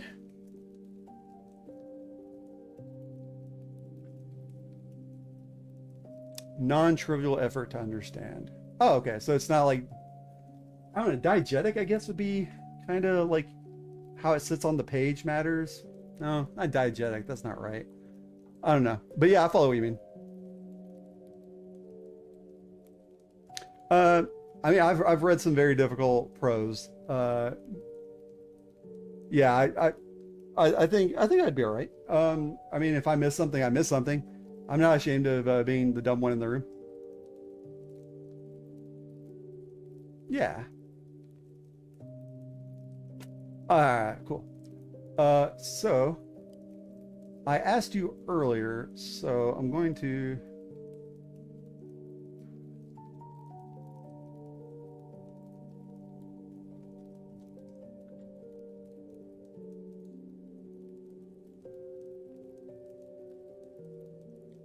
Oh, that doesn't even show back up again.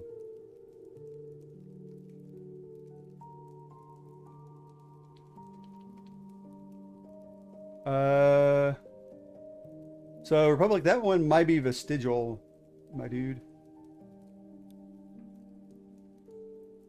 Unless.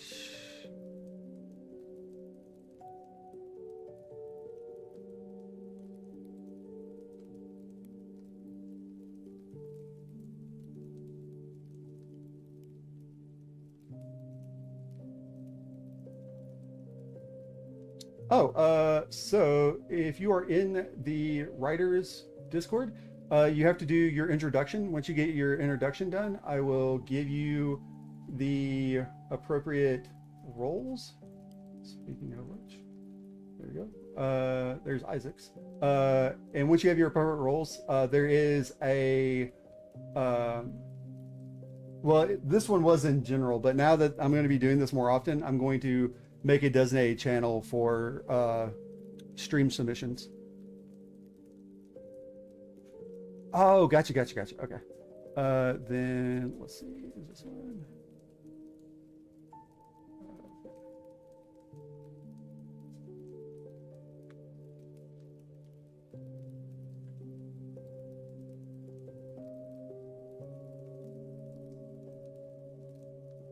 I'm pretty sure it's not going to be used anywhere else besides yours. So copy.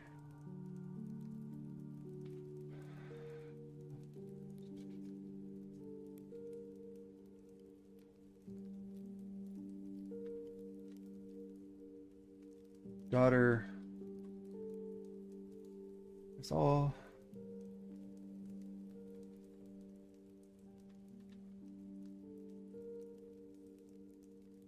Okay, so that one's not shown up yet.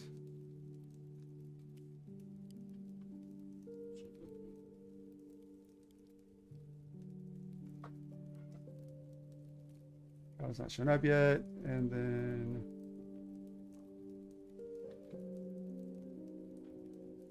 that one's not shown up yet. All right, cool.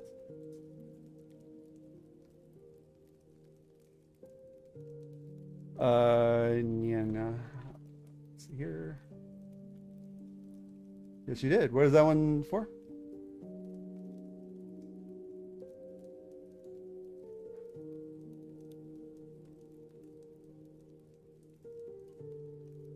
Father. Okay. I guess I'll put that.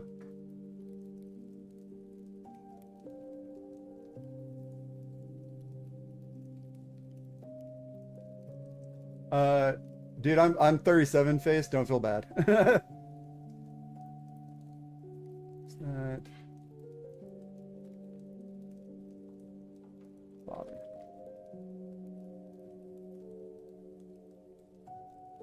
All right, cool. Wait, why is that?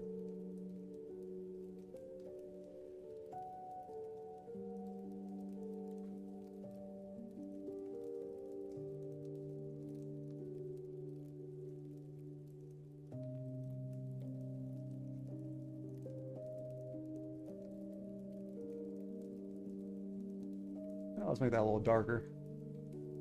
Bonk. All right, there we go.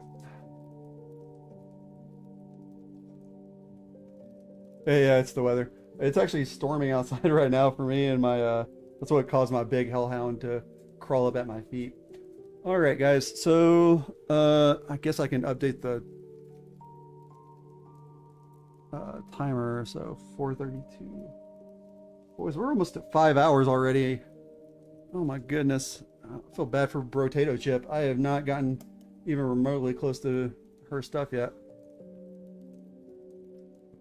All right.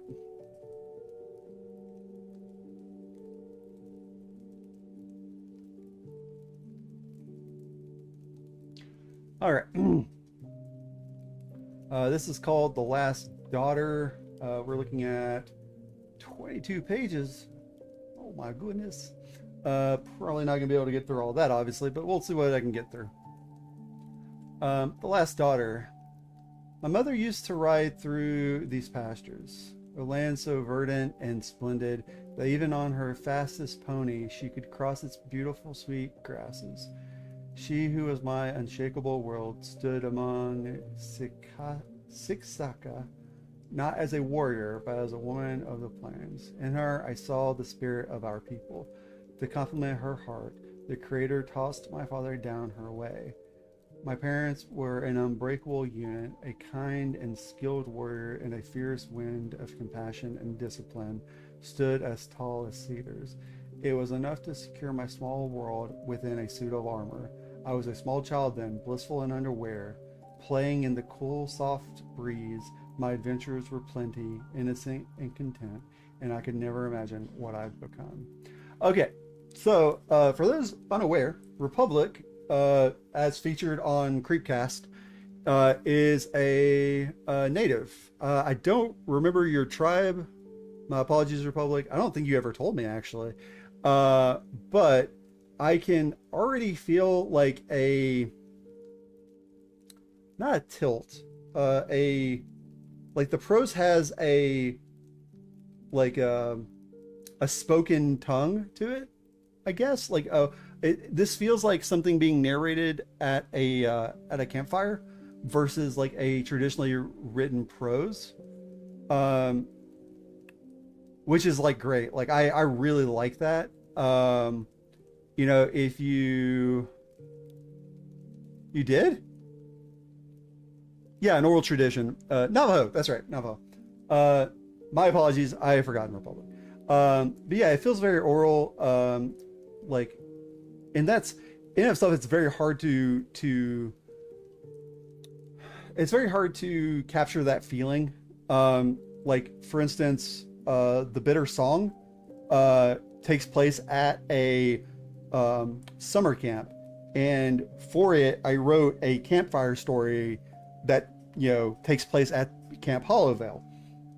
And like that was one of the hardest like sections of prose for me, was to capture the feeling of sitting around and telling a ghost story at a fire, right? But already, like Republic, you've got that feeling here. Like I don't know, it feels native to me, and I don't know why. Like I don't know, I can't put my finger on what feels like native, like oral tradition about it. It might be the way that you've like a kind and skilled warrior and a fierce wind of compassion, discipline, still like that feels like. And like the thing is, like I'm from the American South. I've been around a lot of Cherokee stuff. So like I'm not talking about like pop culture, like Native American stuff.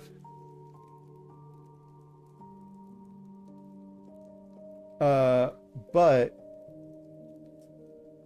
like there's a way like outside of pop culture, because like pop culture has that like cliches that they will dabble in, but I'm talking about like, if you've ever gone to a powwow or anything like that, you've heard like elders telling stories and stuff, and there's some that like as a white dude I'm not privy to, obviously, like they're not going to share all of them with us, but like I've been to a couple of powwows where like where I've heard this like oral tradition used, and it's like there's a I guess a musicality to it, like because saying like it's not like the same as like a ghost story at a campfire.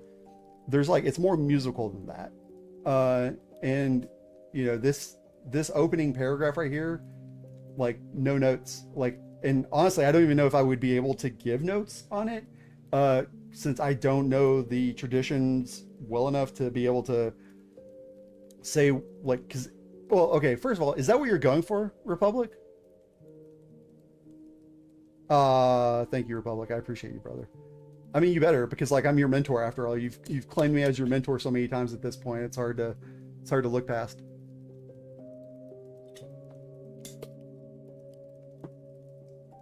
But is that the tone you're going for, bud?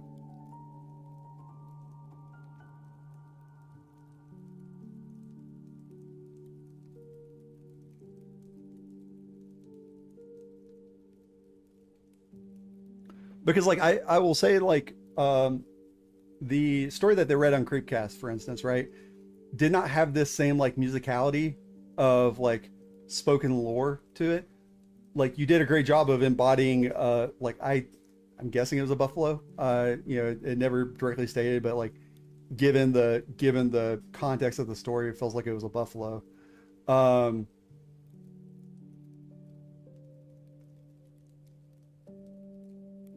More like a life's not fair. I'm not sure I follow what you mean by that, but I guess.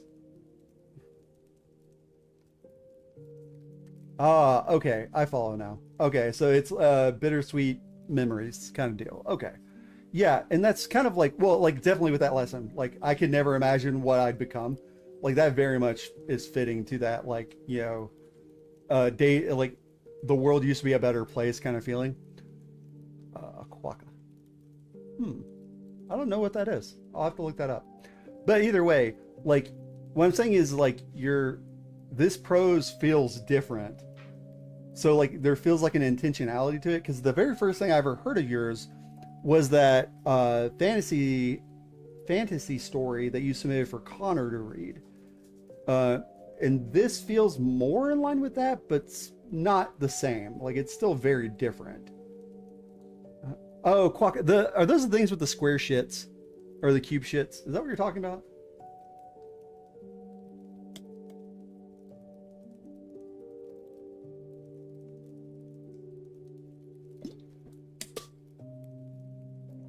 Sure would be nice if I could lean back in my chair, Breezy. Of course you did. Perfect timing to come back. Either way, so like, if, again, I don't know how well I would be able to speak on, like, it works for me. Quagga are like little, or like, oh, okay, cool. Um, when the Braves had returned, yeah, father. My father carried a fallen buck on his shoulder and shared the tales of his recent escapades.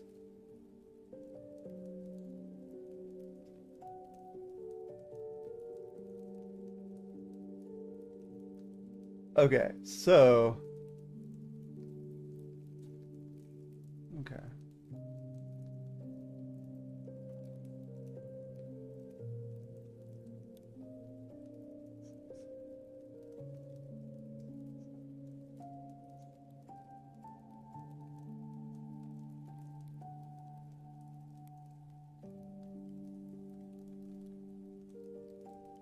Okay, so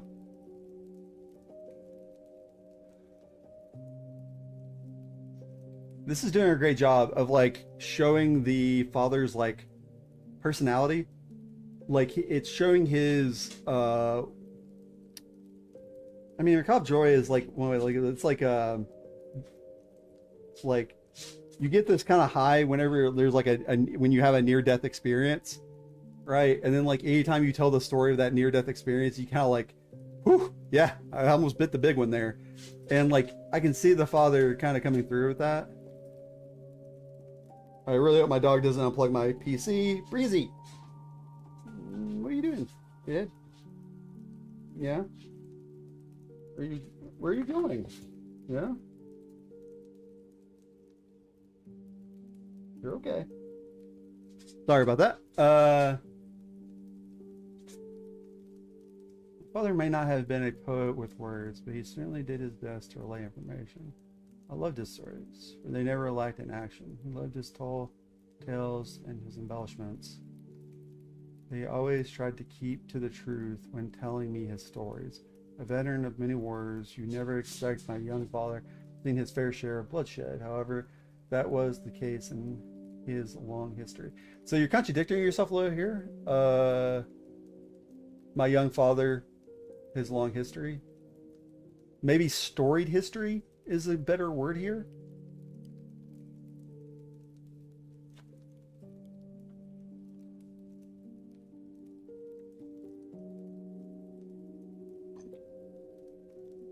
Kind of playing into that whole tall tales and everything else that you were hinting at before.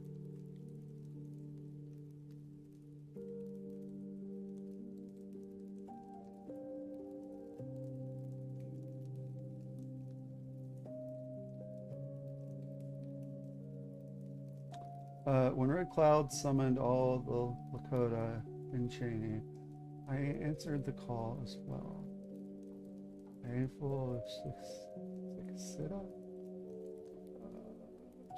So I'm guessing these are other tribes. And I'm guessing Red Cloud. Hold on. We made our way to battle. I mean.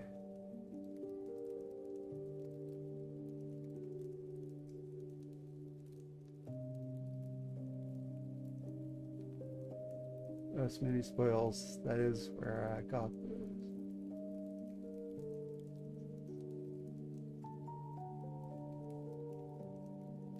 those.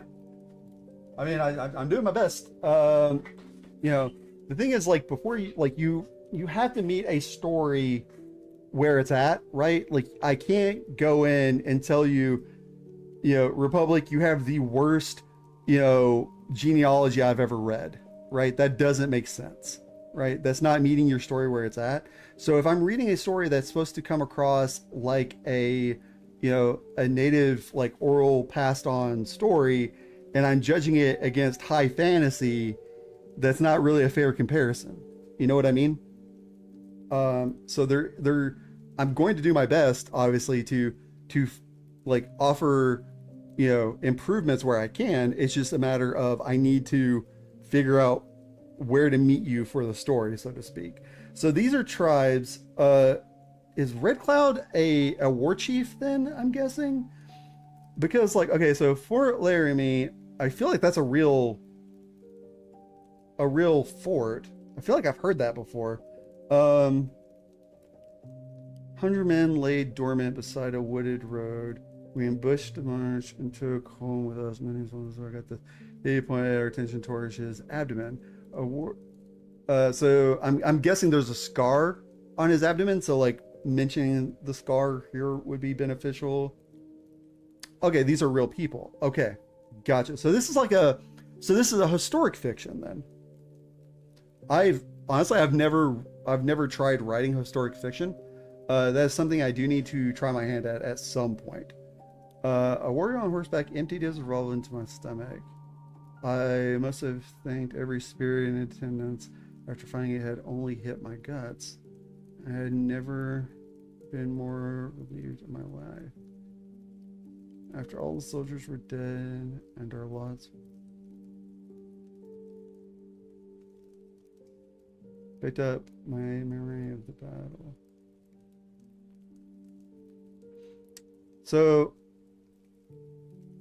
picked up my memory of the battle. Is this supposed to be a memento?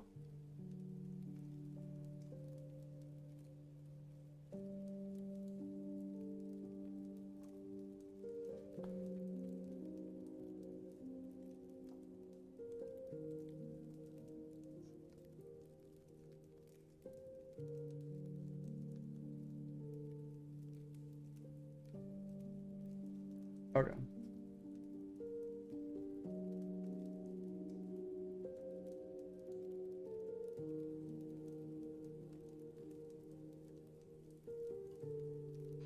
Okay. So yeah, I would recommend a line drop there. You've had a lot of spoken dialogue here, so a lot of times, you know, taking a line drop after a lot of dialogue allows the reader a moment to like get their eyes back in line, so to speak. After he concluded his story, my father reached for an item wrapped in hide.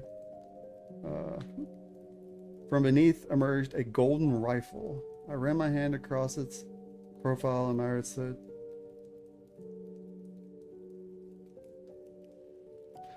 Okay, so I ran my hand across its profile and admired it.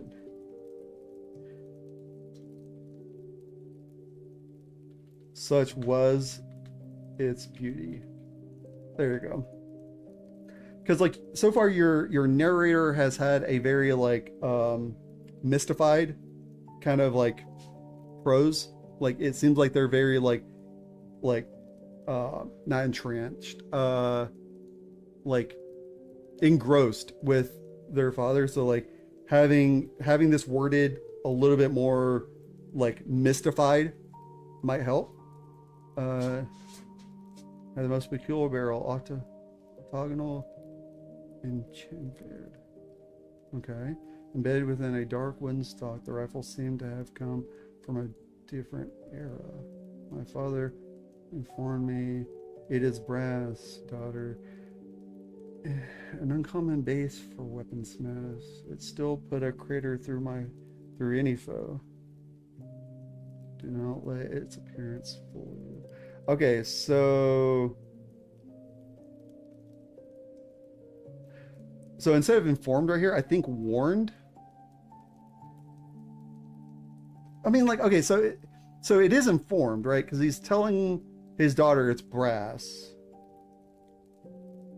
Maybe, okay, so I think what I'm thinking of is this line right here. Like, I feel like there should be another dialogue tag here.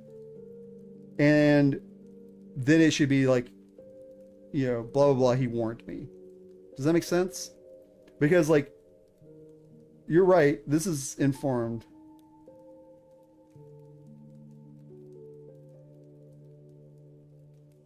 But I feel like this is like, this quite literally a Chekhov's gun. It feels like this is like important. And so having this be explicitly stated as a warning would be helpful.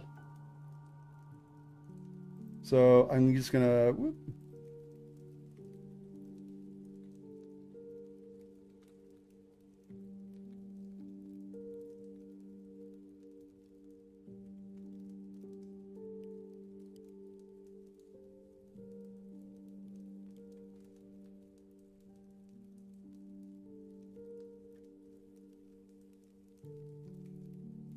I'm just trying to make sure that the notes are clear enough that whenever I send this over to you, you'll remember what I'm talking about.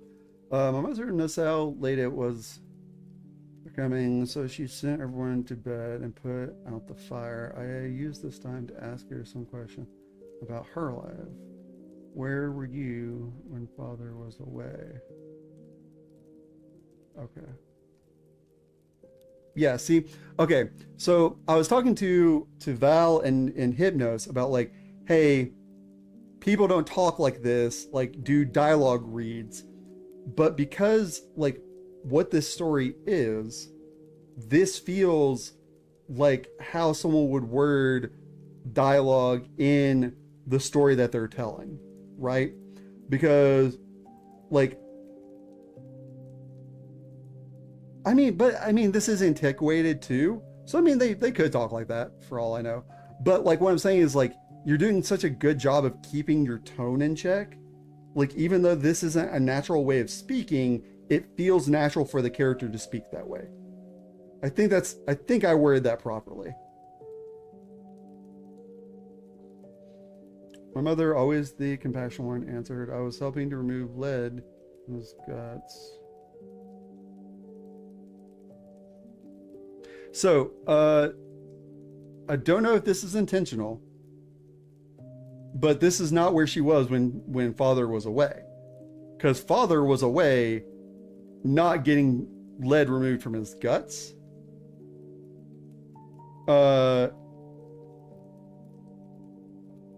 So maybe wording this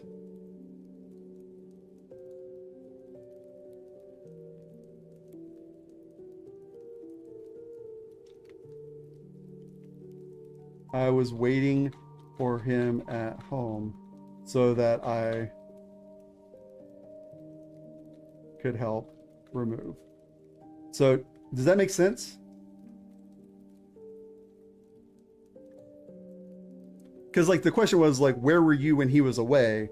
I was at home waiting so that I could remove the lead from his gut when he came home. So you're still getting the information across, but right now it feels like the mother is avoiding the question. Well, no, it's not that it's past tense. It's like the daughter asked, where were you when father was away? Well, I was at home waiting to heal him when he got back.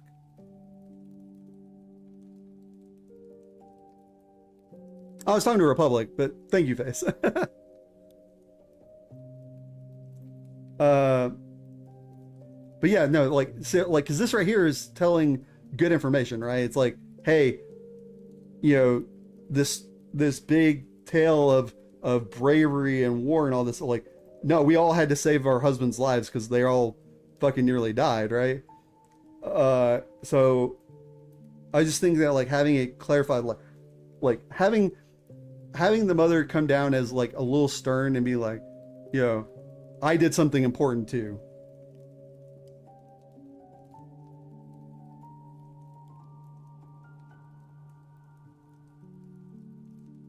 How armed were the deer? That's good. This is this is like really good. This is really good back and forth between the mother and daughter. Um,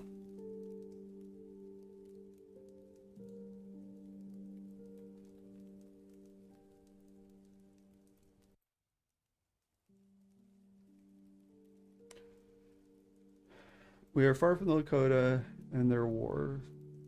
We will continue to live as long as we stay here. Okay. So again, Chekhov's gun, you know, very much being primed here. Um, I feel like there's a better dialogue tag here. I just don't know how. I don't know how I would word that differently, though. I don't know. Uh, consider rewording dialogue tag.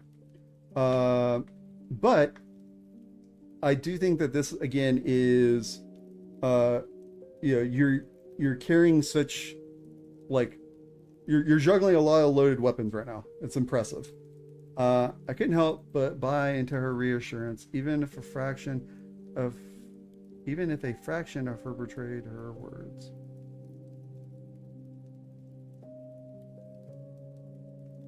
I couldn't help but buy into her reassurances. So this is good.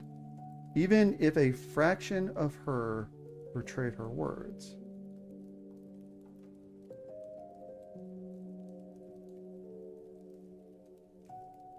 So I think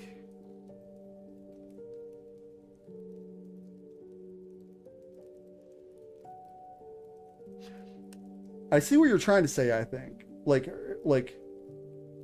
oh, part of her betrayed what she was saying, but I don't think fraction is the word you're trying to go for here. I don't know how to word that properly.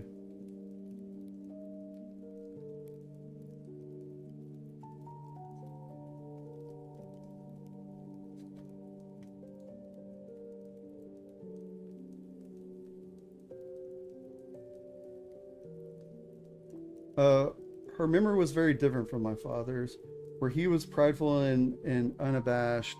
My mother was content and modest. However, she did her best to keep her family safe, even at her own detriment. Yeah, that's what I was saying. I get where you're trying to get across. I just don't know how to word this differently.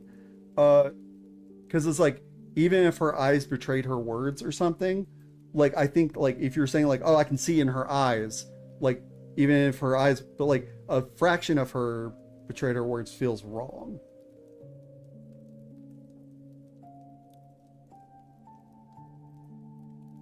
However, was content and modest. However, she did her best to keep her family safe and her own determined.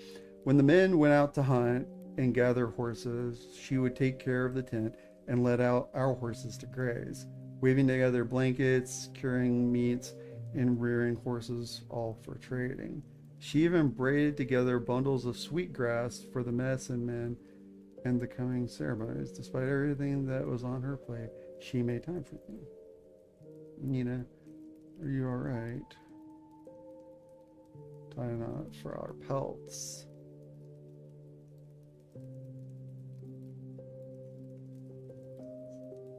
He taught me how to prepare the goods for trade. He even told me where they went. Usually we trade with nearby trades and Canadian fur traders so as to afford a means of living. Horses were sent away to the plains, and our people received all manners of weapons and commodities. Okay. Medicine, food, and raw materials were highly sought after since we didn't farm those crops ourselves. I would say that that would be a good place for a paragraph drop or line drop. Every day we would hitch up the tents and load them up on long poles, carrying everything on our backs. We would wander the plains as did our nomadic ancestors. My mother taught me how to forage, how to look for medicinal plants. Ow. Hold a second. Taught me how to forage. How to craft our tools for maintenance. He also took careful attention to teach me how to dress wounds and stitch close open gashes. All was essential for living out among the slews of arrows and periodics. Okay. Periodic here feels too scientific, if that makes sense.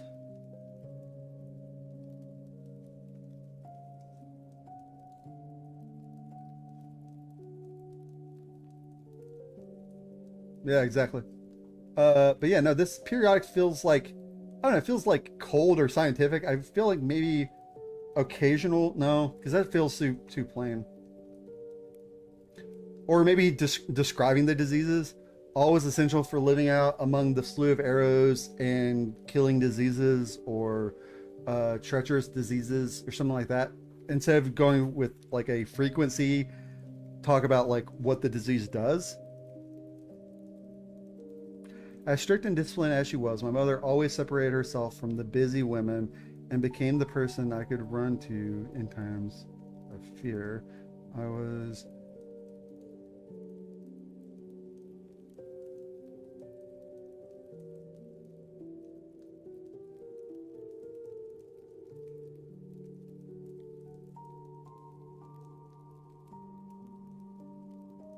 Okay, so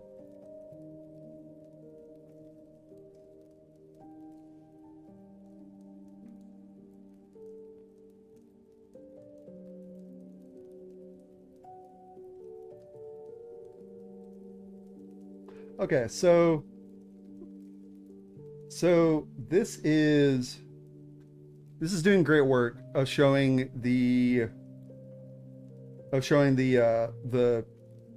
like character of the mother, and like I'm not talking about like, oh, she is a character. I'm talking like her character, like who she is as a person, of being like very compassionate and stuff. Because like that's one thing you have to be careful with, because like up here, you know, you called her compassionate up here.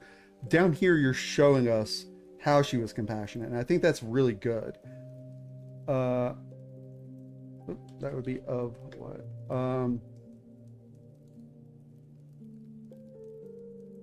Yeah, like that's, you know, that's great work. You did a really good job of, you know, show don't tell, which I think is bad advice. Sometimes you tell someone and then you show them. You reinforce it with demonstration.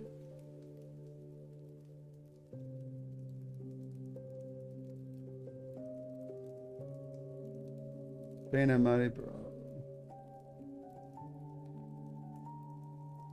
They're still only small.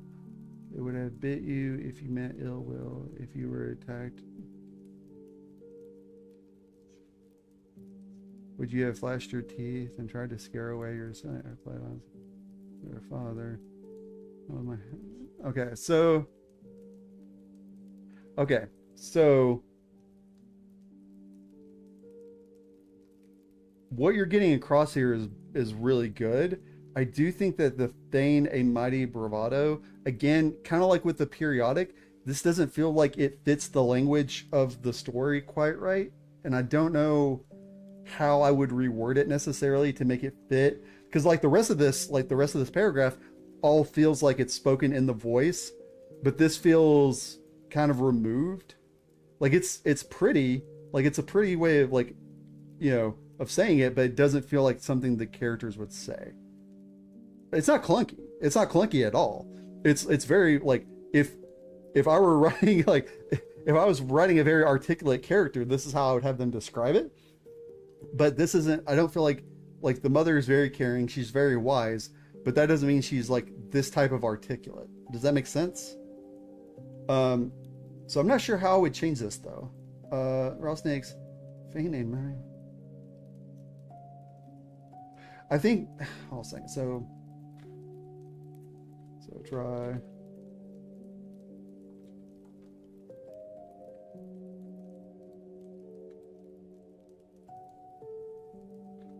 Will act brave.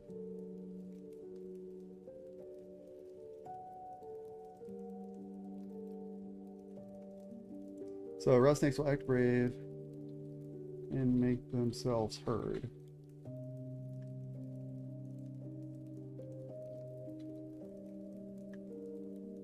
Maybe that? Maybe that.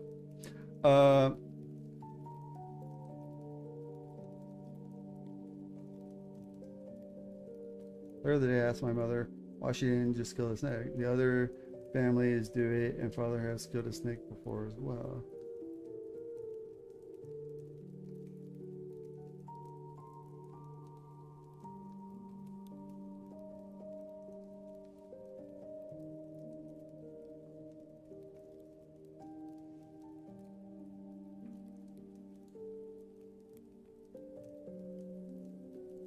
Well, yeah, to that end though, like, you know, the main character also hasn't shown this type of flowery, well, maybe this is fitting of the main character, paraphrasing. Periodic I still don't think would be fitting of the narrator's tone of voice. So like this might fall within that range. I would still argue that periodic does not feel right. Also, this is very, very accurate to a mother-daughter. Like a mother gives a very accurate and concise reason, but then the daughter, you're like, but what about this? But what about this? But what about this? You know?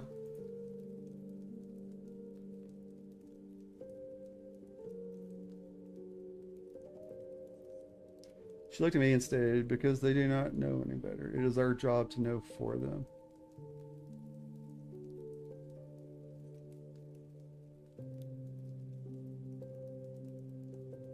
So, at running the risk at the risk of repeating too closely, I do think that it is our job to know better for them. So restating the better again, and I realize that's repeating a word here, but I think it actually would add sincerity to what she is saying, if that makes sense. But I would italicize it there to like draw emphasis so that the reader knows that it's an intentional reuse of that word, so it doesn't feel accidental and sloppy. Does that make sense? Because like if you don't italicize it, it can come across as like, oh, you forgot that you did a sloppy job, use better.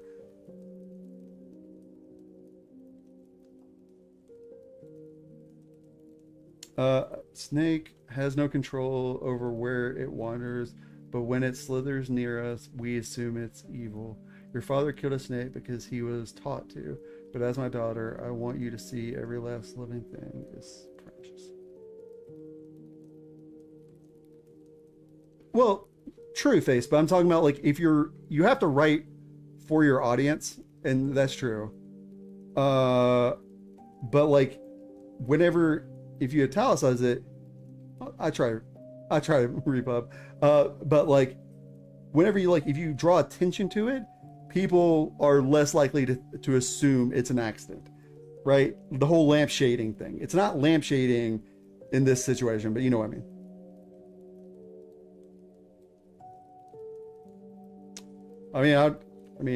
I don't know who's being so harsh on you, Republic. I mean, surely it wasn't Impy. Impy is one of the most flowery critics I've ever had.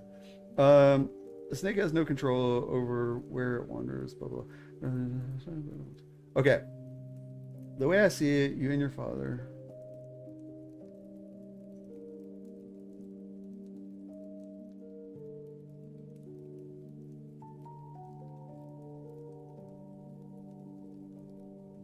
I think this needs another pass. I'm not sure what you're trying to get across here. Every life is for the benefit of the people. Okay, so this makes sense. Every otter and beaver harvested, every bison felled, and every deer hunted serves to gives us nourishment. Everything has its place in life.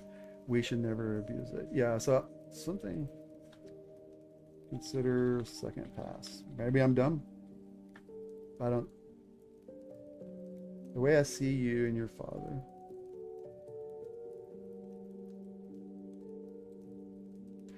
Maybe, okay, so I think I see a way, or what you might have been going for here. Were you trying to say, I want you to see every last living thing as precious as I see you and your father?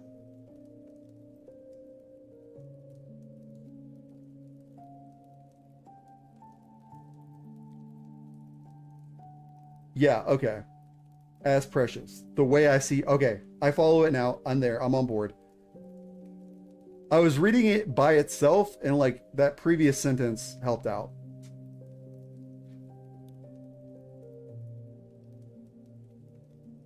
I foolishly called her wise.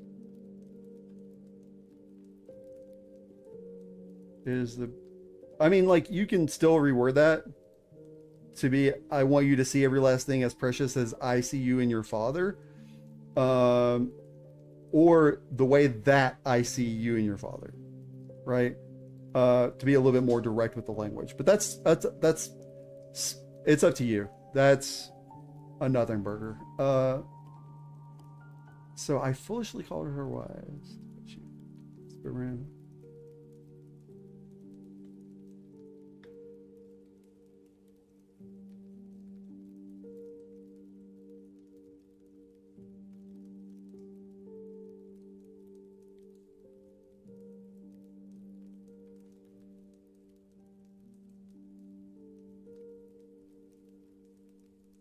Oh no.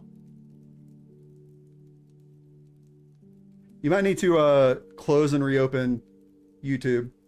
It'll probably help.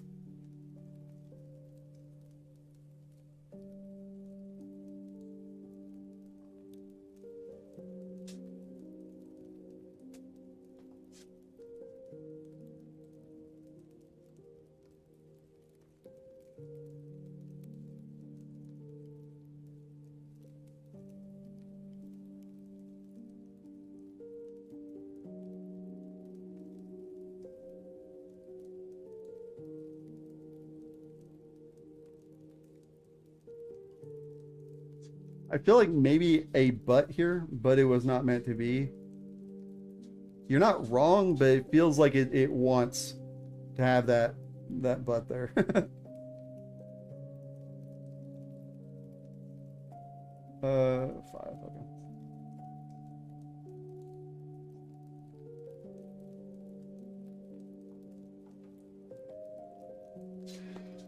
okay.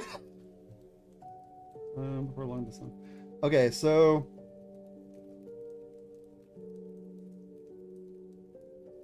okay.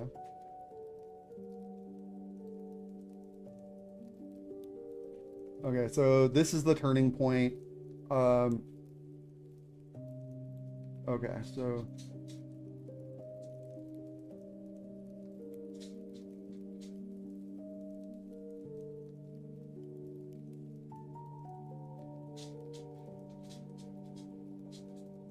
that's fair.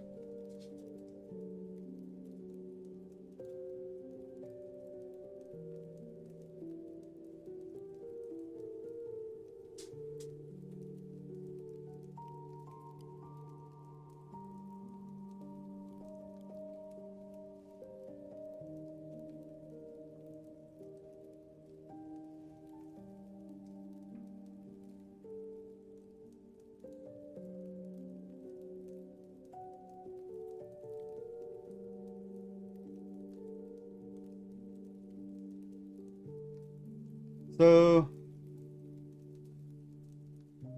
I think this sentence right here is kind of unneeded. Because I mean you already stated like literally the previous paragraph. So you're ending 2 paragraphs in a row with like, yep, my parents sure are dead.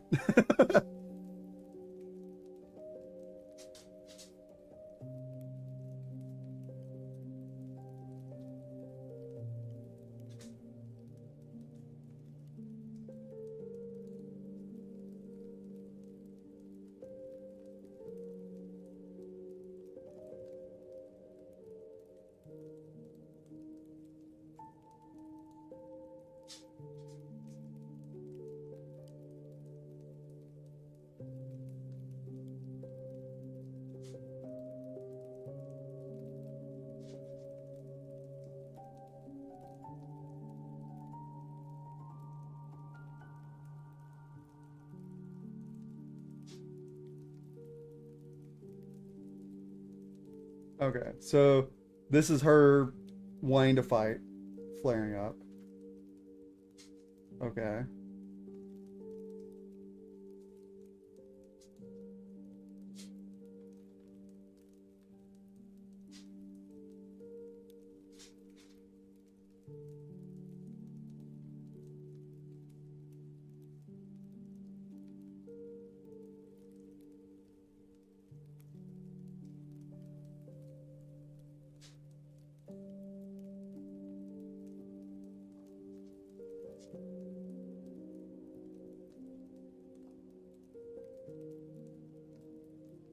Okay, so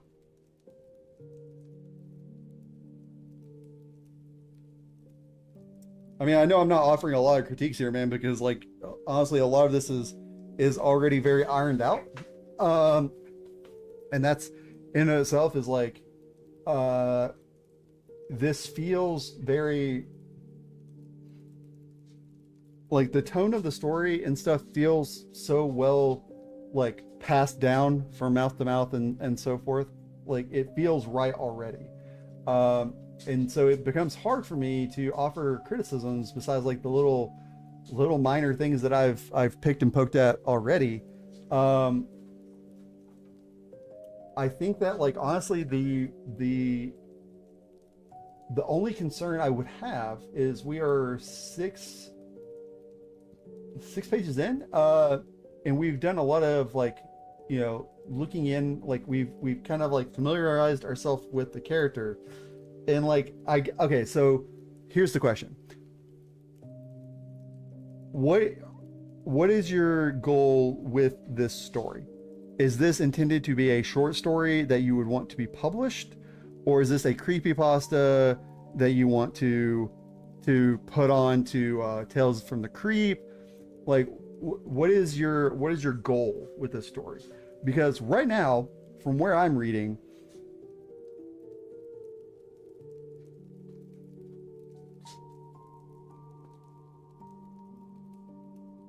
my big hellhound is getting into something.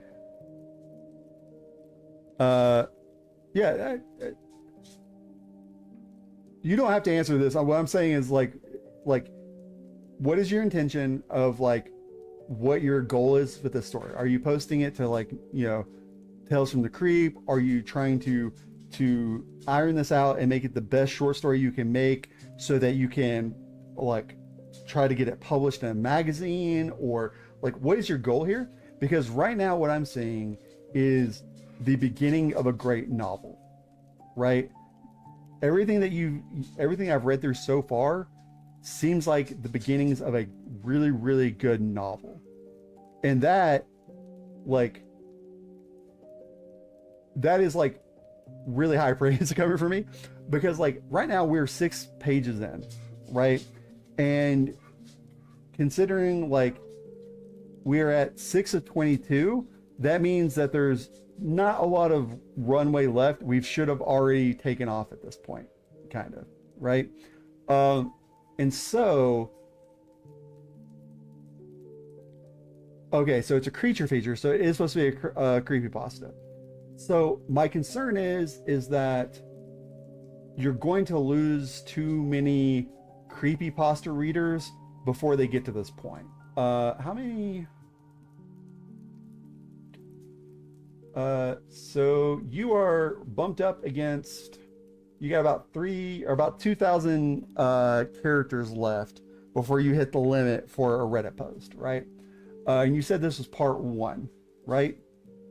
And that you have a plan for part 2. My concern would be that if you're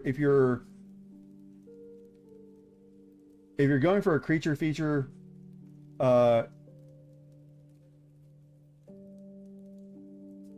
like I'm not saying like you never want to show the creature this early. That's not. There's not enough sense of dread, I guess, is what I'm going for, right? That's why I'm like, this feels like a really good start to a novel, because like with a novel, like for instance, again, the bigger question, I didn't try to get like horror elements introduced early on because I wanted to flesh out the characters and make the characters feel lived in and real. Like I would hint at bad things happening down the road, but I didn't try to build that sense of foreboding. Like I said, we're on page 6 of 22 right now, and I don't really feel any dread. Like there's tragedy already. And that's where I'm like, okay, so is Republic writing a novel here? Because this feels like it's the beginning of a novel. Like you're spending a lot of time with this character, building her out to be like someone that you get invested in and care about for a long period, right? And that's like, you know, this is more of just a question for you to kind of like ask yourself, because like you're at about 7,000 words right now. You're already into novella length, especially if this is part 1 of 2.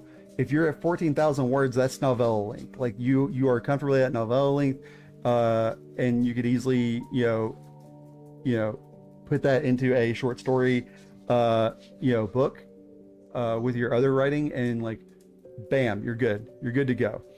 So it's like, because like again, this is not me, like this is me giving you praise, honestly, because I think that you have a interesting concept here that could carry its own like novel. Like if you were going to try to like lengthen this out to a novel length, I would definitely want more time with the parents before that night occurs,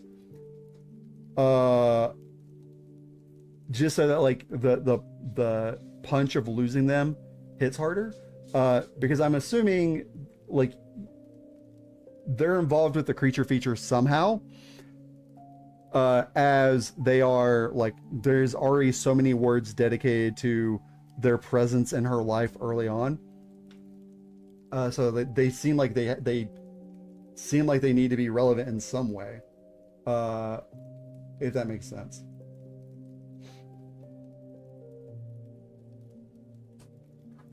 Why? Like your narrative is great, my dude. Like that's what I'm saying. Like this doesn't feel like a creepypasta. This feels like a novel. And I'm not saying that like, oh, creepypastas are like a lesser are a lesser form of entertainment or anything. That's not what I'm saying. Just like I was telling Val earlier, you know, fanfic is a type of writing that is made for consumption, right? That's not to say it's less valuable than novel writing. It's just a different form of writing, right? And so like, and that's great. Like, yeah, creepbusters are pretty quick and to the point. And you know, that's in of itself. It's like if you look at the original posting of the Caver Gang stories, right? Uh, you know, there is very much a there's a very big difference between how I was writing then versus like, you know, what most creepypastas were, because I was writing a novel. I just didn't realize it was a novel at the time, right? And Republic, when I guess long story short is I think you should really move towards fleshing this out even more and honestly pushing towards you know, towards making it into a novel. I think I think that's all I can really say at the moment. But I'm going to pause on this critique. Do you have any final questions, Republic, before I move on? This is another one where I'm going to continue reading, because, like, you know, all three of you, as far as like the prose goes, I no complaint. You guys did great, and you know, I am invested. I want to read the rest.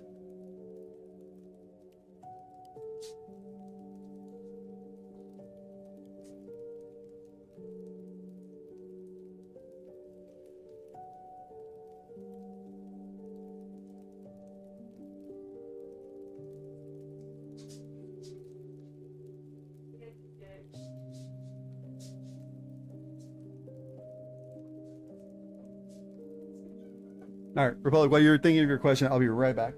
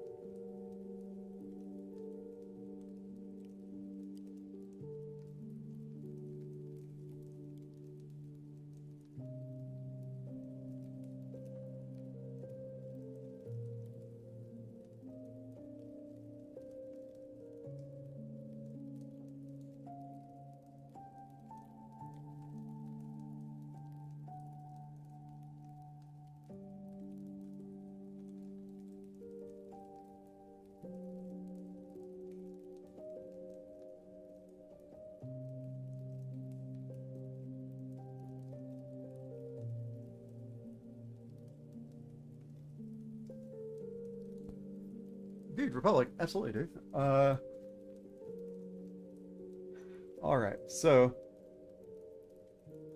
wow, that's 2 for 2 that I'm gonna have to go back to, or 3 for 3 of the pros I'm gonna have to go back to. But I think I'm gonna skip the writing here for now. I don't think Zen showed up, so I'm going to have to circle back on his later. Uh, oh, let me look.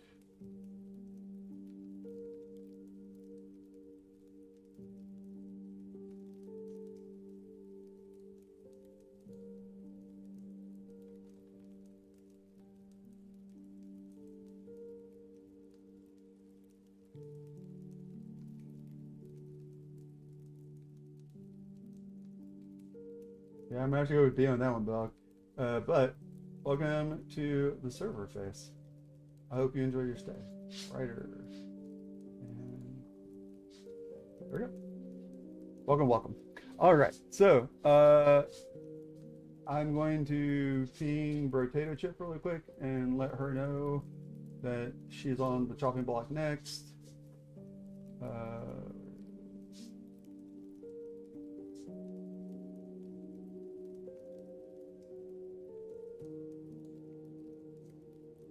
All right, so editing.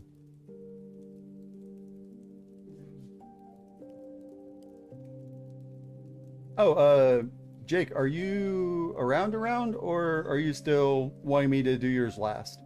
Because I know yours is one of the shorter ones. Because Potato Chips is the longest one. So I'm probably gonna have to cut hers off at chapter 1, maybe? I mean, we might get into chapter 2. We'll see. Well, chapter 2, yeah, that'd take us to 11 pages. So probably gonna chop it at chapter 1.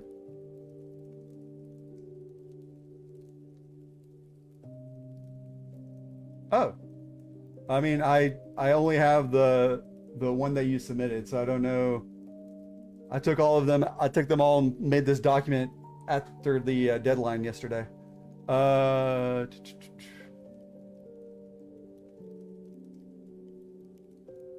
gotcha.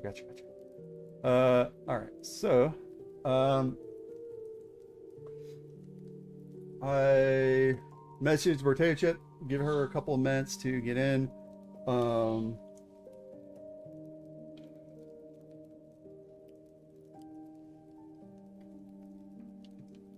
Or maybe I missed them. Who knows? Like I said, I'm not a professional editor. I miss a ton of things. So.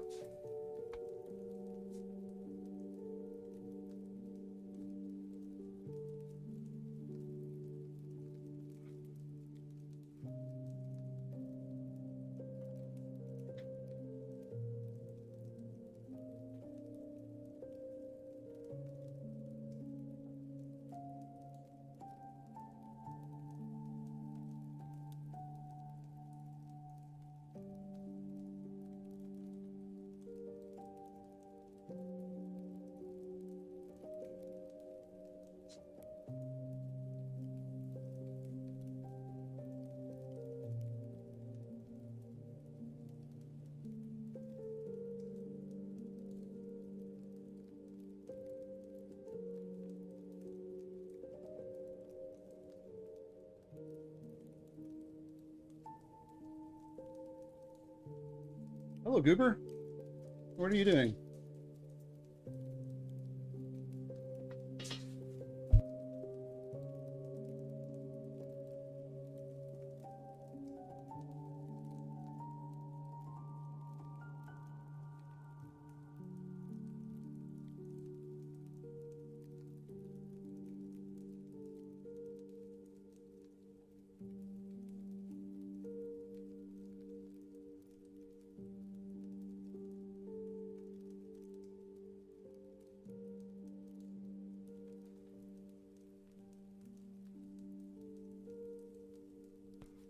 All right, I'm back. Sorry about that. All right. So, well, Potato hasn't got back to me yet. So, I guess, Jake, if you are ready, I can go ahead and read yours now. Let's see here.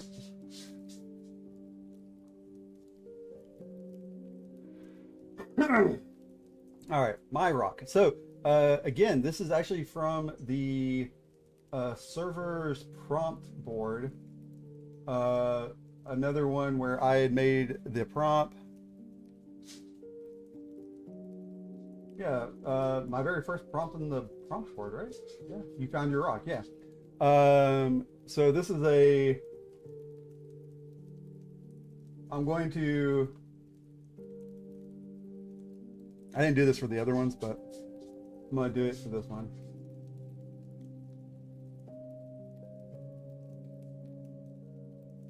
So this is the prompt as written.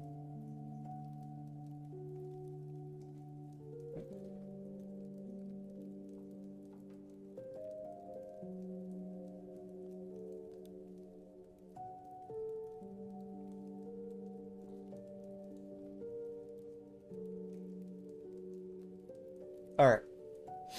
So the prompt was, you find a stone during a normal walk. This stone, more of a pebble honestly, becomes the most important thing in your life. You treasure it endlessly and do everything you can to protect and maintain it. You're not the only one who's found their rock, and it's messing everything up. So that was the prompt as written. Cool. So, rocks. What should come to mind are those little gray pieces of earth that you used to kick along the sidewalk while walking home. Maybe you think of those larger rocks, the ones you might use as impromptu doorstops, or hide your emergency house key under. You may even think of those larger rocks, the boulders, like the one Sisyphus pushes endlessly in that famous myth. Okay, so sort of opening paragraph. Good. So, I don't think there's anything really to be said yet. We have a very conversational tone, which is good. So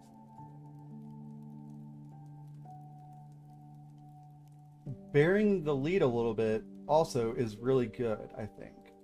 Or not bearing the lead so much as like, starting out with something mundane to kind of ground the reader is a good way to like kind of like pull people in initially. Like, why is this guy talking about rocks, right? So, all right. But there's another definition of a rock. A rock is something that keeps you grounded, keeps you sane, something you can lean on when times are tough. That is to say, without a rock, you might start to slip. You might start to go a little crazy, maybe even completely lose your mind. Okay. Nailing it, Jake. Good job. So, this right here is a classic bait and switch. Nailed it. My wife used to call me her rock. She's gone. Okay, so we are starting down an interesting line. So there's a common saying of between a rock and a hard place, right? And like that's where I thought the swerve was going initially, but instead it just stuck with like the rock being something reassuring, something sturdy. So I like that. I have my own rock, a thing to keep me stable. It's an actual rock. I mean, it looks like a rock. I guess it's more of a pebble, but just having it near makes everything seem okay. I don't feel right when I don't have it. I know it's not normal, but normal now isn't what normal used to be. All right, I love that paragraph right there.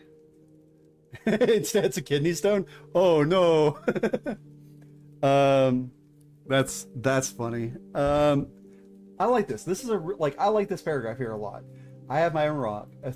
So I'm noticing a lot of the submissions are very conversational, but in vastly different ways, right? So like comparing Jake's versus Hypnosis, they both were conversational, but the narrator is so drastically different with their internal monologue or with their internal voice that they don't sound the same, and that's good. That's a sign that you both are very good like character writers. I remember the day I found my rock. I was in the park, missing a comma there. I was in the park working a case. I like to say working a case because it makes me feel like a real detective and not just a guy that stalks women to find out if they're cheating on their husbands. Okay, so he's a private eye. They always were. You never hire someone in my line of work if you weren't already 99% sure your spouse was unfaithful. You hire a guy like me to give you proof, whether you need it to convince yourself or if you just needed something to show during the divorce proceedings. This is great.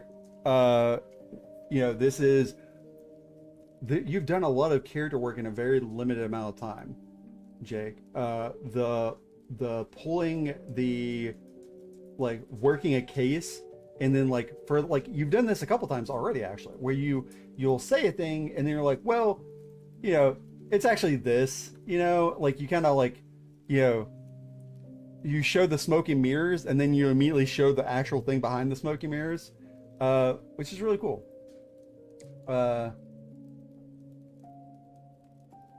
Okay, so I'm gonna say again, I'm gonna advocate for a M dash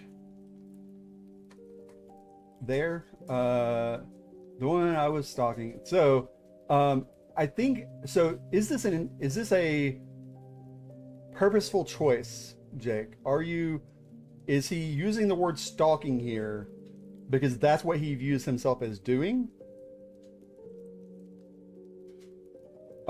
Because I would say that like if he's a private investigator, I like saying it up here once is like a, oh, okay, you know, there's some levity to it, you know, kind of deal. Like it's a little self-demeaning, but like saying it again feels a little off. Like it feels like, you know, wait, does he actually see what he's doing as stalking? Like, okay, so if you're going for creepy, maybe the woman I was tracking was in fact cheating, because that feels more predatory. Because like, again, it feels a little not self-destructive, like belittling, like he's belittling himself. God, my model is not having a good day today. Okay, not that creepy. Okay, well, you know, keep it in mind. Consider, you know, if there's any other words you might want to use. He would will himself. Okay. I'm not surprised. My client was fat and old, rich, of course, because why else would anyone find him attractive? This was his third wife, he told me, and wanted to make sure this one didn't try to take half his earnings when he dumps her ass back on the street. Okay. Dumped her ass back on the street, yeah. His words, not mine. This is good, because, like, yeah, there's a little bit of a... So, alright. So, there's a tone here where, you know, he's kind of mocking his clientele. But then, like, also, like, yeah, it seems like his, like, he knows what he is, like, kind of deal. Like, the client knows he's a giant piece of shit, so it's like, okay, well, he knows. Says, yep, a real scumbag.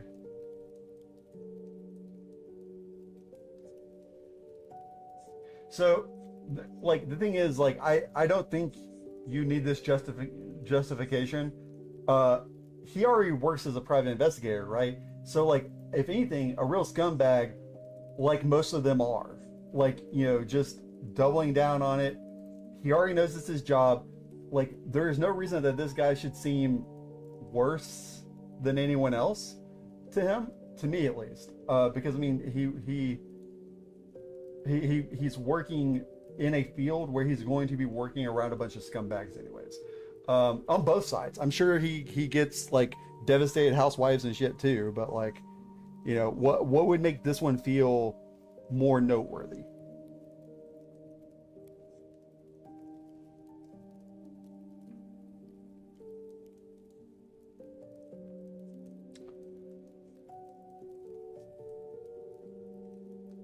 Okay. So this right here, great line drops. You know, again, what I was telling the others, like, you need to know when your line deserves its own line. Yeah, like that. Excuse me. You know, you have to be careful. You can't overuse it, but like sometimes you know when a line deserves its own line, and this is what I was talking about. This is exactly what I mean. That's when I felt it, and that's like, this is a pivot point in the story, and it deserves to have its own line, right? And then like him like describing it, like, I feel like, okay, so I would bury the lead a little bit more. I move my foot and look down to see a little gray pebble. Uh, I would bury this lead a little bit more, right? I would have him describe the most mundane, ordinary sounding pebble, and then hard line it as it was the most beautiful object I had seen in my entire life. You know what I mean? Because right now this is kind of buried in the middle of a sentence, in the middle of a paragraph. It's just kind of like lost. It has the potential to be really impactful. Yeah, like, okay, so he's further describing it down here. So yeah, I would put this after all of this.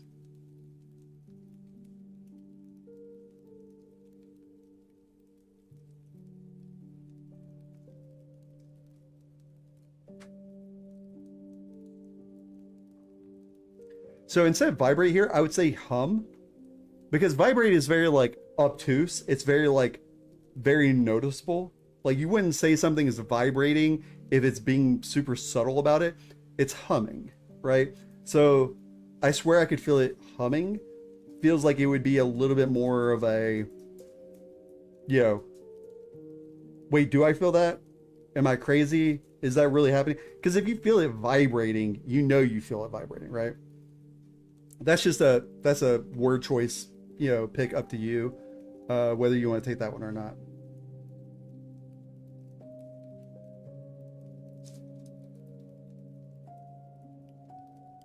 So softly here isn't really serving the sentence. Maybe like instead of softly here, I'm still in editing. I need to go.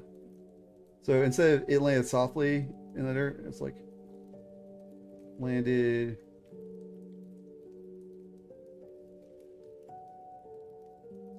It landed in the dirt with a. So he's already seeing it as perfect, right? At this point, so what's another word for not satisfying? Gratiating. Did. So not thud, did. It's very light sound, right? This is like I really like proper use of onomatopoeia in ingratiating. Did. What? So like thud would imply a certain like heft to it, but like a thid sounds like it feels like that's a lot quieter.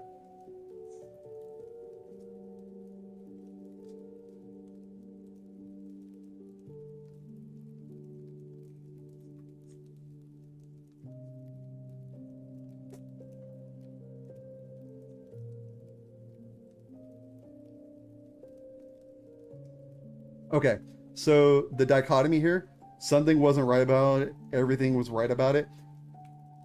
I think this deserves a, something wasn't right about it and everything was right about it. Making it one sentence to more strongly show the dichotomy, like stating it as two sentences, like gives them each their own beat, and that can get across what you're trying to, but making them their own, like putting them into the same sentence together shows like the discomforting appeal he's having towards it, right?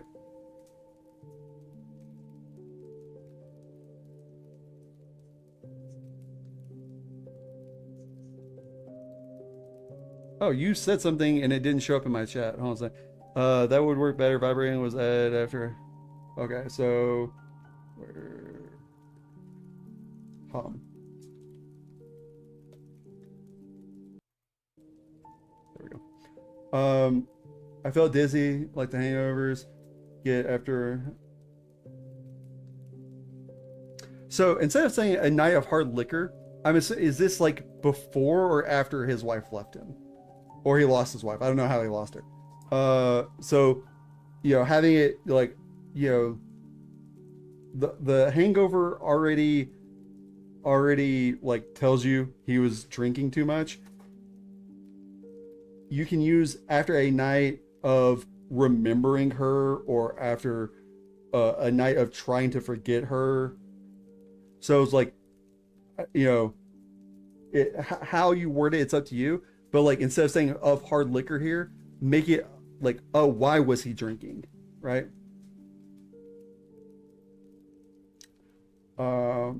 Was rocking inside my skull.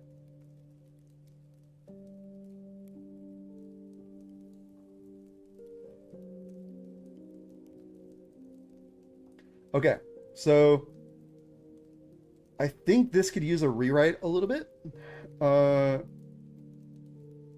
like I could feel my brain sloshing around inside my skull, right? Yeah, yeah. And that's and that's one of the things, like pointing out the hangover is great.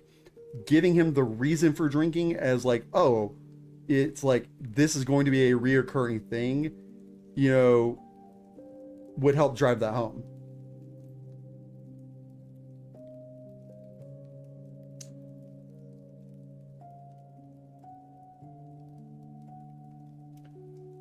But yeah, I think,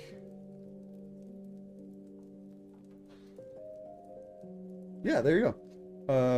The sloshing around inside my head.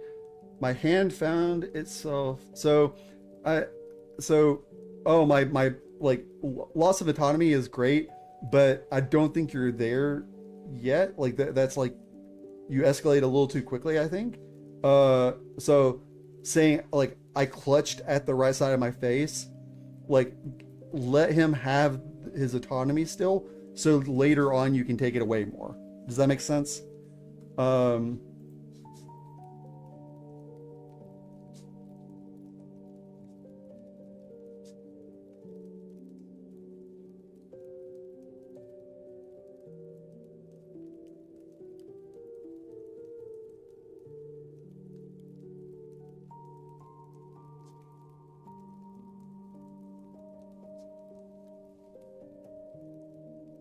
so set my mind back straight.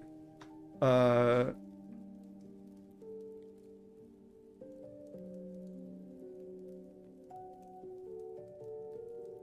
so the growing headache. So instead of still seething, I would say just the growing headache seething behind my eyes. Um,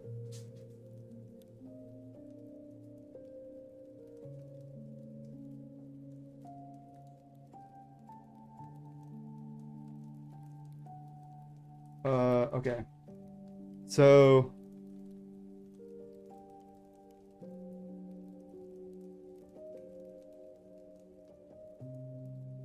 okay, so then I went through the rest of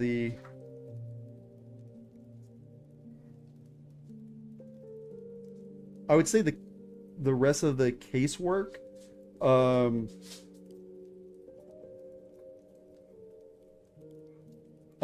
but I don't know. Like it feels like because like okay, so if you want him to be down on himself more and making like he feels like a creep himself,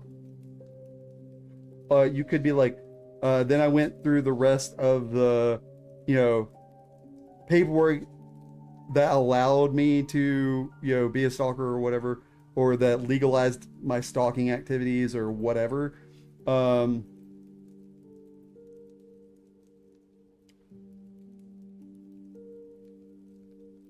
because right now this like this sentence right here just feels kind of a like I get it. You need this to continue before this, but I feel like this can be reworked a little bit. I just don't know how necessarily. Thumbed over the documents I compiled over the last week. Examine social media history, the like. All the evidence I gather organized into a neat little package of my client. How he saw it.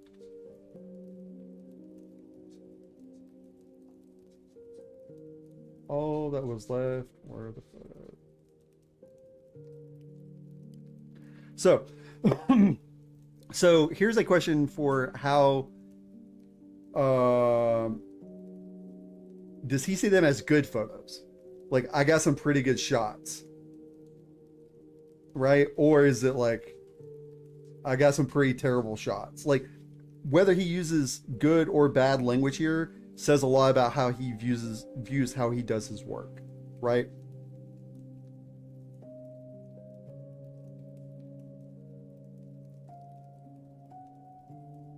Also, I do like this second base with Miss Third Wife.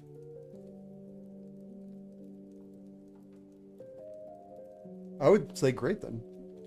Some pretty great shots. All the way to second base with Miss Third Wife. Right there. In the park. Comma, in the park. Like you want to kind of emphasize. Well, actually, you know what? Here, let's actually put a period there. In the park, no less.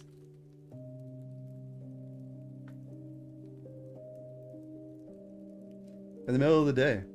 Christ, what is this world coming to? There was a picture with his tongue down her throat, then his hand up her shirt, and then there it was again. I didn't. Oh, this is good. I like that. You know, like I kind of saw it coming, but like in a good way. I was like, oh shit, here we go again.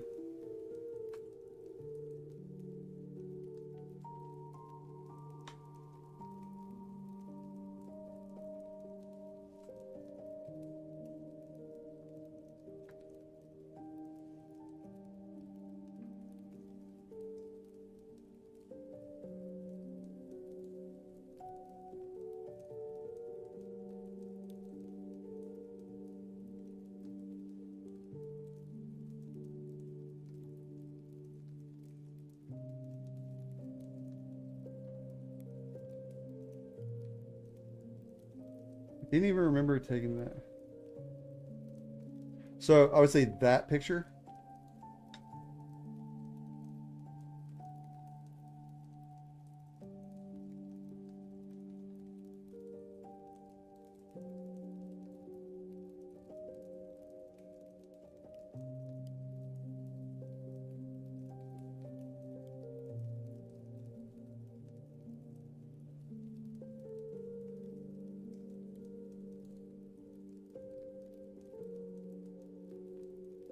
So, okay, my heart was choking itself. I think I was having a panic attack. So I feel like this is like, I think, no, I know, or I knew.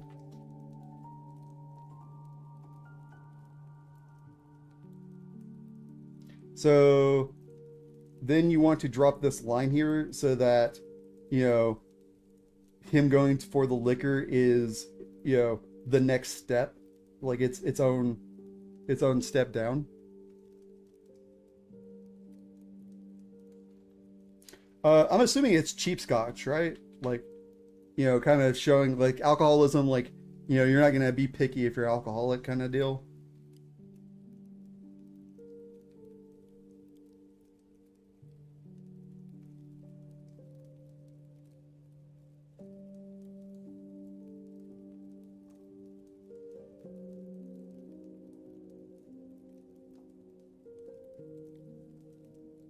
So I don't think he's taking shots, right? So I think this should be swigs. After a few more swigs.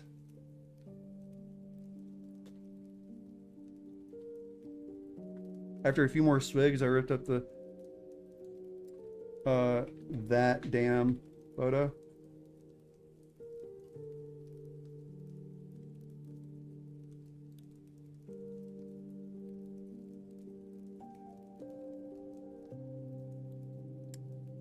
I didn't know it at the time.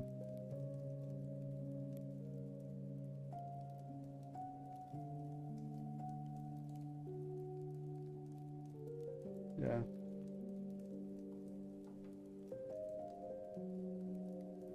Didn't know it at the time. So is it these feelings or those feelings?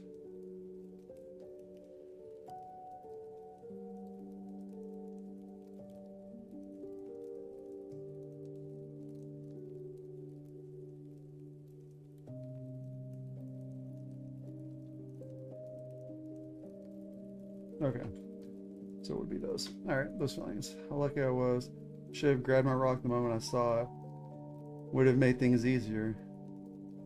Spent the rest of the night drinking. Not that I wouldn't have anyways, but at least this time I had a so instead of a reason, a more recent reason.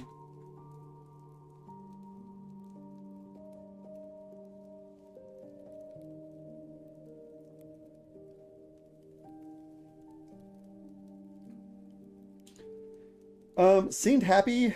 I don't know, it seems weird. Maybe pleased, maybe?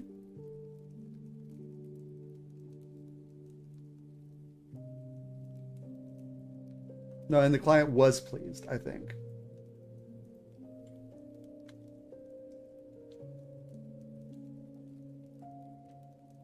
Next day I handed in my dossier. And the client yeah, and the client was pleased.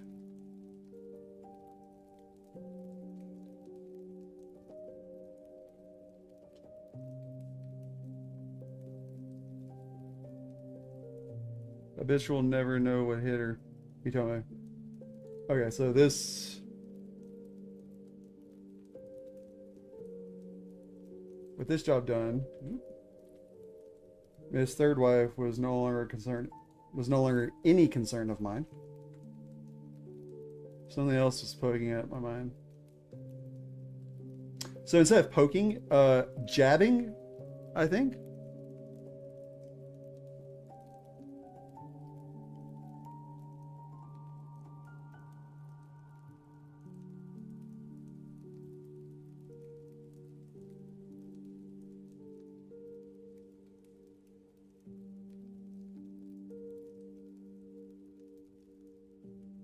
And it over.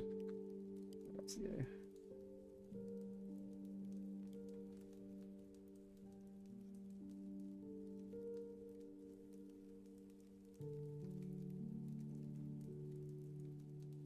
Oh, thanks, Face. I've not curated necessarily this group, but I will say that I've done my best to foster a positive writing environment for everyone.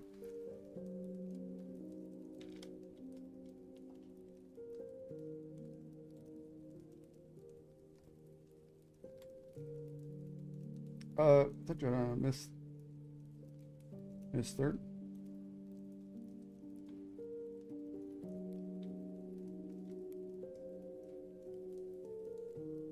Is no longer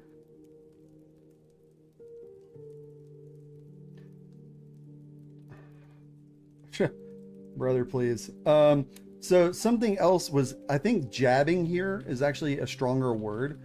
Like it's more visceral, more like impactful. So jabbing at my mind. And I had better find another.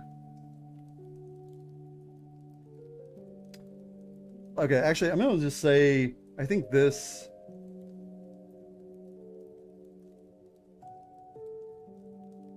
I think this paragraph right here just needs a rewrite. Because like I see what you're trying to do with it. I just think that there is like everything up to this point has been flowing really well into each other. This feels kind of jumbled.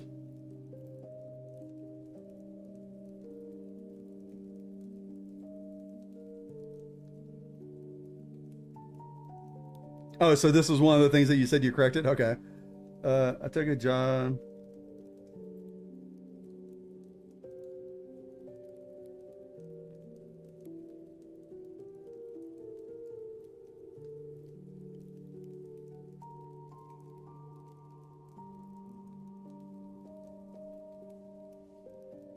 So I don't think he would think my damn rock yet. I think about that damn rock, right?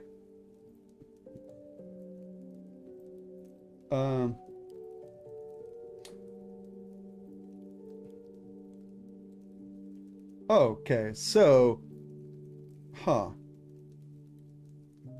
I just thought, okay, I see what you did there. Never mind. Okay, disregard.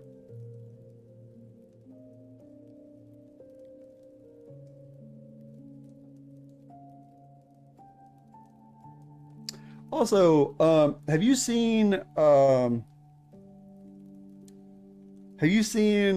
Ozarks.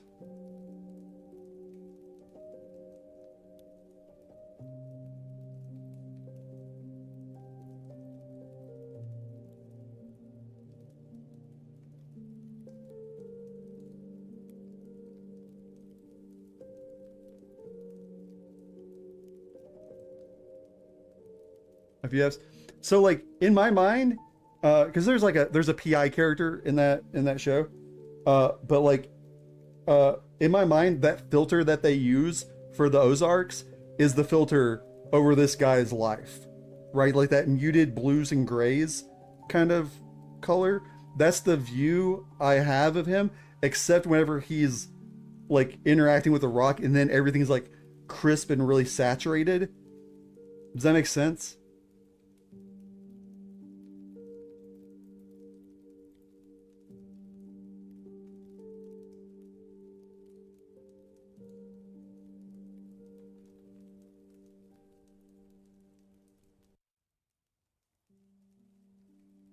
Yeah, like there's a sense of like, oh, okay, like nothing's right unless he has the rock, and then when he has the rock, everything's too right, like it's too cranked up. So also like this is driving home more the creep factor, which I like.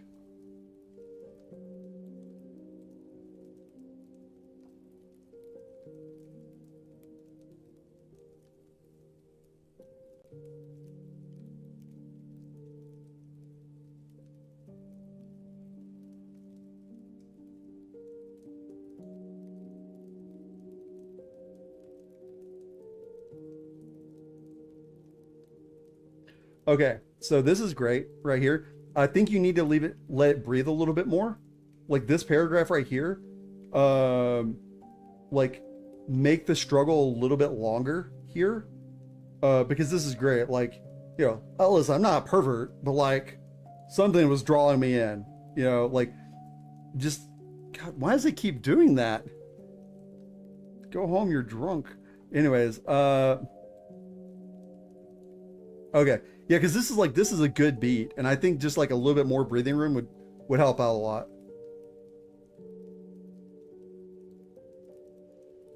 So okay, I put it on the handle, locked.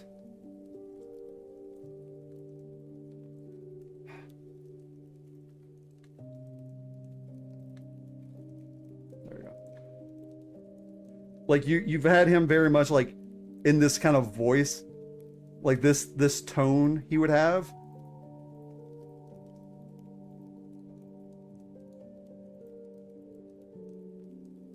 So I already felt like shit.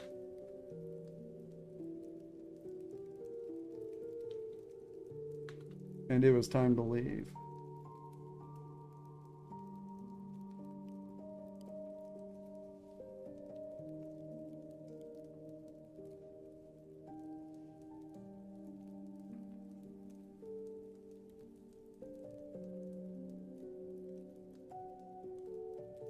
So leek with an A. Two E's is the vegetable. Leek with an A is to leak something away.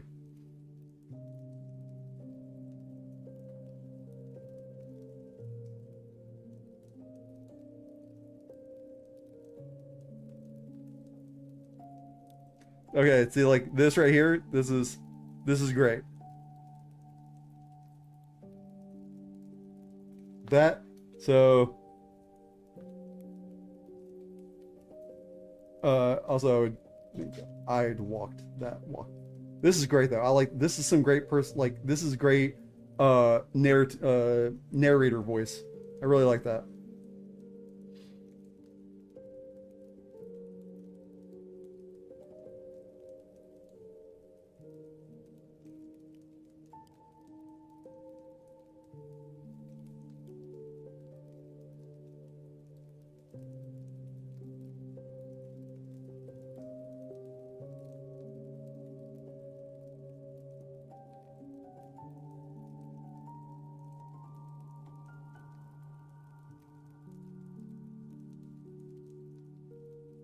All right, so that needs to be italicized for sure. Like ugly crying.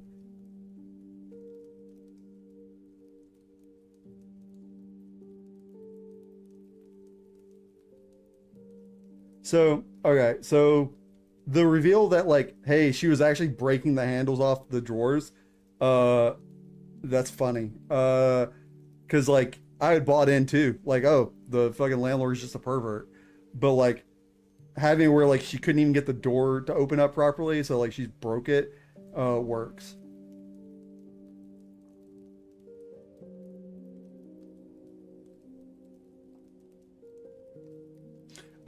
Like I'm all for good use of profanity, but that's just kind of pointless.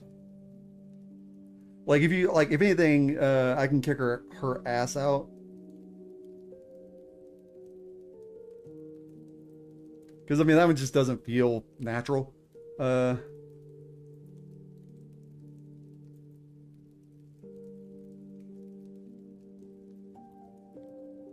so this one feels more natural. Oh, that one will be. Though I will say, like logically speaking, it wouldn't be on the landlord to fix like drawer handles. Uh, so like logically, if I'm stopping to think about it logically, like if I'm trying like putting together the logic of it, the landlord really wouldn't be the one to handle that. So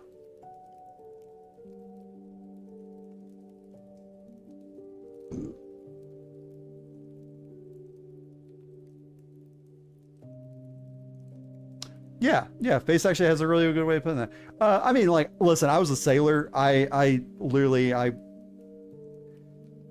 know how to curse properly. I guess is what I'm saying. Um, so like in this right here, like I'm tired of this. You wouldn't need this shit there. Uh, I didn't need him reading down my. Alright.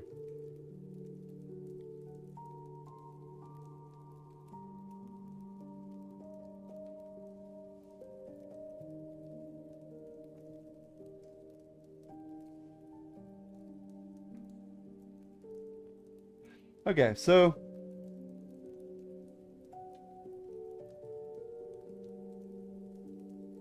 yeah, that's fair. Uh, I think this is another one that needs another pass. Like I feel like there's something wrong here. Some like restructuring maybe. Uh, like some of the wording here just doesn't feel quite right to me, and I don't know what's sitting wrong with me. Hmm.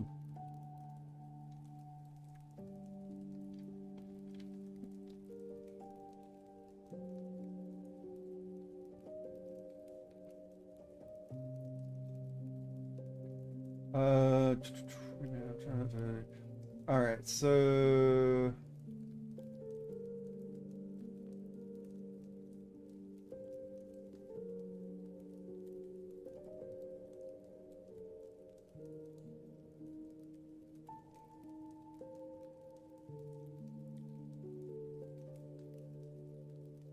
yeah, so all right, so I like the idea that like, hey, you know, she's locking up, like she's locking the rock up. Uh, but again, it doesn't make sense that the because like your landlord doesn't own your dressers, right? That's your property, so it wouldn't make sense that. And I can't think of anything in the house that because like why does it keep getting stuck, and why is it like why she keep putting it there if it's on a break? Like there's a logical inconsistency there that I want to figure out, and I just can't quite wrap my head around it. And traffic. As soon as I got the door open, I rushed there.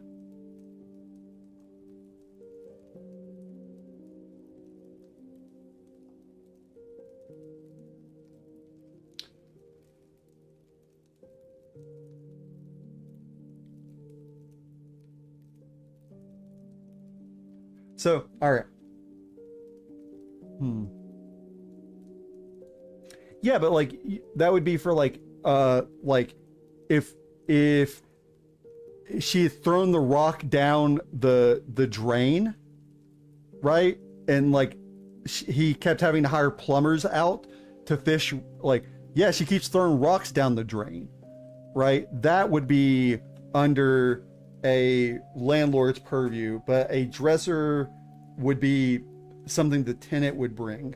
Believe me, I've moved into an apartment and had to buy my own first drawer. Like I've been there. Hello, Lauren. Lorenzo. Welcome in. Hope you're enjoying your day so far. Thank you, Fish, for your restraint. Also, like, so I see what you're going for here, right? This is like him. Yeah, that's not bad. Like he's going through like a punch drunk kind of moment here.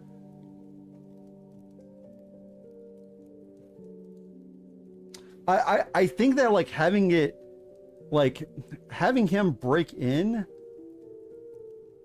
So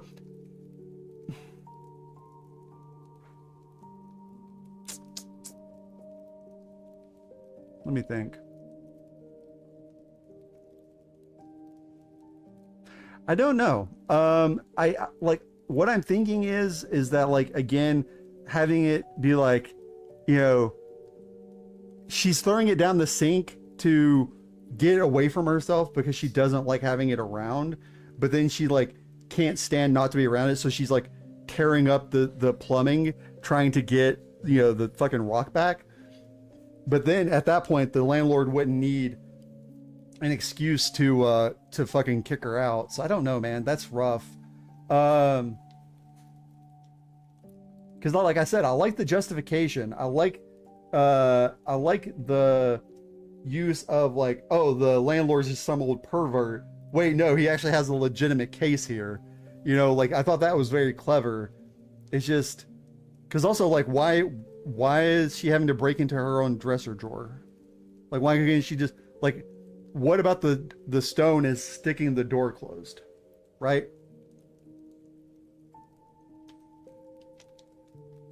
And that's like the problem is like, yeah, you're right. It's kind of like it's like narratively like it's a pivot point for the narrative, which is going to be difficult to work around. So I see where you're coming from there. But yeah, anyways, I have like 15 minutes left for your story before I have to swap over to potatoes. So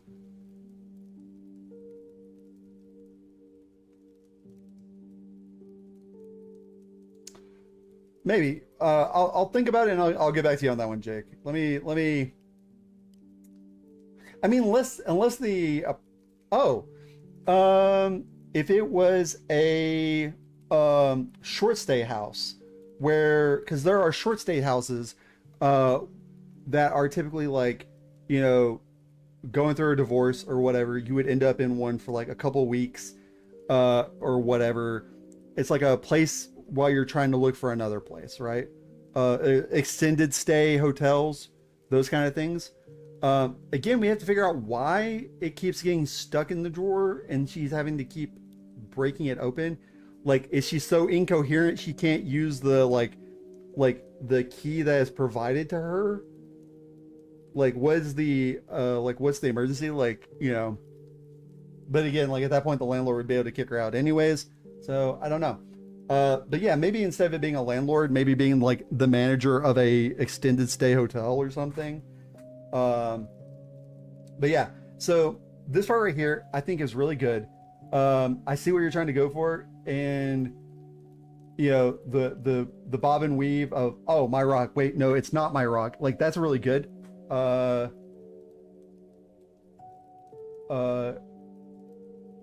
Wording right here might be a little off. So speaking of like the like, you have some creepypasta-isms going right here, where I feel like this is like in like a r/no sleep post, it would be like line break, like for each of these sentences. So good restraint for you to keep it all together there. Like, that's better than most people would have done. So good on you. Yeah. All right. So head still reeling. I clutch the top of the drawers. The doorknob made a jiggle. Shit.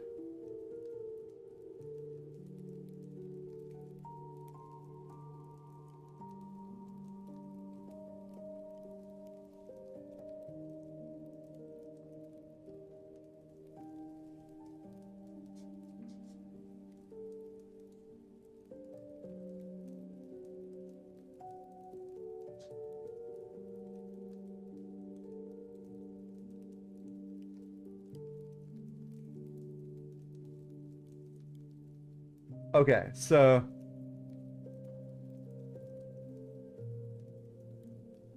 okay.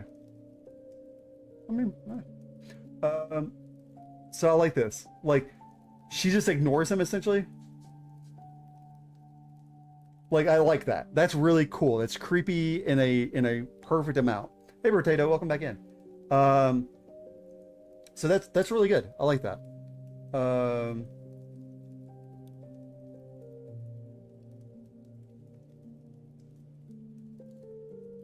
all right.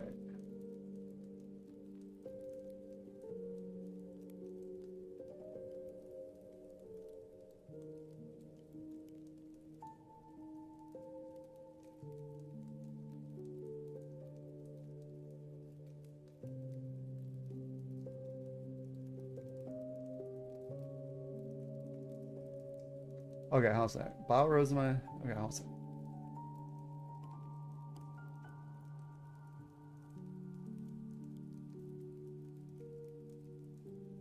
Blondie took her rock and held it above her face. Her eyes were wavering, her mouth opened wide. Her hand moved closer, that pressure rock so firmly held. Okay, so she's eating the rock. So, okay, so she was, her eyes.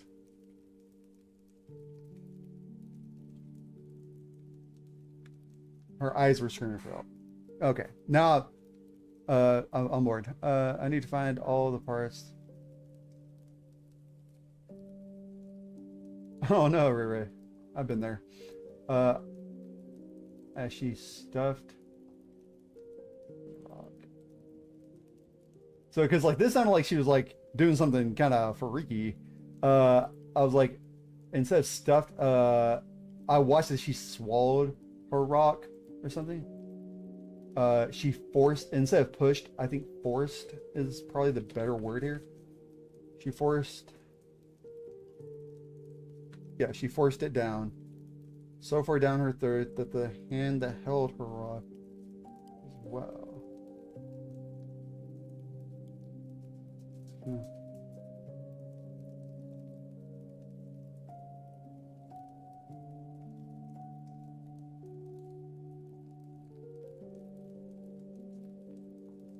Okay, yeah, I see what you're talking about. Where you left in the picture earlier when the. Okay, yeah, yeah, okay. No, that checks out. I follow now.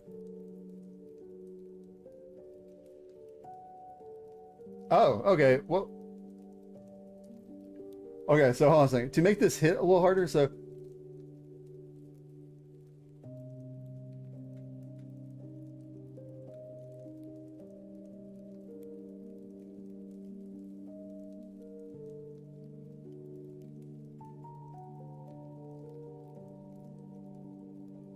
there you go.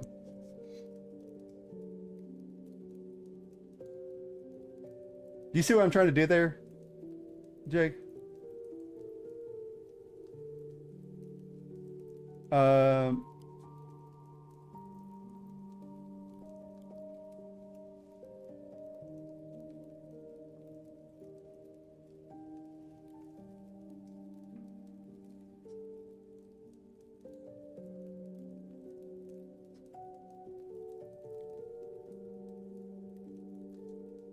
so I think this right here, you can just get rid of this.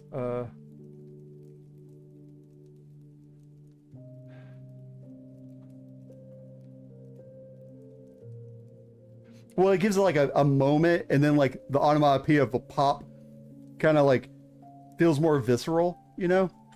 Um, so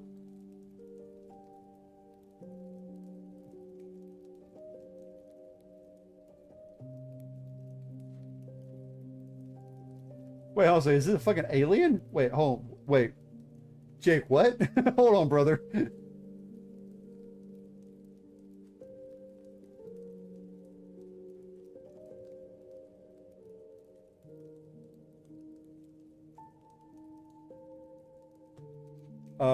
So it stood over Blondie's corpse with its back. I slowly edged my way towards the window, dragging.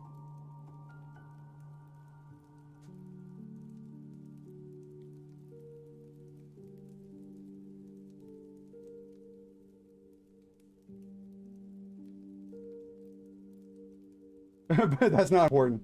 Anyways, enough about that. I think right here. I kept sliding towards the.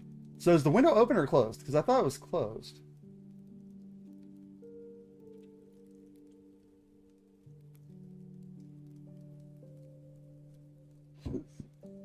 Okay, then I'll leave that for you to iron out. Yeah, just do another solid reread for yourself.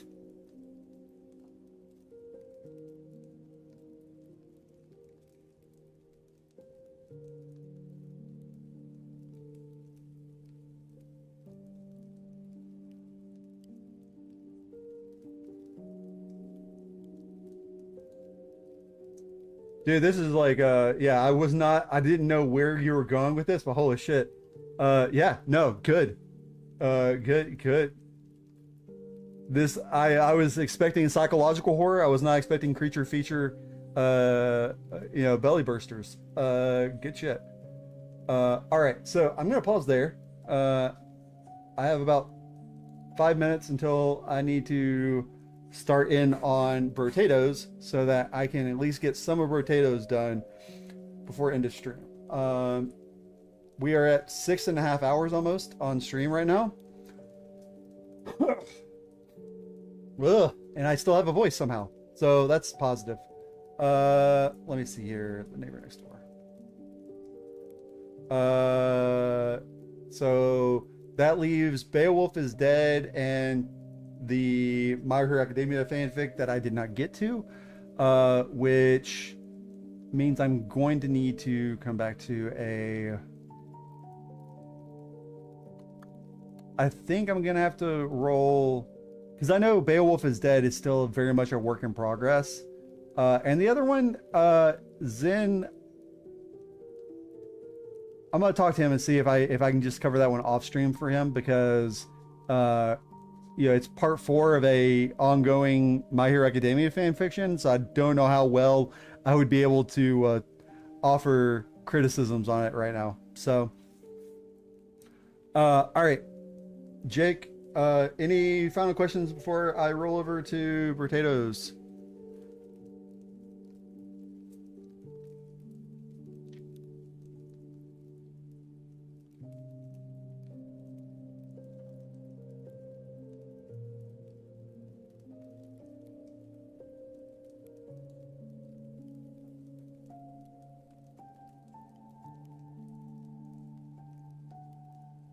Dude, absolutely. No, I'm interested in seeing where the rest of this goes. I think that you have a really strong voice for the detective, the private eye. He's not a detective; he's a private eye. I think you have a really strong voice for him, and I think on a second pass, you'll be able to. Oh yeah, no, I figured like he was gonna have to defend himself with the crowbar.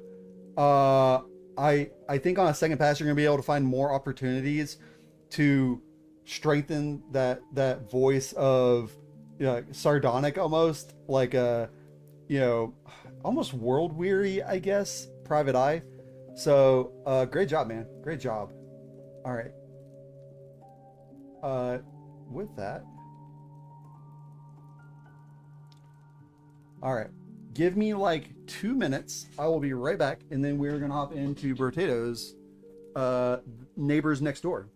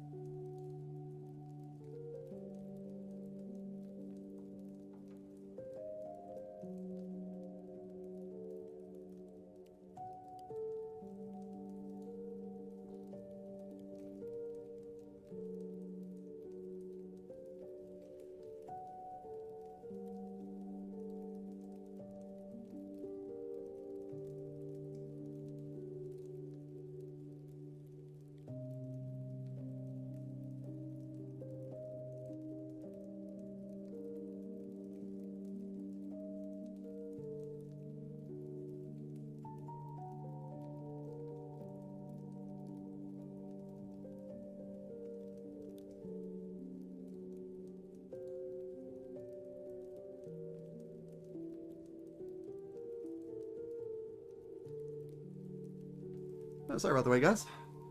I was grabbing orders for Chinese food.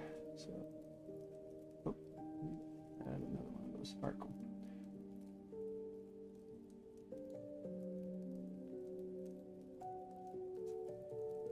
Plague, don't worry, dude. I put off your story. So since yours is still a work in progress, and I'm going to have to do another one. Do you want to work on it more and have it ready? Probably about 2 weeks. I'll do another one of these streams. I'm about to start the last one right now. Been streaming for 6.5 hours.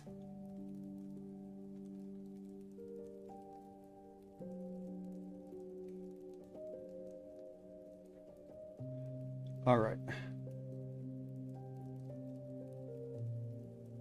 What is with my model today? There we go. And then plug in. Damn. I'm sorry, I having to replug in my phone. Like I said, I was ordering Chinese food to reward myself for streaming for 8 hours today. Terrible reward, if I'm being honest. All right. Let's see here.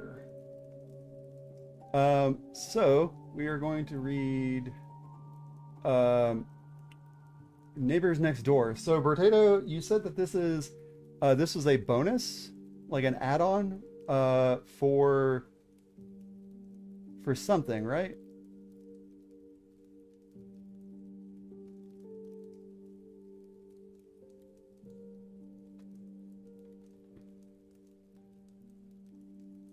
Oh, it's separate? Oh, okay, gotcha.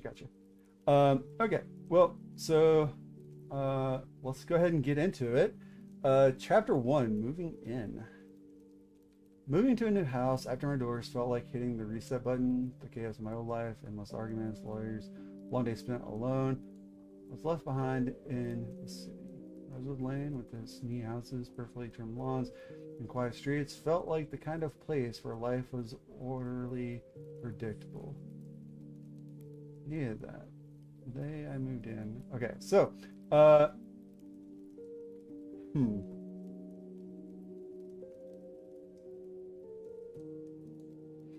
it's separate from Auto Shop. Gotcha.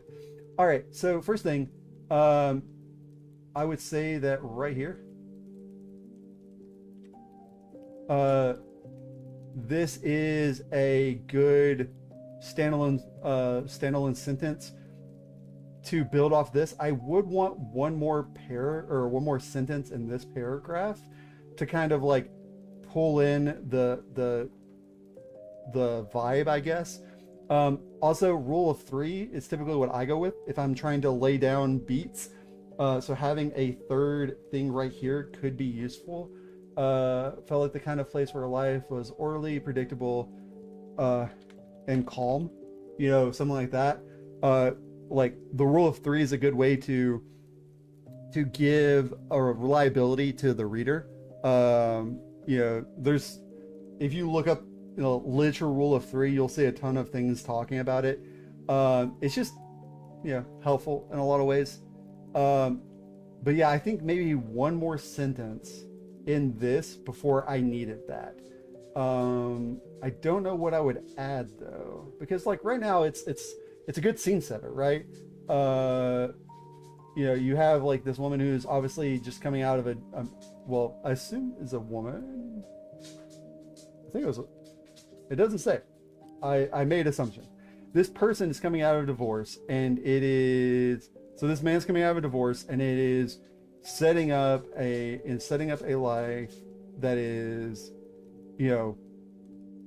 going in the right direction. So maybe having something about moving to a new house. So instead of after my divorce, I would say after the divorce. Felt like hitting the reset button. The chaos of my old life. All the endless arguments, lawyers, and long... So is it long days or long nights spent alone? Which one is better suited there? Sorry, my hellhound is stumbling in. Don't know what she's doing right now.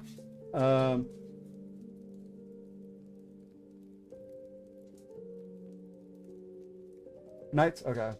And long nights. Oh. The chaos of my old life was left behind in the city.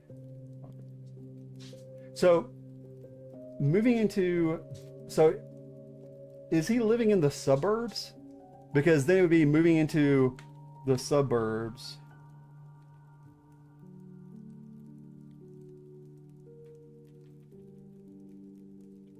After the divorce, felt like hitting the reset button.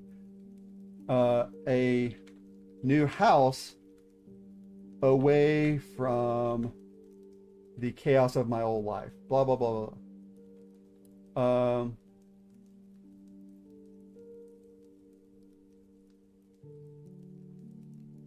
And then remove the left. Okay. Yes, now. Okay. Republic, you absolutely should. I don't know. So, are there any like native publications? Because specifically with it being a Native American historical piece, like a historical fiction, it might be interesting to see how they pick it up. Because, like honestly, any leg up you can get trying to get notice for publication, absolutely take it. Navajo Times? Okay. All right, so moving into the suburbs after the divorce felt like hitting the reset button. A new house away from the chaos of my old life, all the endless arguments, lawyers, and long nights spent alone, left behind in the city. Rosewood Lane with its neat houses, perfectly trimmed lawns, and quiet streets. See, like you already had the rule of three right here, right? This is what I was talking about with the rule of three. Felt like the kind of place where life was orderly, predictable, and calm. I needed that. Okay, yeah. So I think with that little bit of addition that I did, I think this is a good fit. What do you think so far, Potato? Yeah, no, absolutely, Republic. I do not have any ties with the cult publishing. I've thought about trying to submit a couple things. I never got around to it. So, you love it? Good. That's what I like to hear. And again, I don't know if you heard this earlier, Potato. I think you were in here when I said this the first time. I'm not a professional editor. I'm not paid to do this. I am a writer myself. And so if at any point you disagree with my suggestions, just don't do them. It's your story. You keep or change whatever you like. I will only offer what I think will help the story be stronger, but that's me using my voice as a writer, and that doesn't mean that you have to agree with it, right? So, I needed that. The day I moved in, the sun was shining, and I was surrounded by moving boxes, and the neighbors started to show up.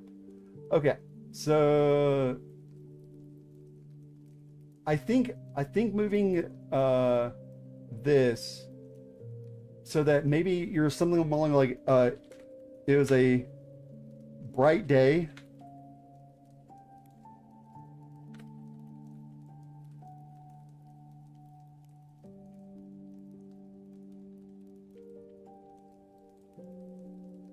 It was a bright day, surrounded by moving boxes.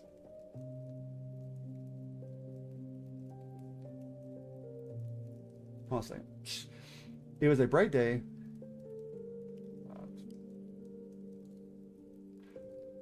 Okay, how's that? No, it was a bright morning. The day. The day I moved in. Okay, so tell me something about this character's appearance, Rotato.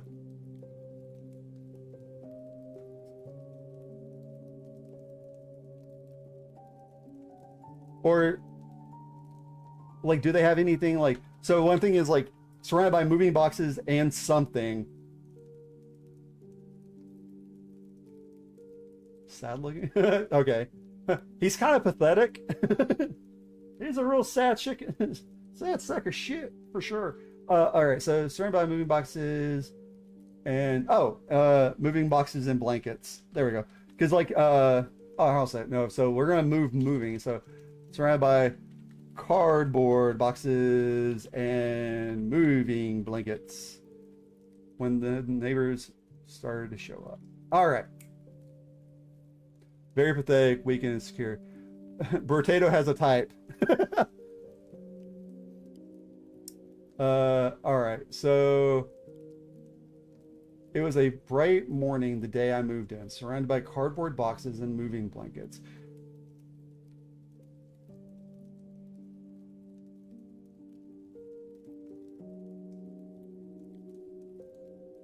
No, okay, hold on a second. So, hold on a second. It was bright out. And this is, again, I'm advocating for the M dash here because this is another, you know, interrupted train of thought, right? It was not a bright out. It was bright out, surrounded by cardboard boxes and moving blankets when the neighbors started to show up. There we go. Okay.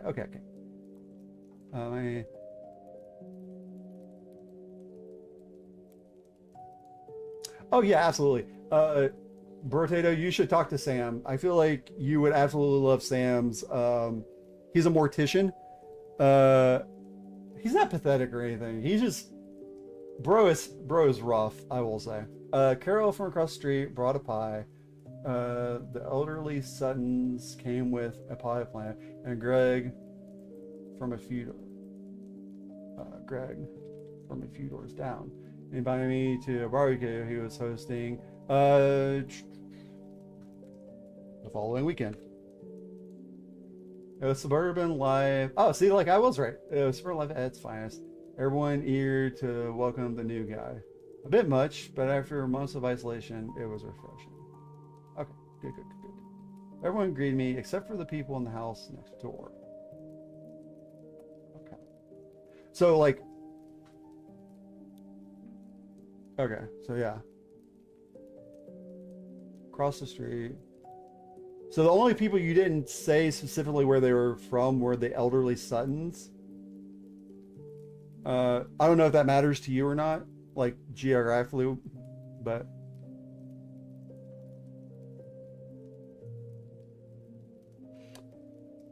Their place stood out. 2 stories like mine, but older.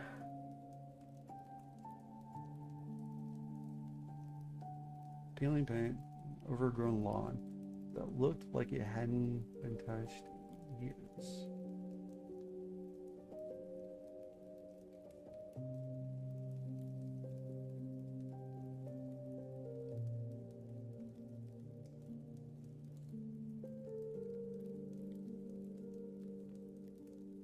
Okay, so I'm gonna go ahead and recommend dropping that because, like, hey, you've been here for like 2 hours and no one's come or gone from a house. How weird! No, it's perfectly normal to not see someone leave within like a 2-hour window. However, I will say that the problem with this trope of like, oh, the house was untended, blah blah blah. That shit would hurt market value so bad in a suburban neighborhood, right? So if you want it to look like that, call attention to it. Call attention to the fact that they got the house for a good deal because this one house looked like shit, right? Because that's what would happen to a neighborhood. Like, you know, it's the broken window experiment that they did. So, you know, it's one of those things is like, because if you look at real estate, like if a house on a neighborhood street has a broken window, it will start to cause a cascade of more problems to build up in the neighborhood, and it will tank the property value. Having one bad house in the neighborhood can cause this kind of issue, right?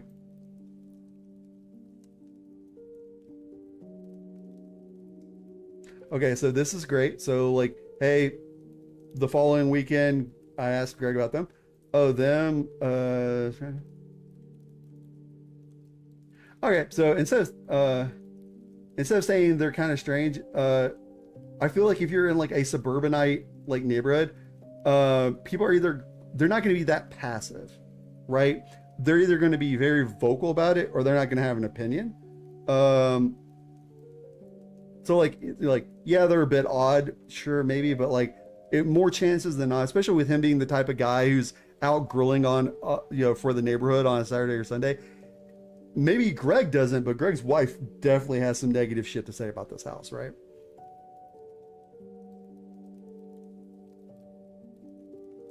Well, like the following weekend, if it's Wednesday, the following, oh well, no, I'll say it. So I shouldn't be the following. Was hosting. Yeah, you're right. To a barbecue he was hosting this weekend. There we go. Sorry. So like I would recommend, like, even if you're gonna keep Greg passive, have Marina spitting venom. But chances are, like, I live in a fairly nice neighborhood, right? I would say that like I would probably have a pretty vocal opinion myself if someone else's bad life choices was causing my property value to bottom out, right? Now, admittedly, it sounds like from the way you're describing the other people, it's not like this is a high turnover area anyways, so, you know, maybe they're just more forgiving. But I'm not sure. Like, that's just something to think about as far as like, hey, like, are the neighbors really going to be okay with these people driving down their property value?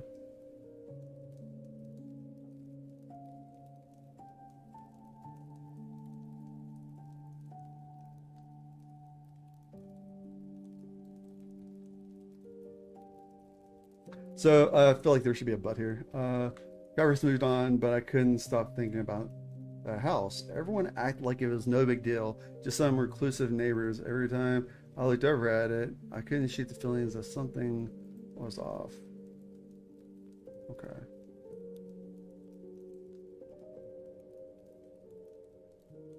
Okay, gotcha.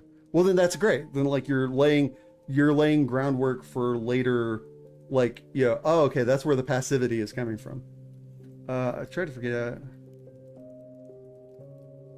Uh, so I would say people are entitled to their quirks, right? So are entitled, because you're kind of giving this like you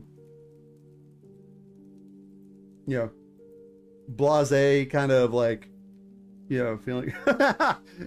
Tea or coffee, Dr. Pepper. Anything less is treason. A few nights later, I heard something strange.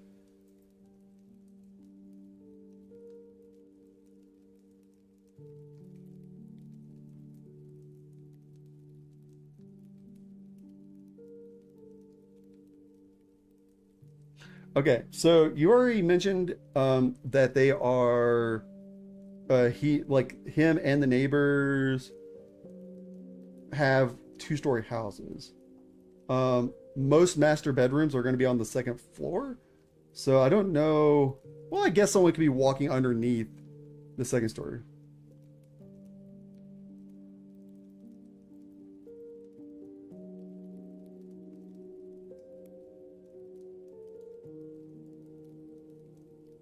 Also, bro, Bertado, I appreciate you, your use of your willingness to use M dashes.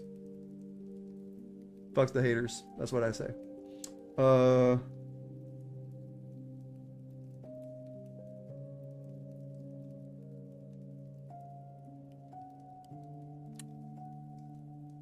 well, Bertado, that would assume that the British had access to Dr. Pepper. The feeble British mind cannot comprehend Dr. Pepper. Oh my god, why does my joint chat keep doing that?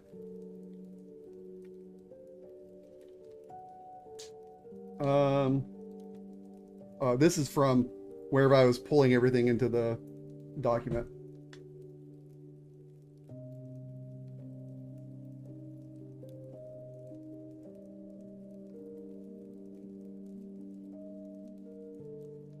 Okay, so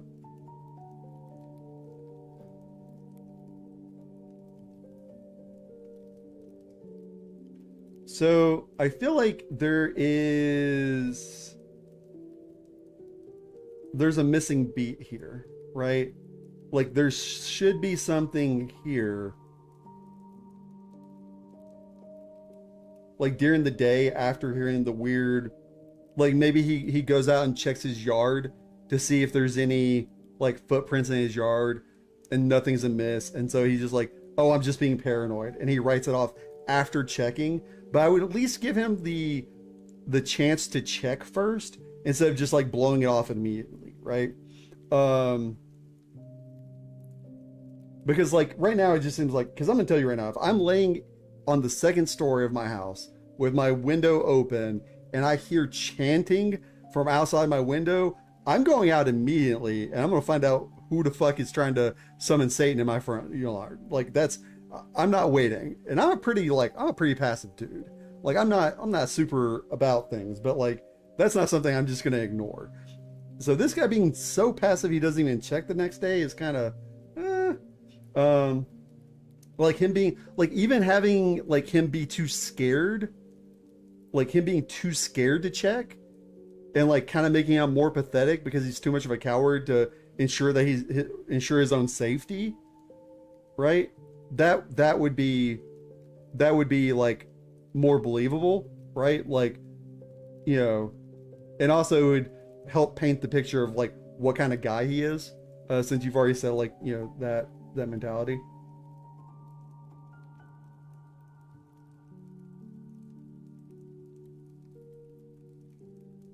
You know what, Cobb? I can't argue with you. You're right. I would. All right, so I'm gonna drop a line there just so.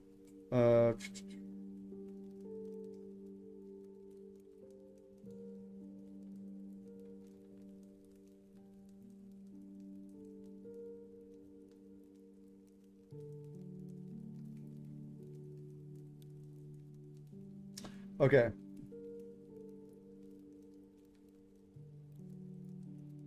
So typically, if you have your window cracked open, the blinds are pulled up to allow the, you know, air in. Um,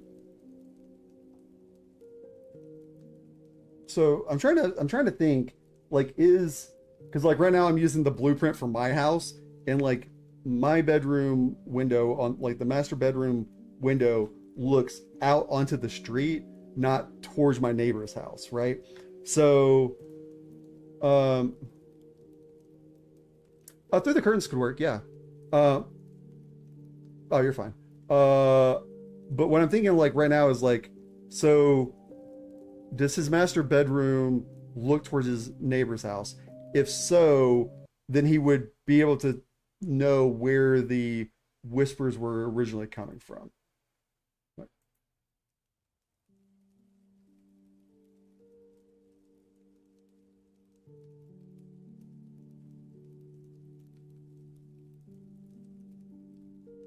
Okay, Cop. Yeah, you have a fair point there. Again, I guess I'm relying too much on the blueprint of my own home. So funny enough, I had a house in Arizona as well, and it was a single story house though. So I mean, it's kind of a moot point. Um, which I don't know how prevalent two-story houses are in most Arizona suburbs, so I'm not sure.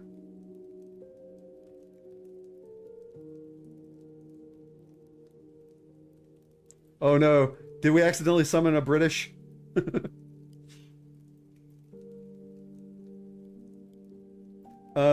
Okay, so all right, so I just asking.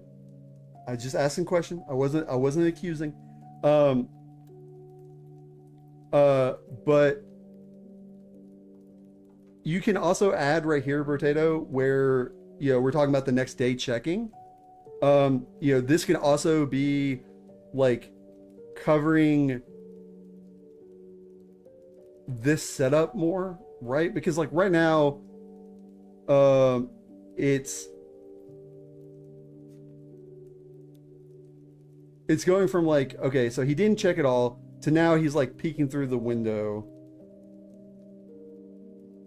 I think that's fine though. Okay, never mind. You're good. Yeah, if you add the connected beat here that we talked about, I think you'll be fine. Oh, also, Cobb, I don't know if you are a fellow writer, but uh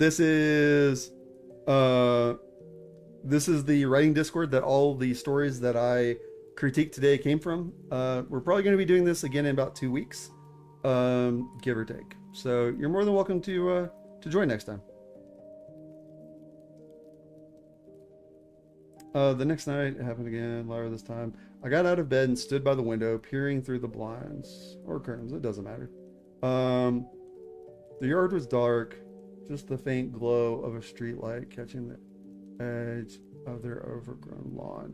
I couldn't see anyone, just those voices, that strange staccato rhythm that made my skin crawl. Okay. Okay. Okay. So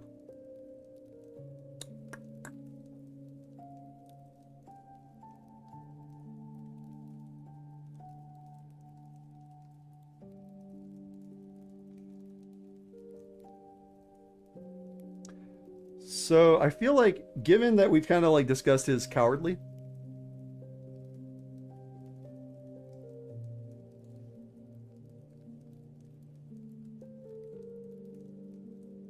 the congratulations on writing your book, and good luck on first pass editing. First pass editing is what took me the longest for both my novels, the published and unpublished one. So we kind of discussed like them being a coward. So like you could add like, oh, okay, their skin's crawling and stuff, but you're not really describing like them kind of like them like panicked breathing or like shaking out of fear or anything like that. I feel like this would be a really good like beat, like a moment to kind of punctuate their personality, like their scaredy catness. Um,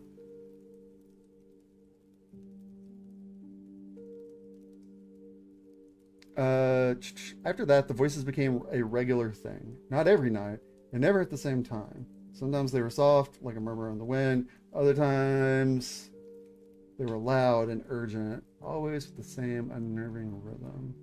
Are they insects? Are the neighbors insects, Burrito?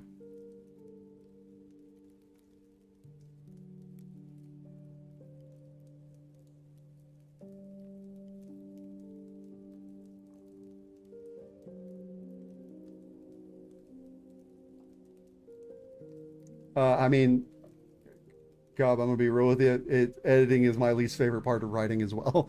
Um, Mostly because I hate asking for help, I guess, and I hate when people tell me how to write.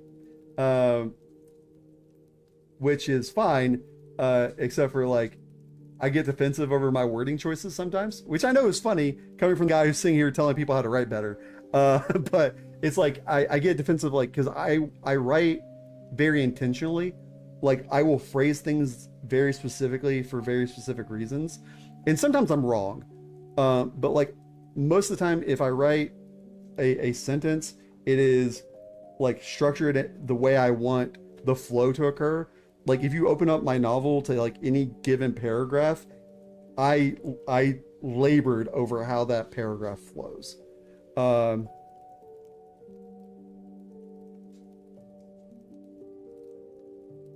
yeah, Potato, I feel you on that.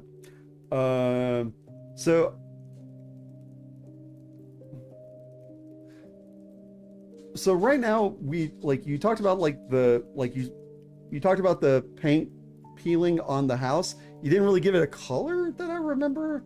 But like right now I'm kind of imagining like the fucking Addams Family house next to like or like Edward Scissorhands, you know? Um and it's like part of me thinks it's like it's either is that bad and like the rest of the neighborhood being like complacent about it, which you brought up later, like they're complacent for a reason. But I'm talking about this early in the story.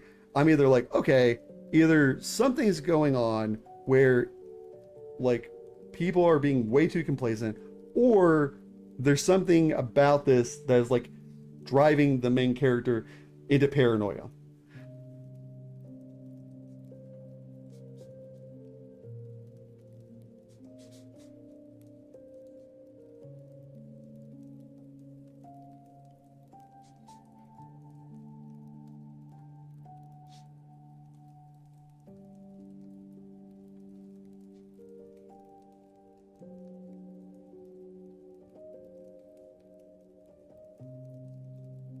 No, I mean, listen, autocorrect was made for me. Um, so okay, okay, I think I have it in mind. Well, the thing is, isn't Edward Scissorhands set in Arizona or is it in California? It might be in California. Now that I'm thinking about it. Either way, it's like a very arid, suburban area that Edward Scissorhands takes place into. Um, Cobb, I understand where you're coming from.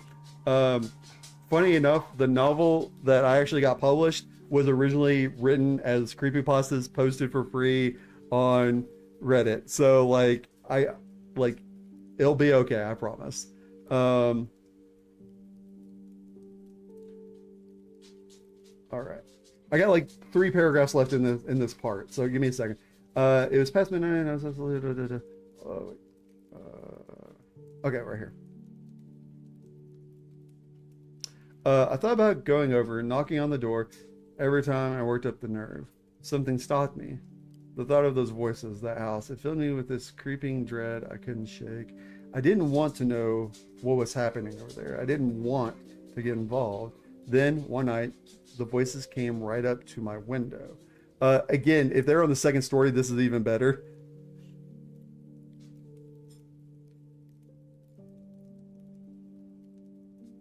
Well, if you think about it this way, once you publish it on like Reddit or something, it's yours. Like it is held out and no one can steal it from you at that point, right? So it was past midnight and I was half asleep when I heard a low hum. Not the voices this time, but a muttering sound like someone was standing just outside. I froze, straining to listen. My heart pounded in my chest. I crept to the window, barely daring to breathe. The yard was dark as always, no signs of anyone. The hum was unmistakable, low and garbled, like something just out of reach. I wanted to look, really look. Fear. Okay, so but fear held me in place. Something told me that. See, like this is what I'm talking about, though. Like Rotato, you have the same like use of M dashes that I do, where it's like no, like there's a time and place for them, and this is exactly what I'm talking about. So thank you for that. But I didn't want to say it. I backed away.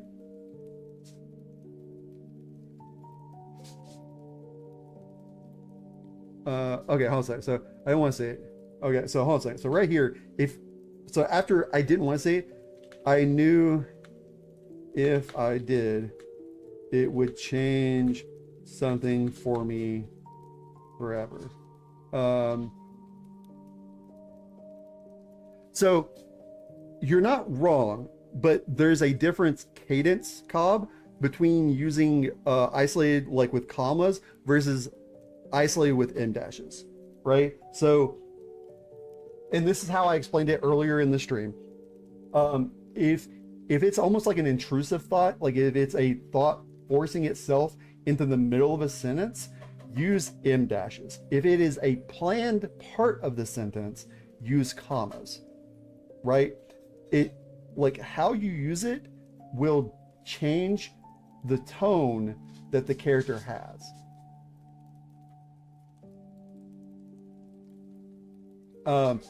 There's a right place and time for both types.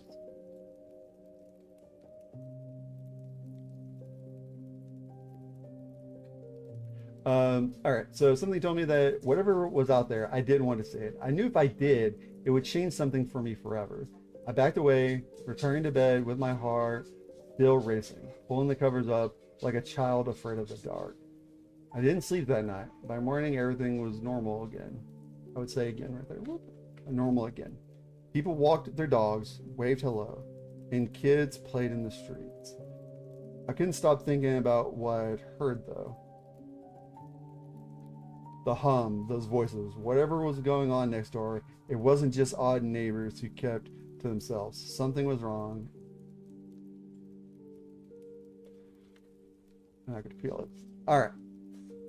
So, all right. So, I think I talked through pretty much all of the points I have for this so far. I feel like this chapter should be just a little bit longer. Like this right here feels like if this is just a snapshot, you could alter it just a little bit and it would be a great standalone no sleep entry or whatever, right? But being chapter 1 of an ongoing story, there's a couple of plot beats I feel like you could strengthen a little bit to kind of like make a stronger because it has a good hook to it now, right? It would make it stronger in the sense of like, oh, words are hard. It would make it stronger in the sense that like the reader would feel more invested in the narrator, because like right now the dude's a chicken shit and I really don't care about him that much, which they're like, I'm sure you're going to make me care about him later, but right now it's like, okay, like this guy moved in, like if I was him, like as soon as I heard that fucking voice outside my window, the chittering, I would fucking be gone, right? Like, you know, the ink is still wet on the papers, I'm fucking gone, right? So like the guy being like even more of a coward than I am is like, okay, so hold on, why is he not just leaving, right? There's a buyer's remorse clause in pretty much any house that you ever buy, right?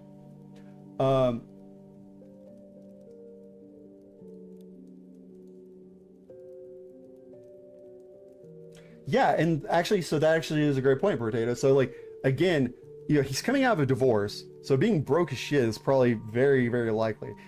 And him being able to buy this house is probably only because of the neighbors, right? Yeah, give him good reasons, right? Also, I don't even know what the dude does for work. So all I know right now is he wakes up and goes to sleep in this house. And he goes to a barbecue. So...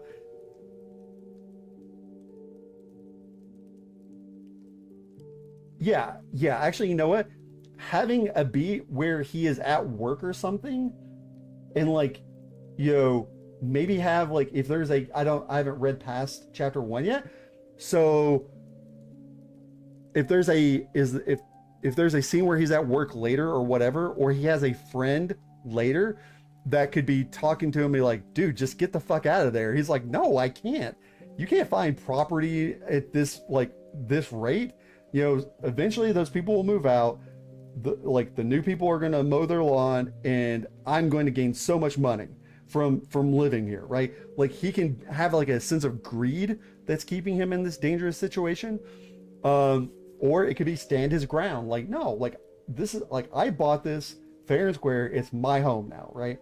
But again, especially with him coming out of a divorce, it probably means that he needs he needs like he needs a cheap home, and this works, right? Um, yeah, so like, okay, so greed it is. Like, no, if I just stick it out 10, 15 years, I'm gonna sell this house and make an easy mill off of the time, my time owning it, right? Um, that's in of itself is like, you know, giving us that peak in the first chapter will go a long way with setting people at ease and keeping them invested going into chapter 2. Does that make sense?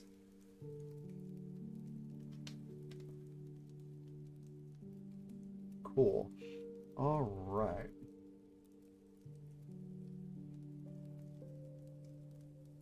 We've had so many people join our little writing neighborhood today. I'm happy. Um,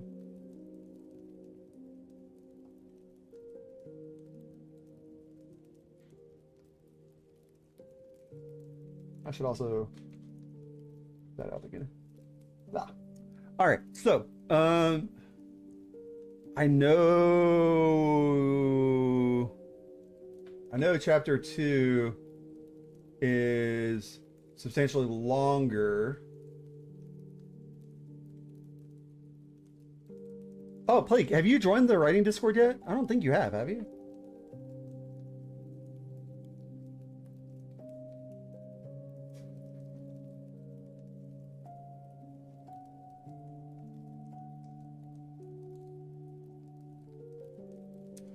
Yeah, I don't think I'm gonna have time to get through chapter 2. You have? Okay, good. Uh, are you sure? I don't see you in here. Oh yeah, there you are. Your name is different. Never mind. All right. So I don't have time for chapter 2, but so Plagas is going to work more on his their work in progress to get it where I can do theirs. I can do chapter 2 of Potatoes. I can do. Excuse me. I'm planning on reading My Rock, Last Daughter, and Book of Secrets off stream and giving more feedback on them. But Ari can finish up her writing on What Is This Feeling or their next project.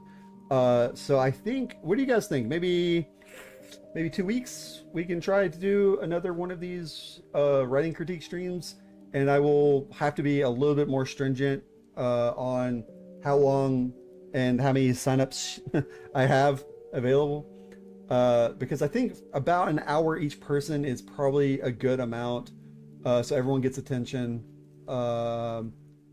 Would you guys want me to do a reading stream?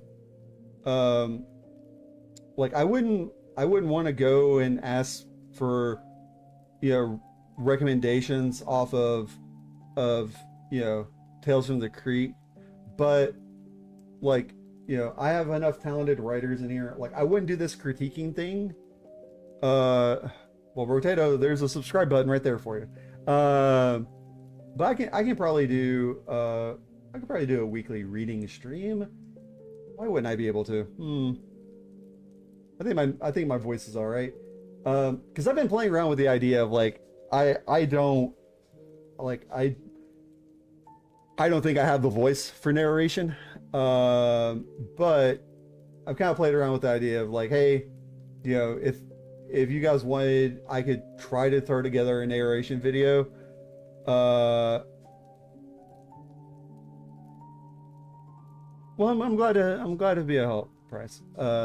You think my voice is perfect for reading stuff? I don't know, man. I like my voice, but I think that my voice is better suited for other endeavors. But I will take the compliment graciously. Thank you.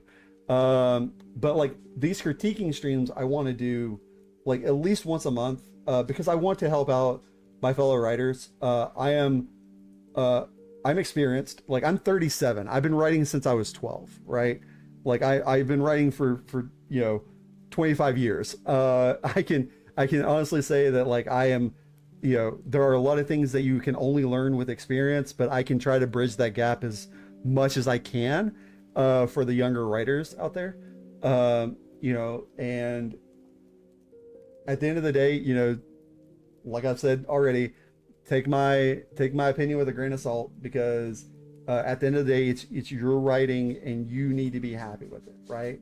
I'm not going to I'm not going to tell you like that my writing is better than anyone else's, right? Hello, Cassandra Morgan. Welcome in. You caught me right as I was doing some wrap up monologuing, I guess. Thank you. I am trying my best. My hellhound is currently stomping around on her newly back legs. So, yeah, I'm talking about you. Um, so yeah, I think, you know, if I don't know, the thing is like I don't have the time or energy to do the editing for a YouTube video, and I don't even have a channel to post, you know, creepypasta readings or story readings to.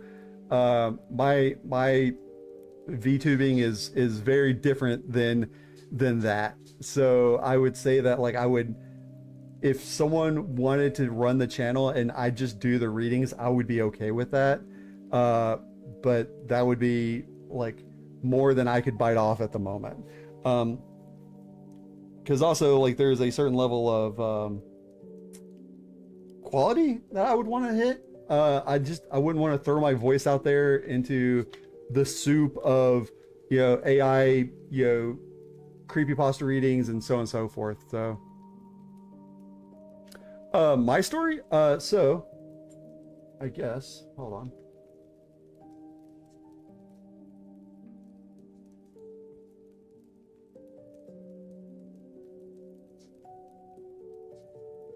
So where is it? I had it opened earlier.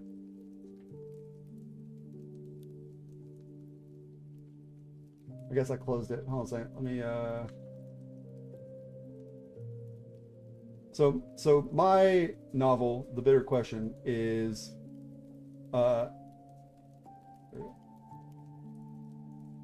is this the one with the, nope, that's the one with the wrong uh oh hey, I'm listed on Barnes and Noble. Oh sweet. um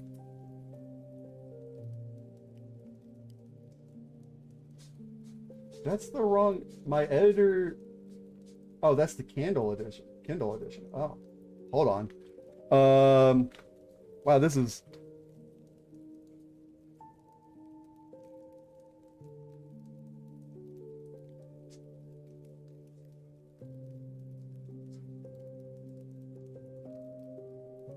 That's wrong too.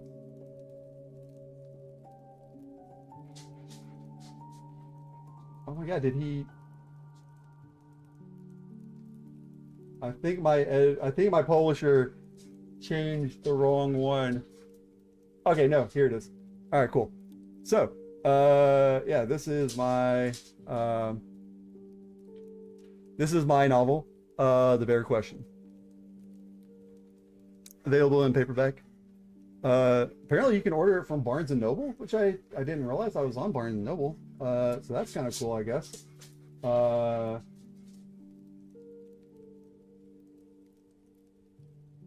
yeah, yeah. So this is my novel. It is a mythic horror is the genre that I would coin for it.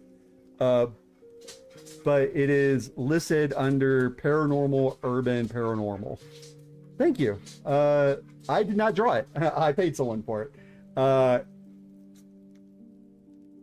It is, yeah. So its technical listing is science fiction and fantasy, paranormal and urban, paranormal. Dude, I really hate the listing, like the genre listings, like because when you go to get your ISBN, you have to like specifically check off which ones that like, oh, this book kind of applies for. It's so stupid. But yeah. All right. So I think, hold on a second. I think I just heard my food being delivered, did I?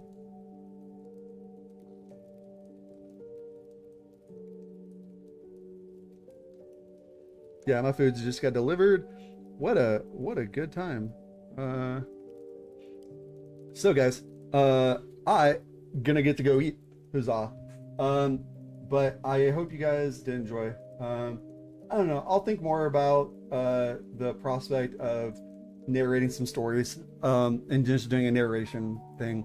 But as far as like doing a narration stream, yeah, if you guys would be interested in a narration stream, I can probably do that. I would have to be kind of selective.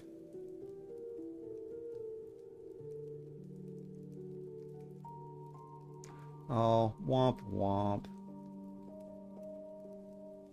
So it says very blatantly in the rules. So sorry about that, guys.